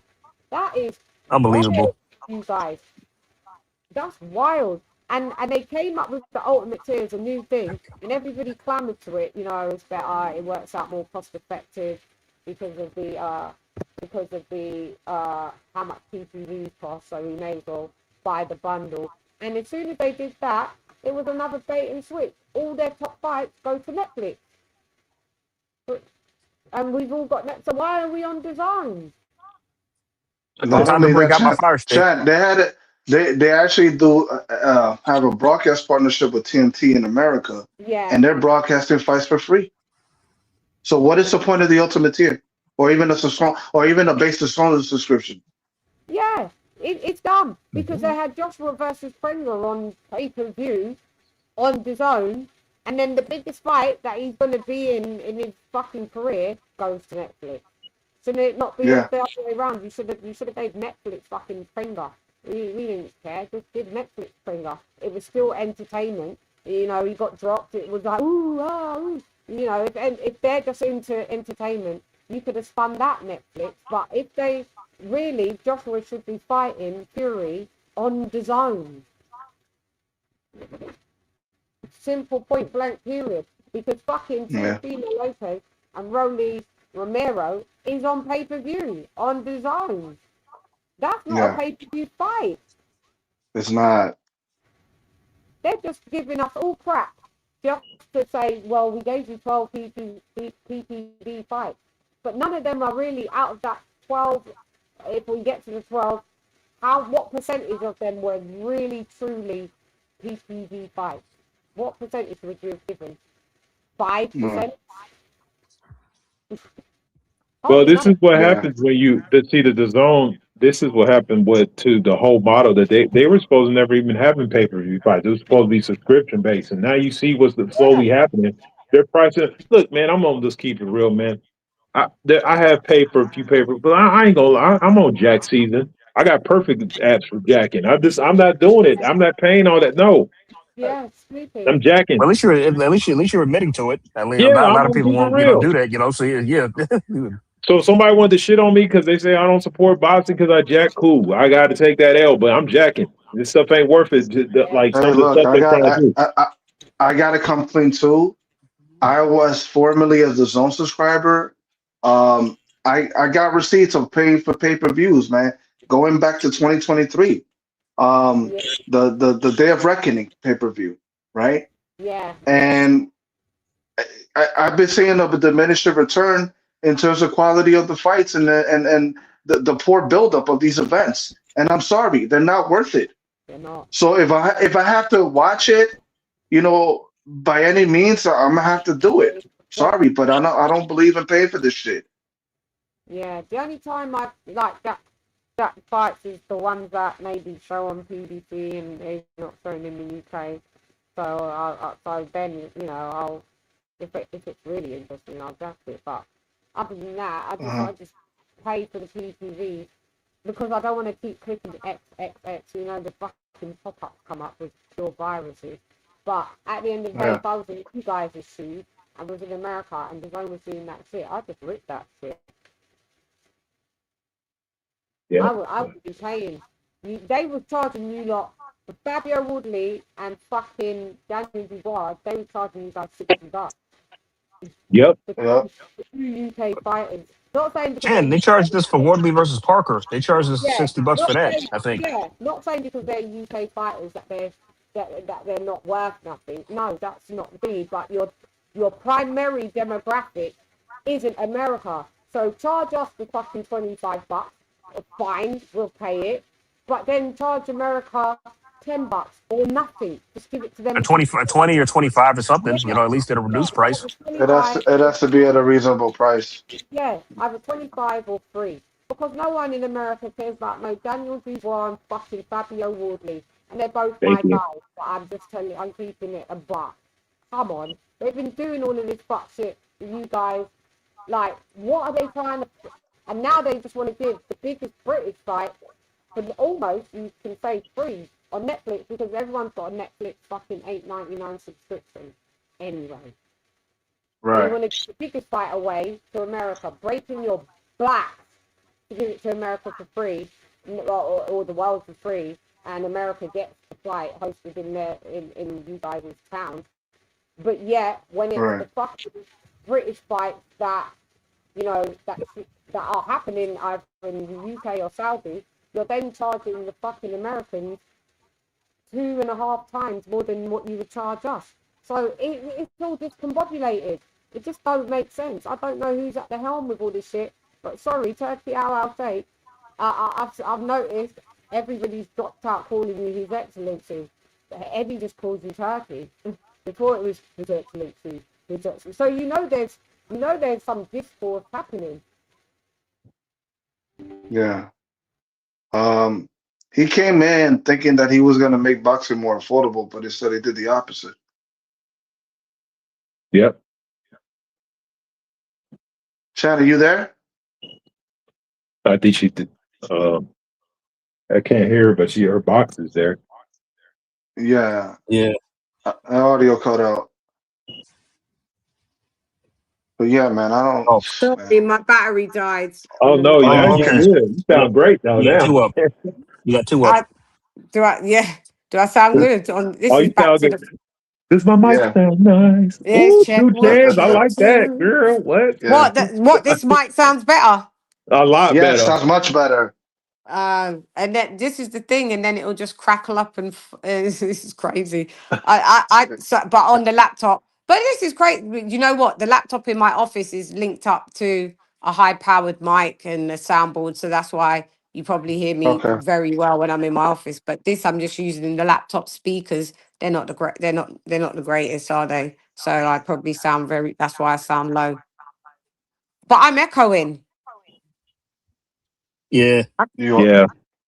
We sound fine regardless. Yeah, we got Right. to let one go. Yeah, we'll take the echo. Yes, yeah. Lack of sound. You have to accept the echo, and I'm still online. Yeah, fuck it. Okay. Yeah, so it's a mess though, right? It's a who are you guys are going? If it say, do you guys believe that the fight's going to be in MSG, or do you guys believe it is going to be made in the end for Wembley? Yo, so I just saw the thumbnail to Julius's Ring IQ's latest video. It What's he says dead in saying? the water. Dead in the water. The fight is off. Fury and Joshua. Oh. Lying. That's what it says on the Yeah, thumbnail. because we've been online. We haven't seen the news. Pull out your iPads or your tablets, because I gotta see what the fuck's going on here. How could it I'm gonna be send you a dead in the water? screenshot of it, and I'm Yeah, gonna where put you it can in send the. I'll, in the I'll put group. it in. Yeah, I'll put Oh, it in in the the group. okay. Yeah, let me Yeah. see that, because that is fucking wild. Yeah, well, why am I not bothered? Yeah, I know, because you know when Yeah. something stresses you out, even in Yeah. life, a person or a situation, you just exit stage left. And this is what's happening with this. I'll happily Yeah. exit stage left. And it's going to be one of the biggest boxing travesties in modern era that Anthony Joshua and Tyson Fury never fought.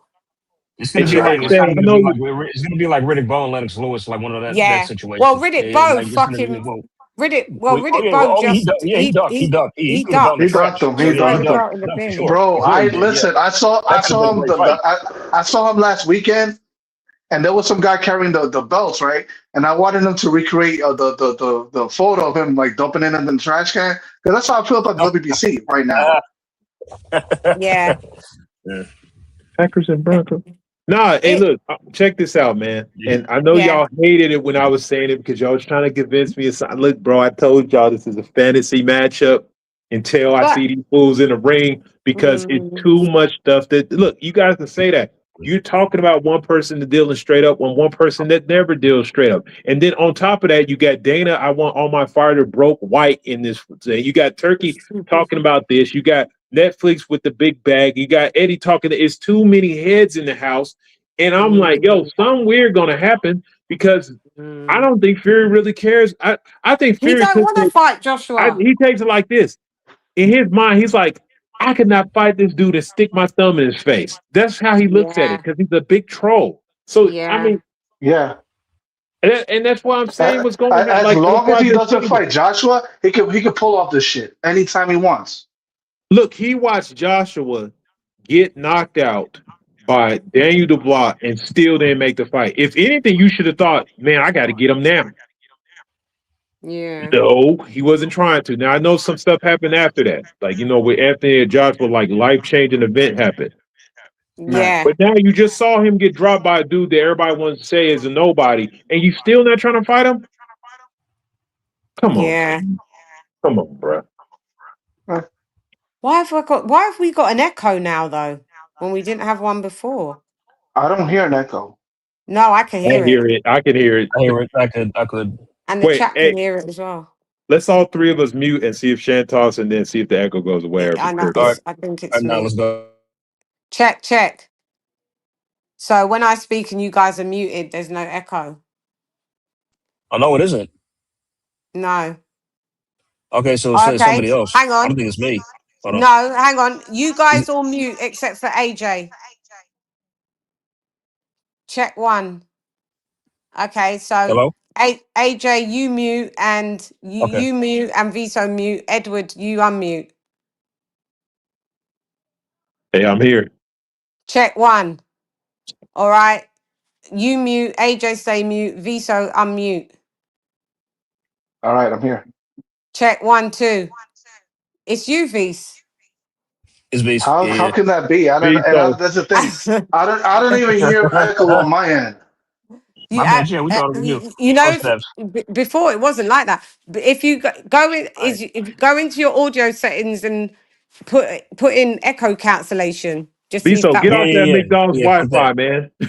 Yeah, the McDonald's or the fucking lemon pepper wing Wi-Fi. You Get know off what of I'm that. saying? Yeah, you have Yeah, to there's put an option. echo There's an option that says cancellation. echo cancellation. Nah, You got to select I'm on that. AT&T Yeah, 5G, so I'm good. But yeah, I got echo cancellation checked on, so I got it checked. But Okay, I I don't hear don't you anymore. understand. I don't hear you. I don't hear you anymore. You know, Yeah, it's nobody's good echoing. now. Oh, yeah, It's you good. good. You good now? Oh, you fine. You good? Okay, yeah, Yeah, that was it. All right. Nice. Okay. yeah, yeah. Now there's no Oh, look, now echo the show finally sounds good at the end. at the fucking Yeah, end, didn't it? Oh, we there's a landed the slight plane. echo. 4 hours later, we on point. What? There's still a Recognize. slight echo. It's only when Viso's unmuted. Yeah. Mm. Yeah, I don't know. It wasn't doing that before because we Yeah, was all unmuted and there was no echo. This app is trash. it StreamYard is. is I so don't. trash. I don't like StreamYard. It Me burns up either. my battery on the phone. Me It's like, too. And nah. my Yes, phone it goes eats my mad. battery to death, Yeah, man. yeah. And my phone goes hot. Mad hot. Right now it's hot. My actual phone's hot. When I did it on my laptop was on my iPad was burning up too. I don't know what type of fucking nuclear shit this app's running on. For real. Crazy. Yeah, yeah, yeah. We better watch. The StreamYard might fuck around with us and just do some crazy shit. Kind of just kick us out, start glitching. It does that anyway. No, Yeah. it's No, it can't be. It can't be as bad as when we were showing the Ultimate Warrior footage and the stream that said They click. just cut my stream. Do you It's remember? like, yeah, And Oh I was like, yeah. what happened? But it let me back on though. But it put us in timeout. Oh, like Yeah, gone. I was Yes, No showing Lord. them Yeah. talking warning, about nothing. wrestling. Just turn it off. And it just turned it off and I thought we were still on until I saw like this live has ended. I was like, what? I was like, yeah. yo, we was all chopping it up. And then I Yeah, rebooted because the they got like live. a time limit for some reason, I think. Yeah, then because what they do, the AI searches while you're on, and if it finds something that it doesn't like, temporarily it could just cut you off and then Yeah, resume your stream. I think my stream just resumed. It resumed, yeah. or some people get cut off and it doesn't resume, and then you get some copyright shit. But yeah, Right. it cut me off, and then came back on. It was just like, yeah, it's Yeah, just I hate this fucking app, yeah. man. But And you put up YouTube you put down sucks. 4 hours, as I can see. Yeah, I know. 4 hours. Yeah, man. I Jesus know. Christ. It's Wow. like the old. It's like the old days. Visa. I can't believe I used to do 9. Wow. I used to do 9-hour lives. Remember AJ and I KOK? remember. Yeah, we Yep. was up Yep. Yeah, man. all night Night. long, Yeah. all Till night. like motherfuckers. Edward would have what he'd be like. Nah, it's okay. I'm working from home today. It'd be back to daylight. Everything. Yeah, it nine was a good hour. a week. It wasn't like Yeah, in on a the middle of weekend or the nothing. week. And I used to do members only lives like that. That was 9 hours as well. Yeah, pure 9 hours. And then I got monetized. It was just like, yeah, you got enough watch time, bitch. Yeah, every time. But every time we do a live, the shortest live that we had was the other day was an hour and a half. But generally, when I do my weekly wrap up shows, they are usually always 3 hours. They Mhm. Right. are usually, this one's exceptionally long, but because I've been away for a minute and I had to just chop it up about everything, which makes it a great live because I'll just clip it up and distribute it. Yeah. And then I think I'm gonna go live for Tio and who's available? Everyone coming on for the What live time for you gonna Tio? fight tomorrow? Who's the undercard? It's garbage. Oh, it's garbage. So who's the co-main? Who's the Uh, co-main? it's trash. I don't recognize nobody. Like nobody. Oh, you don't reckon? Okay, Boy, so I'm just coming. So I'll start at midway through the co-main just to chat shit over the co-main and warm up, and then I'll just be. Then we just watch the live if you're there. yeah, Watch I'll the be there live because that's main gonna be fight. later at night, right? Are you gonna make Yeah, stay it's up? gonna be. Yeah, it's gonna be late at night. Because Yeah. I think So it's gonna be an entertaining fight, man. I just like, bro, that's yeah. like, but see, that's what I'm saying. Look how they're doing these cards. Like, bro, you telling me you don't got no. We couldn't get one interesting matchup. Why does everybody have their fights set? There's like 3 fights that happened this month that all should have just been on the same card. None of y'all are headliners. None of y'all are headliners. Put the shit together. Yeah. I can't believe they've got. I knew the undercard must have been trash because I haven't heard anything. I haven't heard anything fucking about it At at least all. have some like, or at least the card better be all. The other thing is they have too many weight differentials. You be watching the card, they got heavyweights, and no, bro, Yeah. have everybody in the Then they same range. then they Highest got 154, then they got 130. flyweights, and Yeah, then they got nobody want to see all fucking that mess. bantamweights. We're like, yo, you're doing too much. Yeah. Hey, the flyweight fights used to be on, like, if you had anytime it was fights below a certain thing till Chocolatito came around, them fights was always free on. No, they were never Yeah. on the pay per view. Nothing. Sometimes that would just be on the free bit or the prelims, depending what type of what fighter you was. But yeah, that would be the non-televised part. Yeah, it's trash, man. That's how Donaire got blown up, because Donaire's fights were always on free. Always televised because he Yeah, was an you always got exciting to watch fighter. those fights. Yeah, he was a good fighter. I heard he's trying to come back. Oh my God. Listen to this. You remember Hasim Rahman was coming back? Oh, AJ looks bright as fuck. AJ's 8 hours behind. It's probably 12 o'clock in the afternoon there. Yeah, You know what I mean? He's just tired. He's always in it's my like 9 o'clock path. here. He's in the middle of the day. He's in the middle of the day there. That is fucking wild. That's why it's bright as fuck. But you know, Hasim Rahman, was making a comeback. This is diabolical. He's Yeah, making, I but had that same reaction too, AJ. Like really, Hasim Rahman coming back? yeah. And guess what? It's been cancelled. It's been cancelled. Thank Thank God. God. Thank God. Yeah, snap. It's been cancelled. I'm not sure why. But why are you coming back, Rock? And you're 50. How Money. old's Rock? 50. Yeah. You ain't got no money. And that's the most telling. It's just so sad. This is why, It's and Beast was talking about it, how like there should be like, look, I know the subject has been brushed before, but like there should be a union. There should be like pension for like yeah. retirees and stuff like that. Yeah, a If the fund. if the fucking Yeah. sanctioning body is gonna collect money and talk all this, Put oh, some. we're for the Yeah. fighters bullshit. How about you set up a pension program? Yeah, but they're too greedy. Yeah, Mauricio Suleiman says Edward dropped. Mauricio Suleiman says that he does put in for with WBC. He a liar. I think he's only helped one fighter post retirement. yeah. I can't remember who it was, but Yo, it was only if I one could get fighter. a hold of Larry Holmes, I would ask him, yo, are you getting a check from the WBC? Yeah, I can guarantee you he's not. Can No. guarantee you he's not. And Ruttman's got in total, I think, 8 children. 6 are minors. That's a Somebody needs lot to of mouths to expose these feed. guys, man. Somebody needs to I, expose the WBC. They really do. For I real. know. I want him out, Yeah, because but I think Noah McCallion he was talking with his manager how like they tried to like backdoor him or something, like Don yeah, King and essentially, man, it's like, all right, you need to take them to court, bro. Y'all need to file a lawsuit to do some shit. You know Yeah. what I'm saying? the And Because I reason mean, why Rick, they because Rick Glacier, he sounded hella stupid, like defending are Don King and shit. Like in 2026, really, my guy, Rick Glazier's he's an arsehole. for real.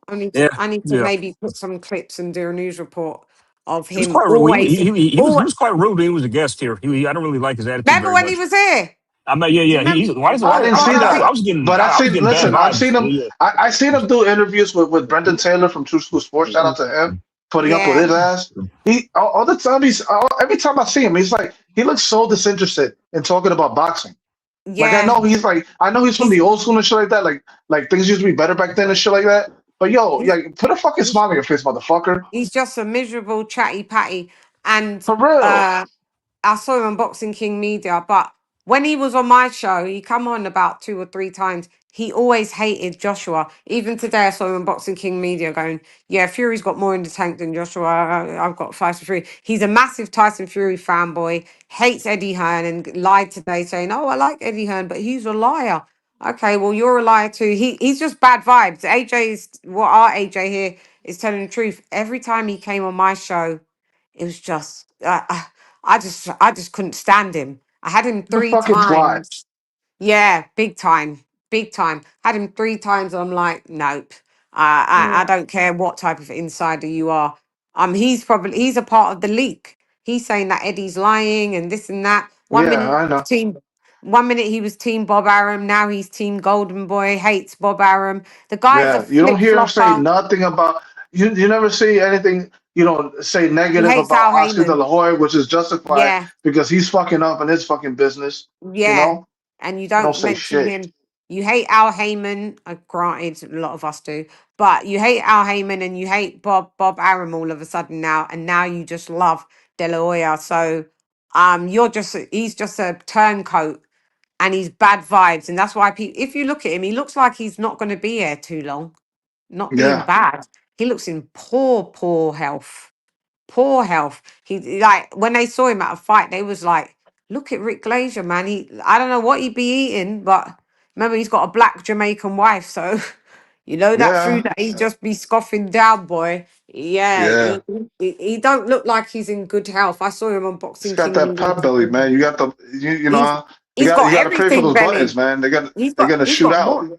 Reese, he's got more than a pot belly. He's just like rounded all over, just Yeah, he's like got yeah. a cauldron belly. Yeah, it's horrible.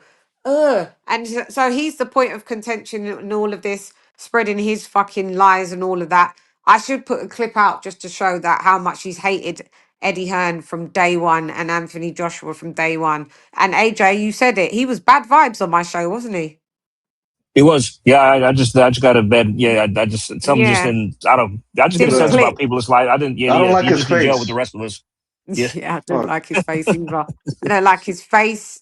You know what he said to me on the first time he came on my show? He said to me, because he was giving me the rundown of how he got into the business, and it was through the mafia, like through like those types of geezers, how he came through. He used to hang out and do stuff like that. I think he was into cars, and he said it was just a load of fuck shit that he was involved in. Do you know what he said to me? He goes, if I'd have saw you in my AJ, I don't know if you remember. I'll pull the clip. If I'd have saw you in my young days, you would have been mine, and I wouldn't have taken no for an answer. That's what he Oh said to my me God. on the The hell's first. that? On the What the okay. first. hell? That was on the first thingy. I was thinking, boy, bye. I Wow. Never mean, me on my worst and you on your best. You would Yeah. have ever got me. You keep on in your cauldron of delusion. Go for off. real.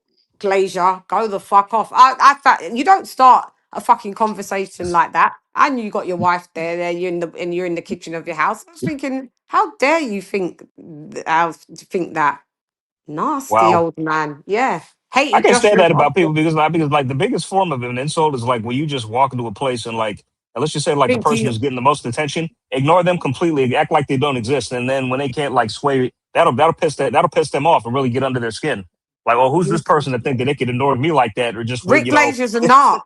Yeah, he's a yeah, narcissist. He's a yeah, narc. yeah. Glazer is Mhm. a fucking knock, but he comes from a really bad background of street shit, of Well, literally, that's boxing. That's a yeah, prerequisite. You got to have a yeah, criminal background to work in yeah, this sport business. yeah, yeah. And then we all pissed off when they don't hold a correct moral code of conduct.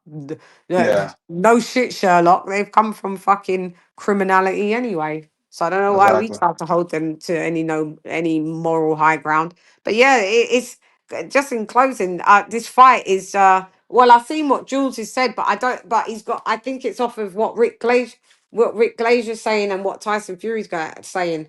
Can you see Yeah. any? I've googled. Can you see any articles? The only articles I can see is what Joshua fight doesn't look like it will happen. Fury claims Anthony Joshua fight in serious doubt after his British rival asked for more money.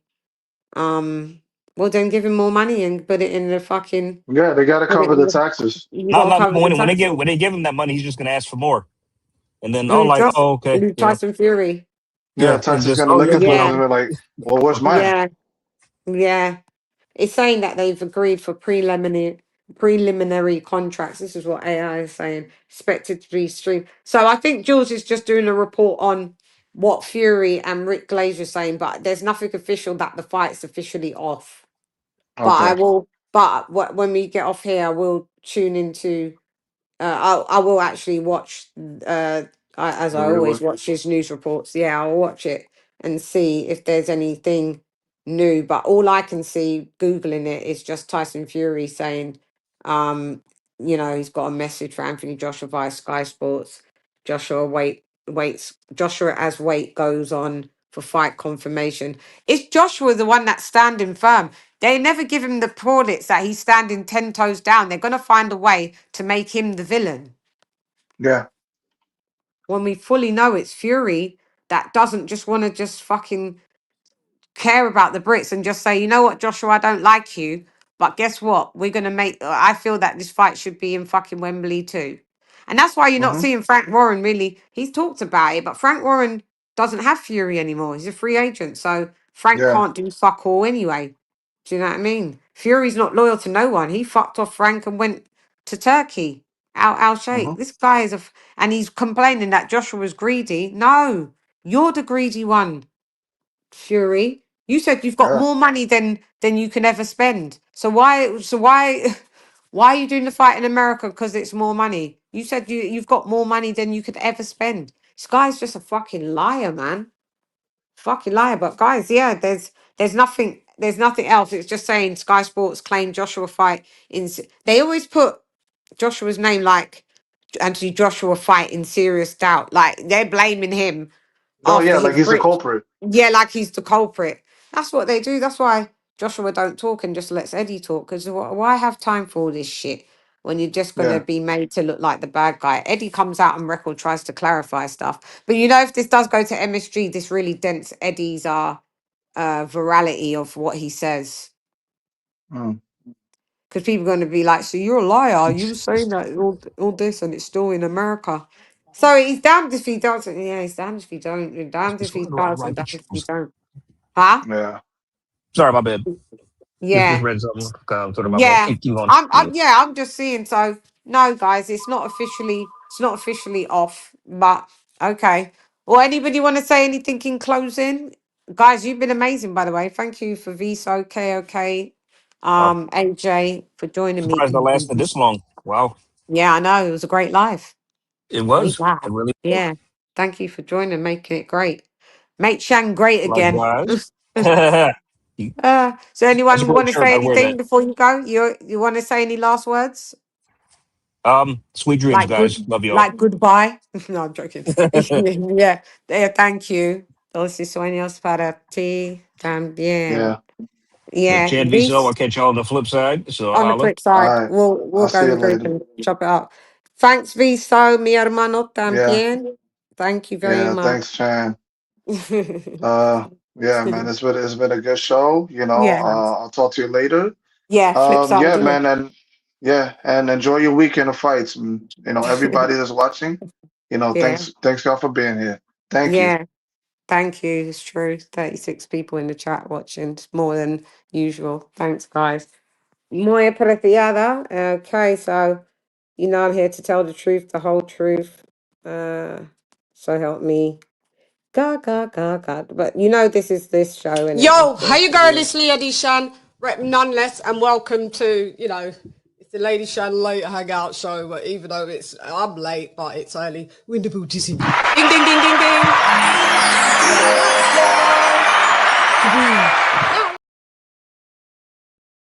Okay, I'm here to tell the truth, the whole truth, and nothing but. Colonel Jessup, did you order the code red? You don't have to answer that question. I'll answer the question. You want answers? I think I'm entitled. You want answers? I want the truth! You can't handle the truth! To obtain the truth, you have to obtain knowledge, because knowledge is what? Knowledge is key. So for grinding us, so for grind. So if they want, not bad to see nothing, because nothing not got one. Lock off your eyes, cost me, make you come.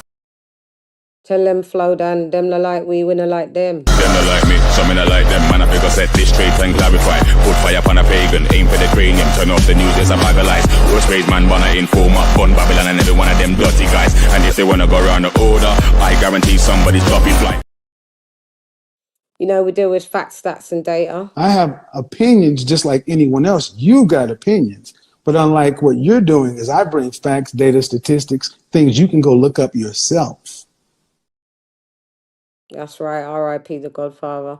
Entonces, recuerda, mi gente del mundo, mi gente de boxeo, estoy lista para ti, para todos, siempre, ya tú sabes. Listos para los chingazos. Listos para los chingazos. Speaks better Spanish than Ryan, so shouts out to fucking Caleb Pran. I'll give you, an A for effort. It's all good, mate. We all make mistakes. We make mistakes speaking English, let alone other languages. So, I am that bitch, always been that bitch, always will be that bitch. I signed up, I got the job, and you guys, the acceptance is key. It's hype, you suck at life, you don't want a round three. Worship the queen and your mic to pass. Keep it real, these chicks couldn't wipe my anyway, style, let's go get Bulgari. I am the ultimate Bengali. These chickens can't even spell that. You hoes fucking repel that. Gotta throw this fight in the bin. Sorry, you lot are my guys, but, well, shouts out to Joshua standing 10 toes, but we're going to throw Tyson Fury, Rick Glazier, Turkey Owl has to go as well, Dana White. Yeah, you gotta go.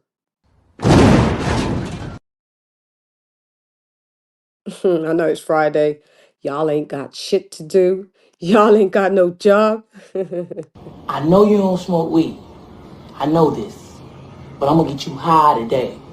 Cause it's Friday, you ain't got no job, and you ain't got shit to do. Yeah, man. So, guys, I appreciate you all in the chat. I will be back, bars. I'll be back later on today because it is absolutely Saturday morning here at 2:29. I'd like to thank everybody for being on the panel. Viso, AJ, All Day, and King of Kings, KOK, bars. Where do I go now? Oh, let me tell you, it's the weekly wrap up. Shiggity, shiggity, where? Shiggity, shiggity.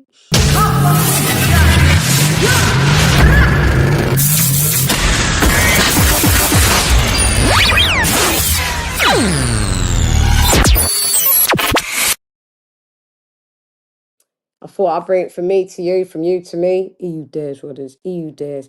Anyway, I'm gone. Hey girl, it's Leah Shan, rep nonetheless. Come box with Shan. Gyan, Claressa Shields, we're throwing her in the bin as well. I forgot she gets thrown in there as well. And hopefully she just leaves the Buddhism. Gyan, been amazing, guys. Night, night. Fight!